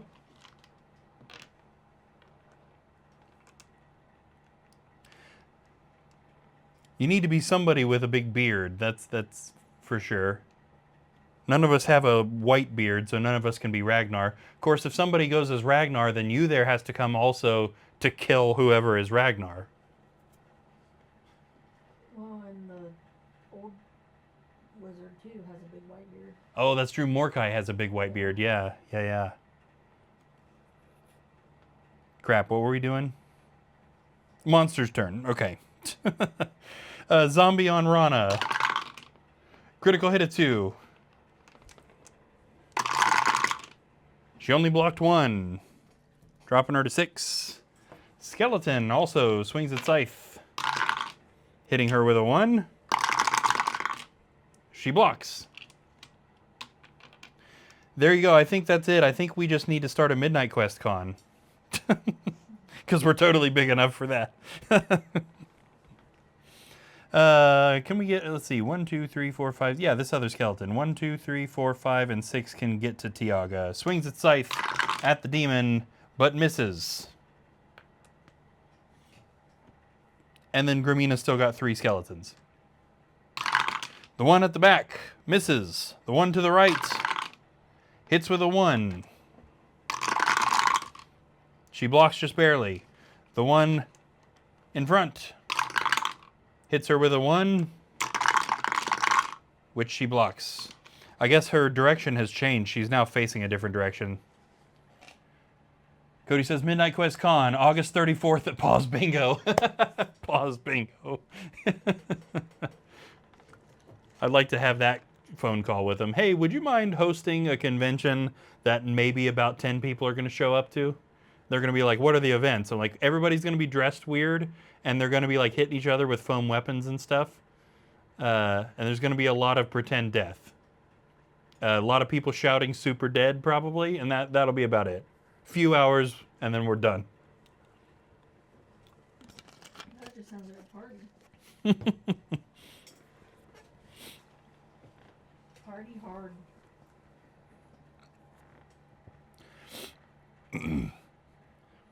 The Cody says, I've seen worse there. Yeah. The papers will specify that you should bring a foam weapon, but you there will have actually lined the inside with some sort of extremely hard material and just walking around bashing everybody and knocking them out before she also falls asleep, and then the police show up, and then we're all just laying there passed out and assume that we've all OD'd. It'll be great. Annual thing. It's happening. Somebody schedule it. Okay, Treyas. Treyas, kill that skeleton, man. Come on. It's a skeleton. Throws a punch. Powered up by courage. Hits the skeleton with a 2. It does not block.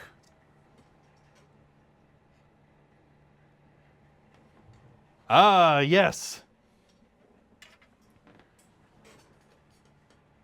Mist Realm, thanks for the first time chat. Hope you're enjoying what you're seeing. There's gotta be a way we chat could play too. Yes. Yes. Looking into that. Having a virtual multiplayer thing. There is a HeroQuest channel that does do that sort of thing. So got to take some cues from them.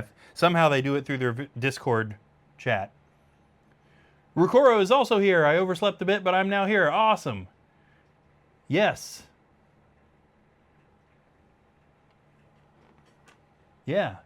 That's awesome, Miss Realm. Glad you're here. Hope you're doing good. I just suddenly realized I never started the background music. Better late than never. There you go. Cody says Tabletop Simulator isn't too hateful. Yeah, I still never have checked that out. I saw you guys were playing it in our Discord the other day. You and Justin were playing it. I still need to check it out.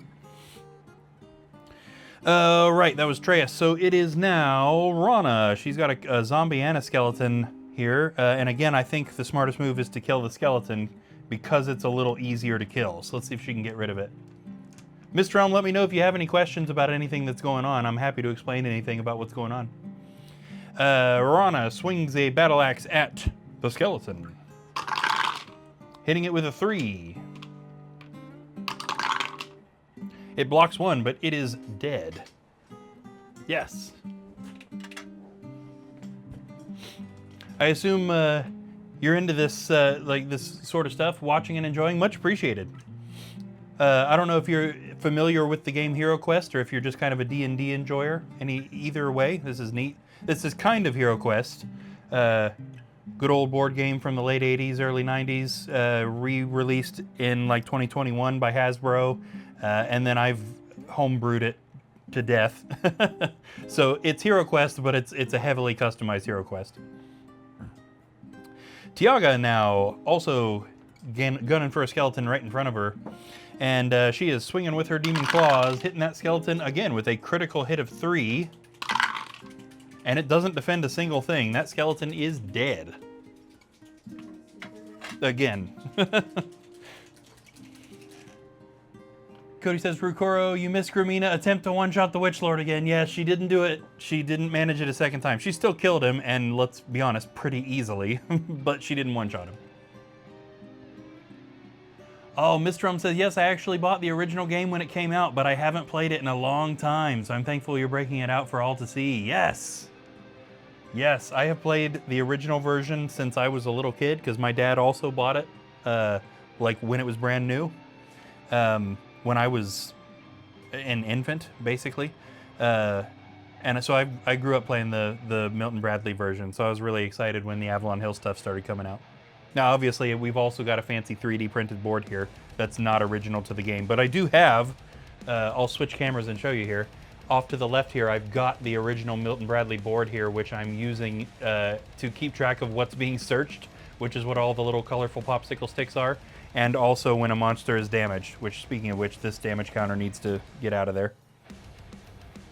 So we have the original board in play, just not what we're actually playing on. Yes, yes indeed. I wonder... Oh, an ad break just started. Okay, when the ad break's done, I gotta show Mist Realm the ridiculous pile of stuff I have. Could you possibly move some of the stuff that's in front of those boxes?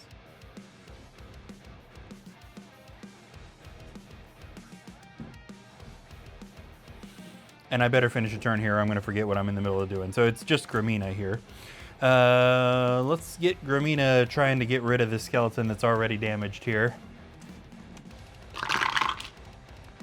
Hit that skeleton with a 2, which it does not defend. That would have killed it outright. It's too bad she didn't do that in the first place. And there's not much she can do beyond that. We're getting it done, slowly but surely. These monsters are going down one by one. Okay, monster's turn. Zombie on Rana. Hits her with a 1, which she blocks. 2 skeletons on Gramina. The first one hits her with a critical hit of 2, which she blocks. And the second one also hits her with a critical hit of 2, which she only blocks 1. Dropping Gramina down to 3. She's actually kind of down on health a little bit.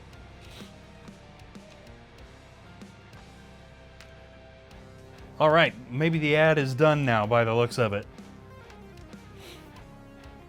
Fingers crossed, maybe the ad is done. Hopefully so. Yes, we're back. Okay, Mist Realm, check this out. Okay, so if we move the board camera here, you can see why I have no money. Never mind my wife painting. So we've got 4 of the Milton Bradley base game. There is actually a 5th one, which is what's in the shoebox over there. I bought one recently. The guy didn't have the box. There are also 4 of the Avalon Hill base games kind of back in the back there. And then we've got a whole bunch of expansions. Yeah. I have no money. Instead, I have Hero Quest and guitars. Those are... that's what we're doing.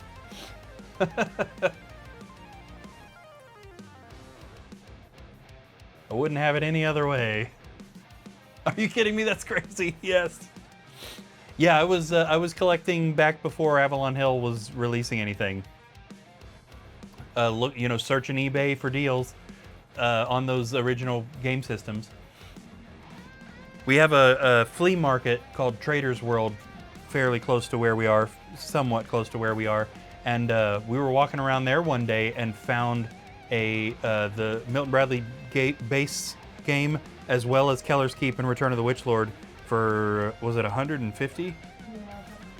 Yeah, and I mean, I snatched that up immediately. And then here just recently on Facebook Marketplace, somebody in my hometown was selling the base game, the one in the shoebox, Keller's Keep, Witch Lord, and Mage of the Mirror, all the original Milton Bradley stuff for 200. So also snatched that immediately. Because I had kind of resigned myself to think I'd never have the Milton Bradley Elf Quest, the Mage of the Mirror. That's so rare. I didn't think I'd ever have that. I got the Avalon Hill version, but I didn't think I was going to have the OG. That was insane.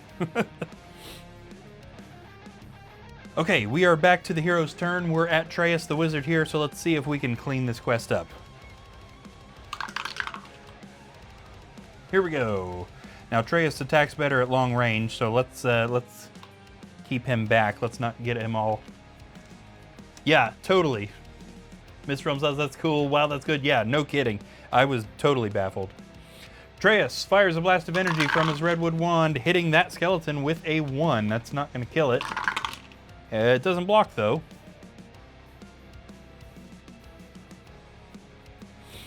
Rana, trying to get rid of a zombie over here, swinging her battle axe. And hitting the zombie with a 2. It blocked 1, but not the other. So not quite dead. However, I imagine Tiaga the Warlock is going to finish it off here. I got to keep your number just in case I decide to let my box go. Yes, 100%. If you ever decide to, let me know. Both myself and my dad are big collectors. Speaking of that stuff, Mist, we've got a link to our Discord. Should be pinned up there if you're interested in joining that. That would be a good way to keep in contact. Of course, you can also follow here on Twitch and send me private messages here as well. Not only just for that, but just because.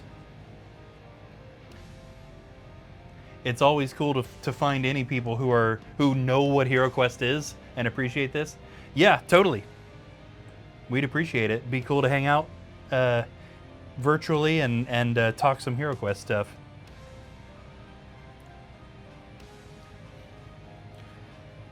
Right. Yeah, so Tiaga is firing there at the zombie, hitting it with a 1. This is so much more of a bigger community than I ever figured it was growing up. Zombie defended it. Growing up, it seemed like me and my dad were the only people who knew what HeroQuest was. And so, you know, discovering the groups on Facebook and stuff, it has been an eye-opening experience just to see just how many people knew about this game and have been playing it. And it did sell well. Yes. Cody says, I'm hoping that maybe Friday I can grab that HeroQuest set on Marketplace for $400. It's still available. Yeah, dude, do it. I mean, $400 is a lot, but it is a very good deal for all the Avalon Hill stuff. Mr. Elm's box got all the original stuff in it. Didn't they re-release it? Yes. Yeah, that's what... so Hasbro acquired it or bought it. I guess Milton Bradley was also owned by Hasbro, which I didn't know. That's a recent bit of knowledge for me. But Avalon Hill has been re-releasing stuff since 2021. And it's really good. It's really neat stuff. They're putting out brand new expansions. They've remade pretty much all of the old expansions. And they're putting out brand new stuff with the blessing and input from the original creator. So it's all above board. It's been really cool to see it kind of come back. Grimina. Yeah, let's have her attack the undamaged skeleton. Swinging the Spirit Blade, hitting it with a 1. They're just toying with these monsters at this point, right? These monsters are not a threat, but they're not trying to kill him apparently either. Oh, again, I didn't roll for her courage. Whatever, it's not like she needs it. Monster's turn again. Zombie on Rana. Hitting her with a 1. Oh, she doesn't block. That's surprising. Dropping her to 5.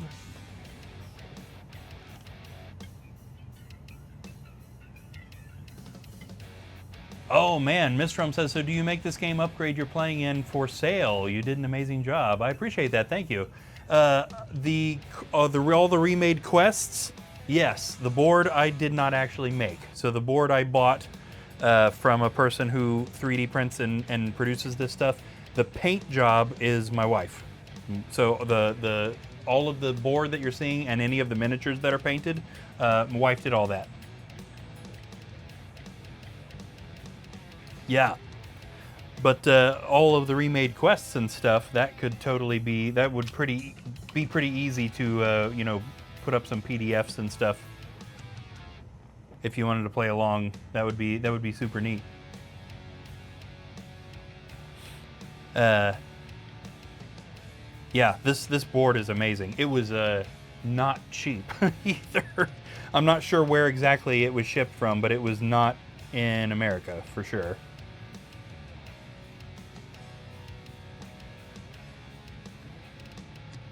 Cody says, I bet ye old N would eat up your homebrew. Yeah, I bet so.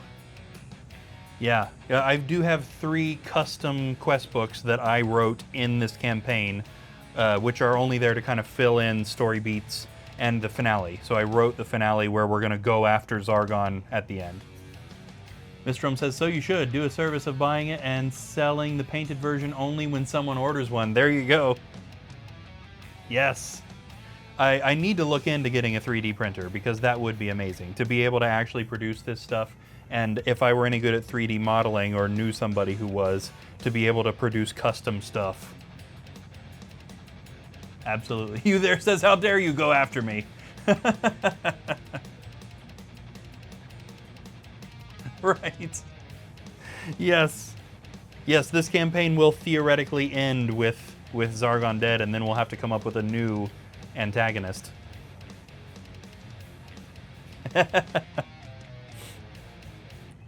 But that'll be interesting. So obviously that'll be the final quest of the final book, which I think we might play on a Heroscape board instead of a Hero Quest board, just because I think it's going to be all-out war. Zargon Jr. Yeah, go in. Yeah. And I think that final quest is going to be all the heroes we have in the ranks at that moment, which should be 20 heroes, versus most of the monsters that I own. Heroes on one side, monsters on the other side with Zargon at the back, and whatever happens, happens. Cody says, before Zargon dies, he summons the ghost of Morcar. Yes! Scary. I think that should be one of our campaigns. Once we move beyond this and we have no choice but to write new stuff, to go back and fill in the blanks of what happened in the war with Morcar would be really fun. Uther says, hopefully we kill a few heroes, so there's only like 18. So there will be 20 going into the final quest no matter what. So even if somebody dies, we'll replace them with the same hero class, but we will be losing skill sets. So the good thing about keeping them alive up to that point will be that they will be much more powerful in that final quest. So the potential there is that new heroes are still going to go into that quest, but maybe way less beefed up. Gwen says he's going to summon all the dead heroes as zombies. Yeah. Okay, this is surely the final turn, right? We've got 3 monsters left on the board and all 4 heroes are aiming for them. There's no reason the monsters survive this turn. Cody says, doing a prequel scares me. What if it's just like Star Wars Episode 1? Yes, hero number 1, Jar Jar Binks. I feel like Ragnar has ended up being our Jar Jar, right? The character that the creator thought would go over really well, but everybody hates him. Oh, yes, you there says there could be a wandering monster. This is a fair point. Okay, I didn't hate Jar Jar, but I was a little kid when that movie came out, so I thought, haha, funny character, that's amazing, you know? I wasn't little, but I was little enough that I was not bothered by Jar Jar when the movie was new. Atreus, firing with his redwood wand at the skeleton, hitting him with a 2. And he's dead.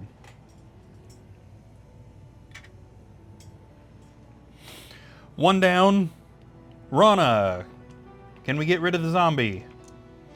Swinging with her battle axe, hits it with a 2. Why couldn't they have done that on the last turn? That would have killed the monster on the last turn. And that means we ought to move Tiaga so that she can fire at that last skeleton. 1, 2, 3, 4. Sending a blast of demonic energy at the skeleton. or whatever it is she does when she's firing. Hitting it with a 3, which is, yes, that's right, that skeleton was damaged already. That is a skilled strike, which means that for the final monster, probably, in this quest, and for the first time tonight, that skeleton is super dead. Get out of here.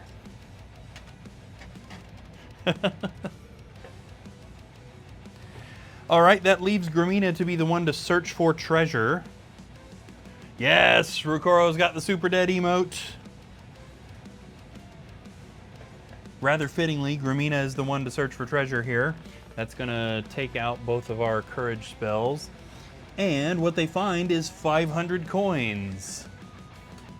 Oh, Gohan's got the super dead emotes too, and Mistrealm with an emote as well. Oh, my vision is so bad. That's awesome. Oh, I love all the emotes. Okay, so that is gonna do it. That's gonna do it for tonight's quest anyway. So let's do a little bit of cleanup and talk about what happens at the end of the quest. We also need to read the conclusion. Mr. says he's rubbing his hands together. Yes!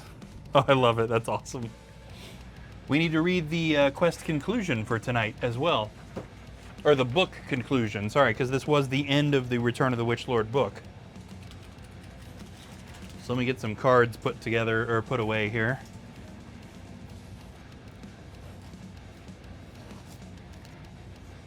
We just about used up all the spells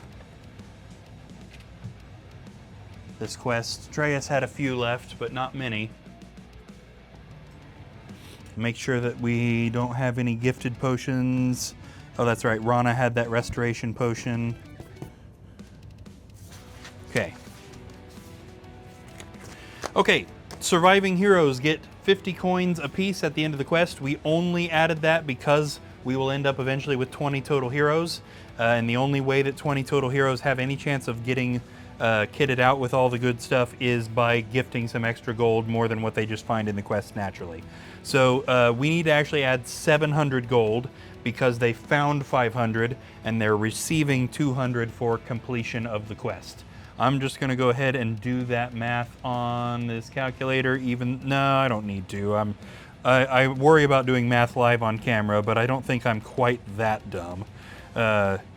This should be, that should put us up to 4,650. And again, I know that seems like a lot. 4,650 gold coins is a lot, but we got several characters that are right on unlocking a tier 2 armory, which is full of a bunch of really expensive stuff, and that gold is going to disappear quick. Okay, the heroes get gold for completing quests. They also get 2 skill set points, which must be spent immediately. There are 6 skill set categories, 10 levels in each category. There is not a reward for every level, but, and also all of the skill set categories interact with the different hero classes differently. I usually explain that a little better than that. Ouch. Okay, Atreus the wizard. I'm gonna erase all his damage. This was his 14th total quest. So he is becoming an old veteran, this guy. All right, we're gonna randomize his points.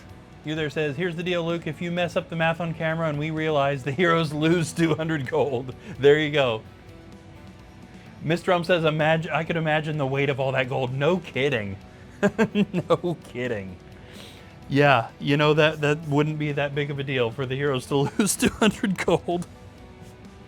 And I probably will mess up the math on camera at some point. Okay, Atreus' first point is going to go towards Constitution level 8. Constitution raises your body points. However, level 8, there is no reward for that for a wizard. And his second point tonight is going to be Machinery level 3. Machinery has to do with disarming traps, and that means that he is now good enough that he does not need a toolkit to disarm traps. And that's also cool because that means we can sell that toolkit. We don't have any heroes that need one anymore. Everybody either has one or has Machinery level 3 or is a dwarf. So we can actually sell this toolkit that Atreus has been using to disarm traps because he don't need it no mo. 125 gold is what we're getting for this one. 5. And that's going to be 77. So 4,775 gold. True, Gohan says, but we'll find new heroes. Yes, you are correct. I think we won't be having too much of an issue with gold to either buy them a toolkit or just have a couple of heroes that can't disarm traps right away. Either way, I think that we're going to be fine on that. And it's also a little bit before we get a new hero. Not a huge amount, but it won't be until book 5. So we're going to go all the way through the next book too, I'm pretty sure, unless I've forgotten something, which is not only possible, but likely. Rana, our new dwarf. This was only her second ever quest. That's pretty wild. Going on a book finale as the second ever quest, where half the chat is targeting you and trying to kill you. And if not for gifted potions, they would have succeeded multiple times over. Rana's first point is going to be combat level 2. Combat increases the base attack and base defense, how many dice you throw when you don't have weapons or armor, and also unlocks some special stuff. Explorers don't get anything for level 2.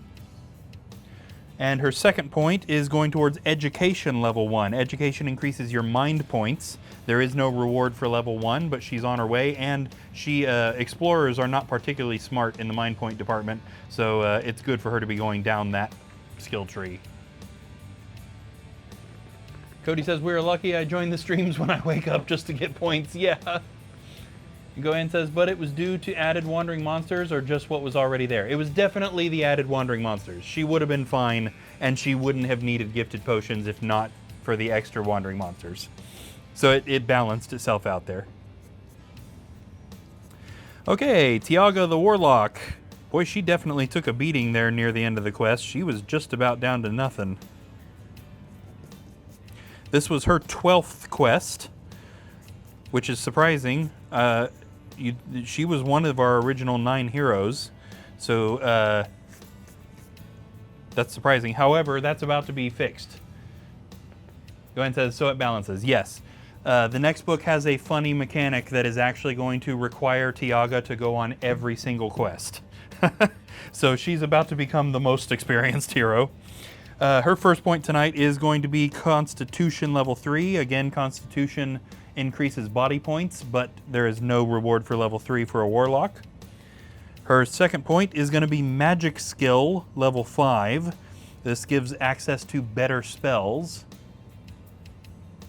Okay, and she actually, this gives her access to a specialty set, and there are 3 possible ones for this. So you guys tell me in the chat what you think. Should she get protection spells, detection spells, or darkness spells?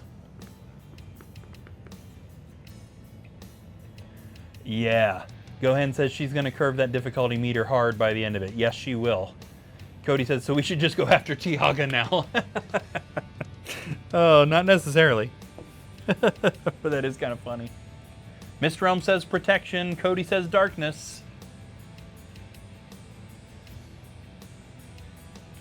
None of them are a bad option.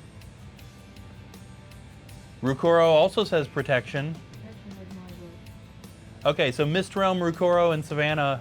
Savannah is saying protection. So I'd say let's go protection. Gohan says I missed what's going on. Tiaga got access to a specialty set of spells. We're going to give her protection spells. So this just gives her a little bit more options. Hey, Ash Ketchum is here as well. Happy weekend. Keep it up. Thank you. Ash, hope you're doing well as well. I said that real stupid, didn't I? I hope you're also doing good. Gohan says, sounds like she's going to need it. Yeah, no kidding. Okay, and our final hero to do skill sets for is, of course, Gramina, the star of the show. The unexpected star of Midnight Quest, Gramina the Dwarf, who was useless for the first several quests she went on, and is now the one that everybody hopes makes it. You there says, what happens if Tiaga dies midway through the quest? She has to go through. Oh, yes, that's a good point. Miss Drum says, I feel like protection speaks to her personality. Yes.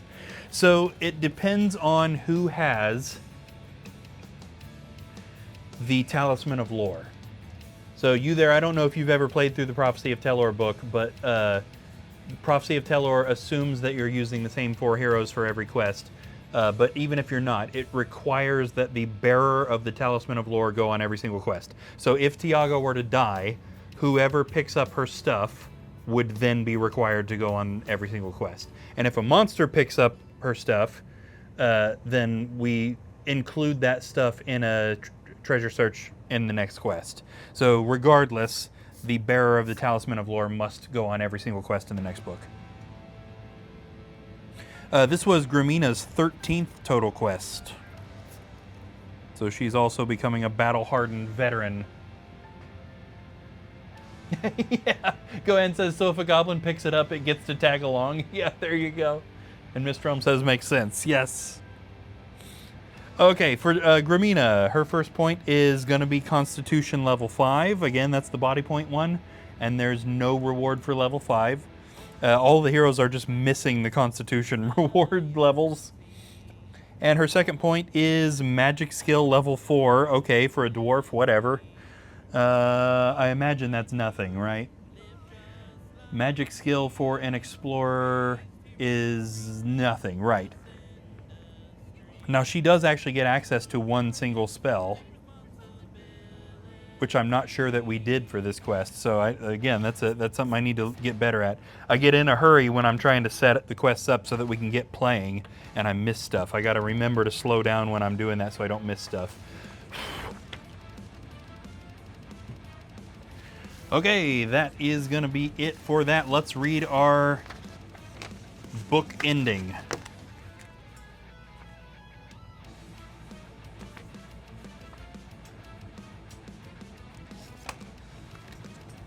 Yeah, Gohan says lucky number 13. Okay, you guys know that the campaign we are doing is made up of 14 quest books, which all have kind of an average of 10 or 11 quests. We just did quest 10 for book 3. Whenever we are ending a book, there's a conclusion to read, and whenever we're starting a book, there's an introduction to read. So here is the conclusion for book 3, Return of the Witch Lord. This is Mentor speaking. My friends, we have much to be thankful for. The Witch Lord has been defeated, and his army of undead remains asleep beneath the earth. The magic that animated them has now been weakened. Yet this victory could herald our downfall if we relax our efforts. Now that the enemy is weaker, we must be all the stronger. The minions of the Witch Lord who escaped will surely seek revenge on those who defeated their master. Lortome has shown me that Skalmar, who we thought had been slain, has escaped from the ruins of Kalos with many of the Witch Lord's most powerful spellbooks. I fear that it will not be long before you will have to confront Skalmar and attempt to end his threat forever. But for the present, you have earned yourselves a rest. So come, brave heroes. The Emperor awaits you in his grand palace. Tonight you are to be honored for your incredible feats of heroism. Nice. Miss Drum says, wait, no music. We need immersive drama music. Yes. There should be some background music playing, but it's probably not very loud.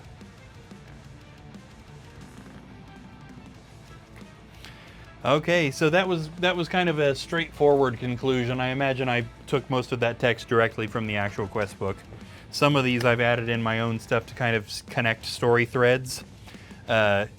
The actual Hero Quest keeps the order of things intentionally vague so that you can play the expansions in whatever order you want, whereas I've ordered them kind of specifically. Okay, so this means that tomorrow we are going to be starting book number 4, which is Prophecy of Telor. So I am pretty excited to get started with that one. Because we have had several quests in a row of only undead, right? Return of the Witch Lord is all about the undead. So we haven't seen an orc or a goblin or a femora or an abomination in ages. And boy, am I looking forward to it. So we will be there. Okay, so that is going to be it for the stream tonight. You there says, yes, we have. Yeah, you're right. We had that swamp goblin that you summoned that we were making fun of like This poor lost goblin, how did it get here? Somebody commented on that on the YouTube VOD as well. Exactly. You there says that's what the wandering monster button is for. That's 100% true. Yeah. You want to show this guy? I haven't done his base yet, but Oh, the rest yeah, of them. yeah. Let me switch back to the board camera real quick because Savannah has finished painting one of the first light dragons. I haven't finished the base yet, but I finished the actual dragon. Here we go. This guy focuses fairly well. So she's got a couple more things to do on the base. But look at that. He's pretty scary looking. That is one of the bosses of the First Light expansion, which is one of the new Avalon Hill things. Yes, Cody says snap. Rukoro says and all the ogres before. Yeah, yeah, we were starting to see ogres, yeah. Much earlier than the quest book starts introducing them. Cody says I'd run from that dragon. Yes. Yeah. Oh man. Okay, so yeah, what a fun thing. Really, I've been looking forward to the ending this and seeing the rematch between Gramina and Witchlord. Gohan says, did I miss my dragon? A little bit. So this wasn't the dragon that you picked. This is the one that you picked the thing for. So this is the other dragon. This is not the one we just saw. But Gohan picked out a color palette for this one. Definitely a good call.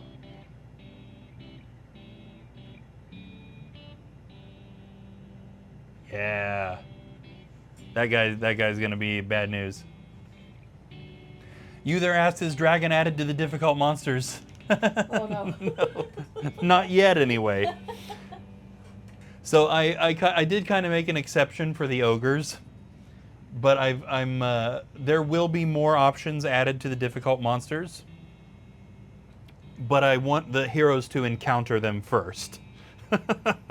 So like the giant wolves, the yetis, and the polar warbears, stuff like that will get added to the difficult monster possibilities. But I want the heroes to actually see one naturally first. We made an exception for the ogres just because I think you suggested that, you there, and I got excited about it, and I was on board. Oh, Gohan says, nah, the artist brought it to life. It was still a good call on that color palette, though, because I wasn't sure. When you said pink and green, I was like, how's she going to work that, I wonder? But it works perfect. And you there says, yeah, because ogres. Exactly. Who doesn't love a good ogre? Get out of my swamp. Yes. Nobody doesn't love a good ogre. Everybody loves ogres. Oh, man. Okay, there's an ad in progress, and we're about to close out, so I don't want to do all the closing stuff during an ad. There we go. We should be back now, I think. All right, guys. So we are getting ready to go ahead and finish up the stream for tonight. So some closing stuff. If you happen to be watching right now and you are not following our channel, please consider doing so. It helps out a huge amount. We've been steadily growing. I think yesterday was our 2-month anniversary of streaming, so we are starting our 3rd month of streaming as of yesterday, I'm pretty sure, which is super exciting. This has been a fairly short journey, and we've grown a lot in that time, and it's been a lot of fun. So if you're interested in watching some more Hero Quest content, give us a follow there, and you will see us when we are live. Next thing regarding that, we are doing this every single night of the week. Now, it obviously depends on your time zone, but for where we are live at midnight every single night of the entire week. We play quests on Friday nights, Saturday nights, Monday nights, and Tuesday nights. Savannah does painting streams where you can watch her close-up painting these minis on Sunday nights and Wednesday nights. And then on Thursday nights, we have like a creative lore, world building, those kinds of streams. And the opinions that people are giving in those have been fantastic because we're building kind of our own lore. Hey, Mr. Elm followed. Thank you, Mr. Elm. Really appreciate it. Says, I like you and your wife's vibe. Thank you. Much appreciated. And hope you continue to enjoy what you see. We're excited to have you aboard for sure. So come hang out with us every night. Now this is midnight at Eastern time. So we're in Ohio. So however that jives with your time zone, We are live at midnight our time every single night of the week. If you check our schedule tab on Twitch here, it should automatically translate that into your time zone.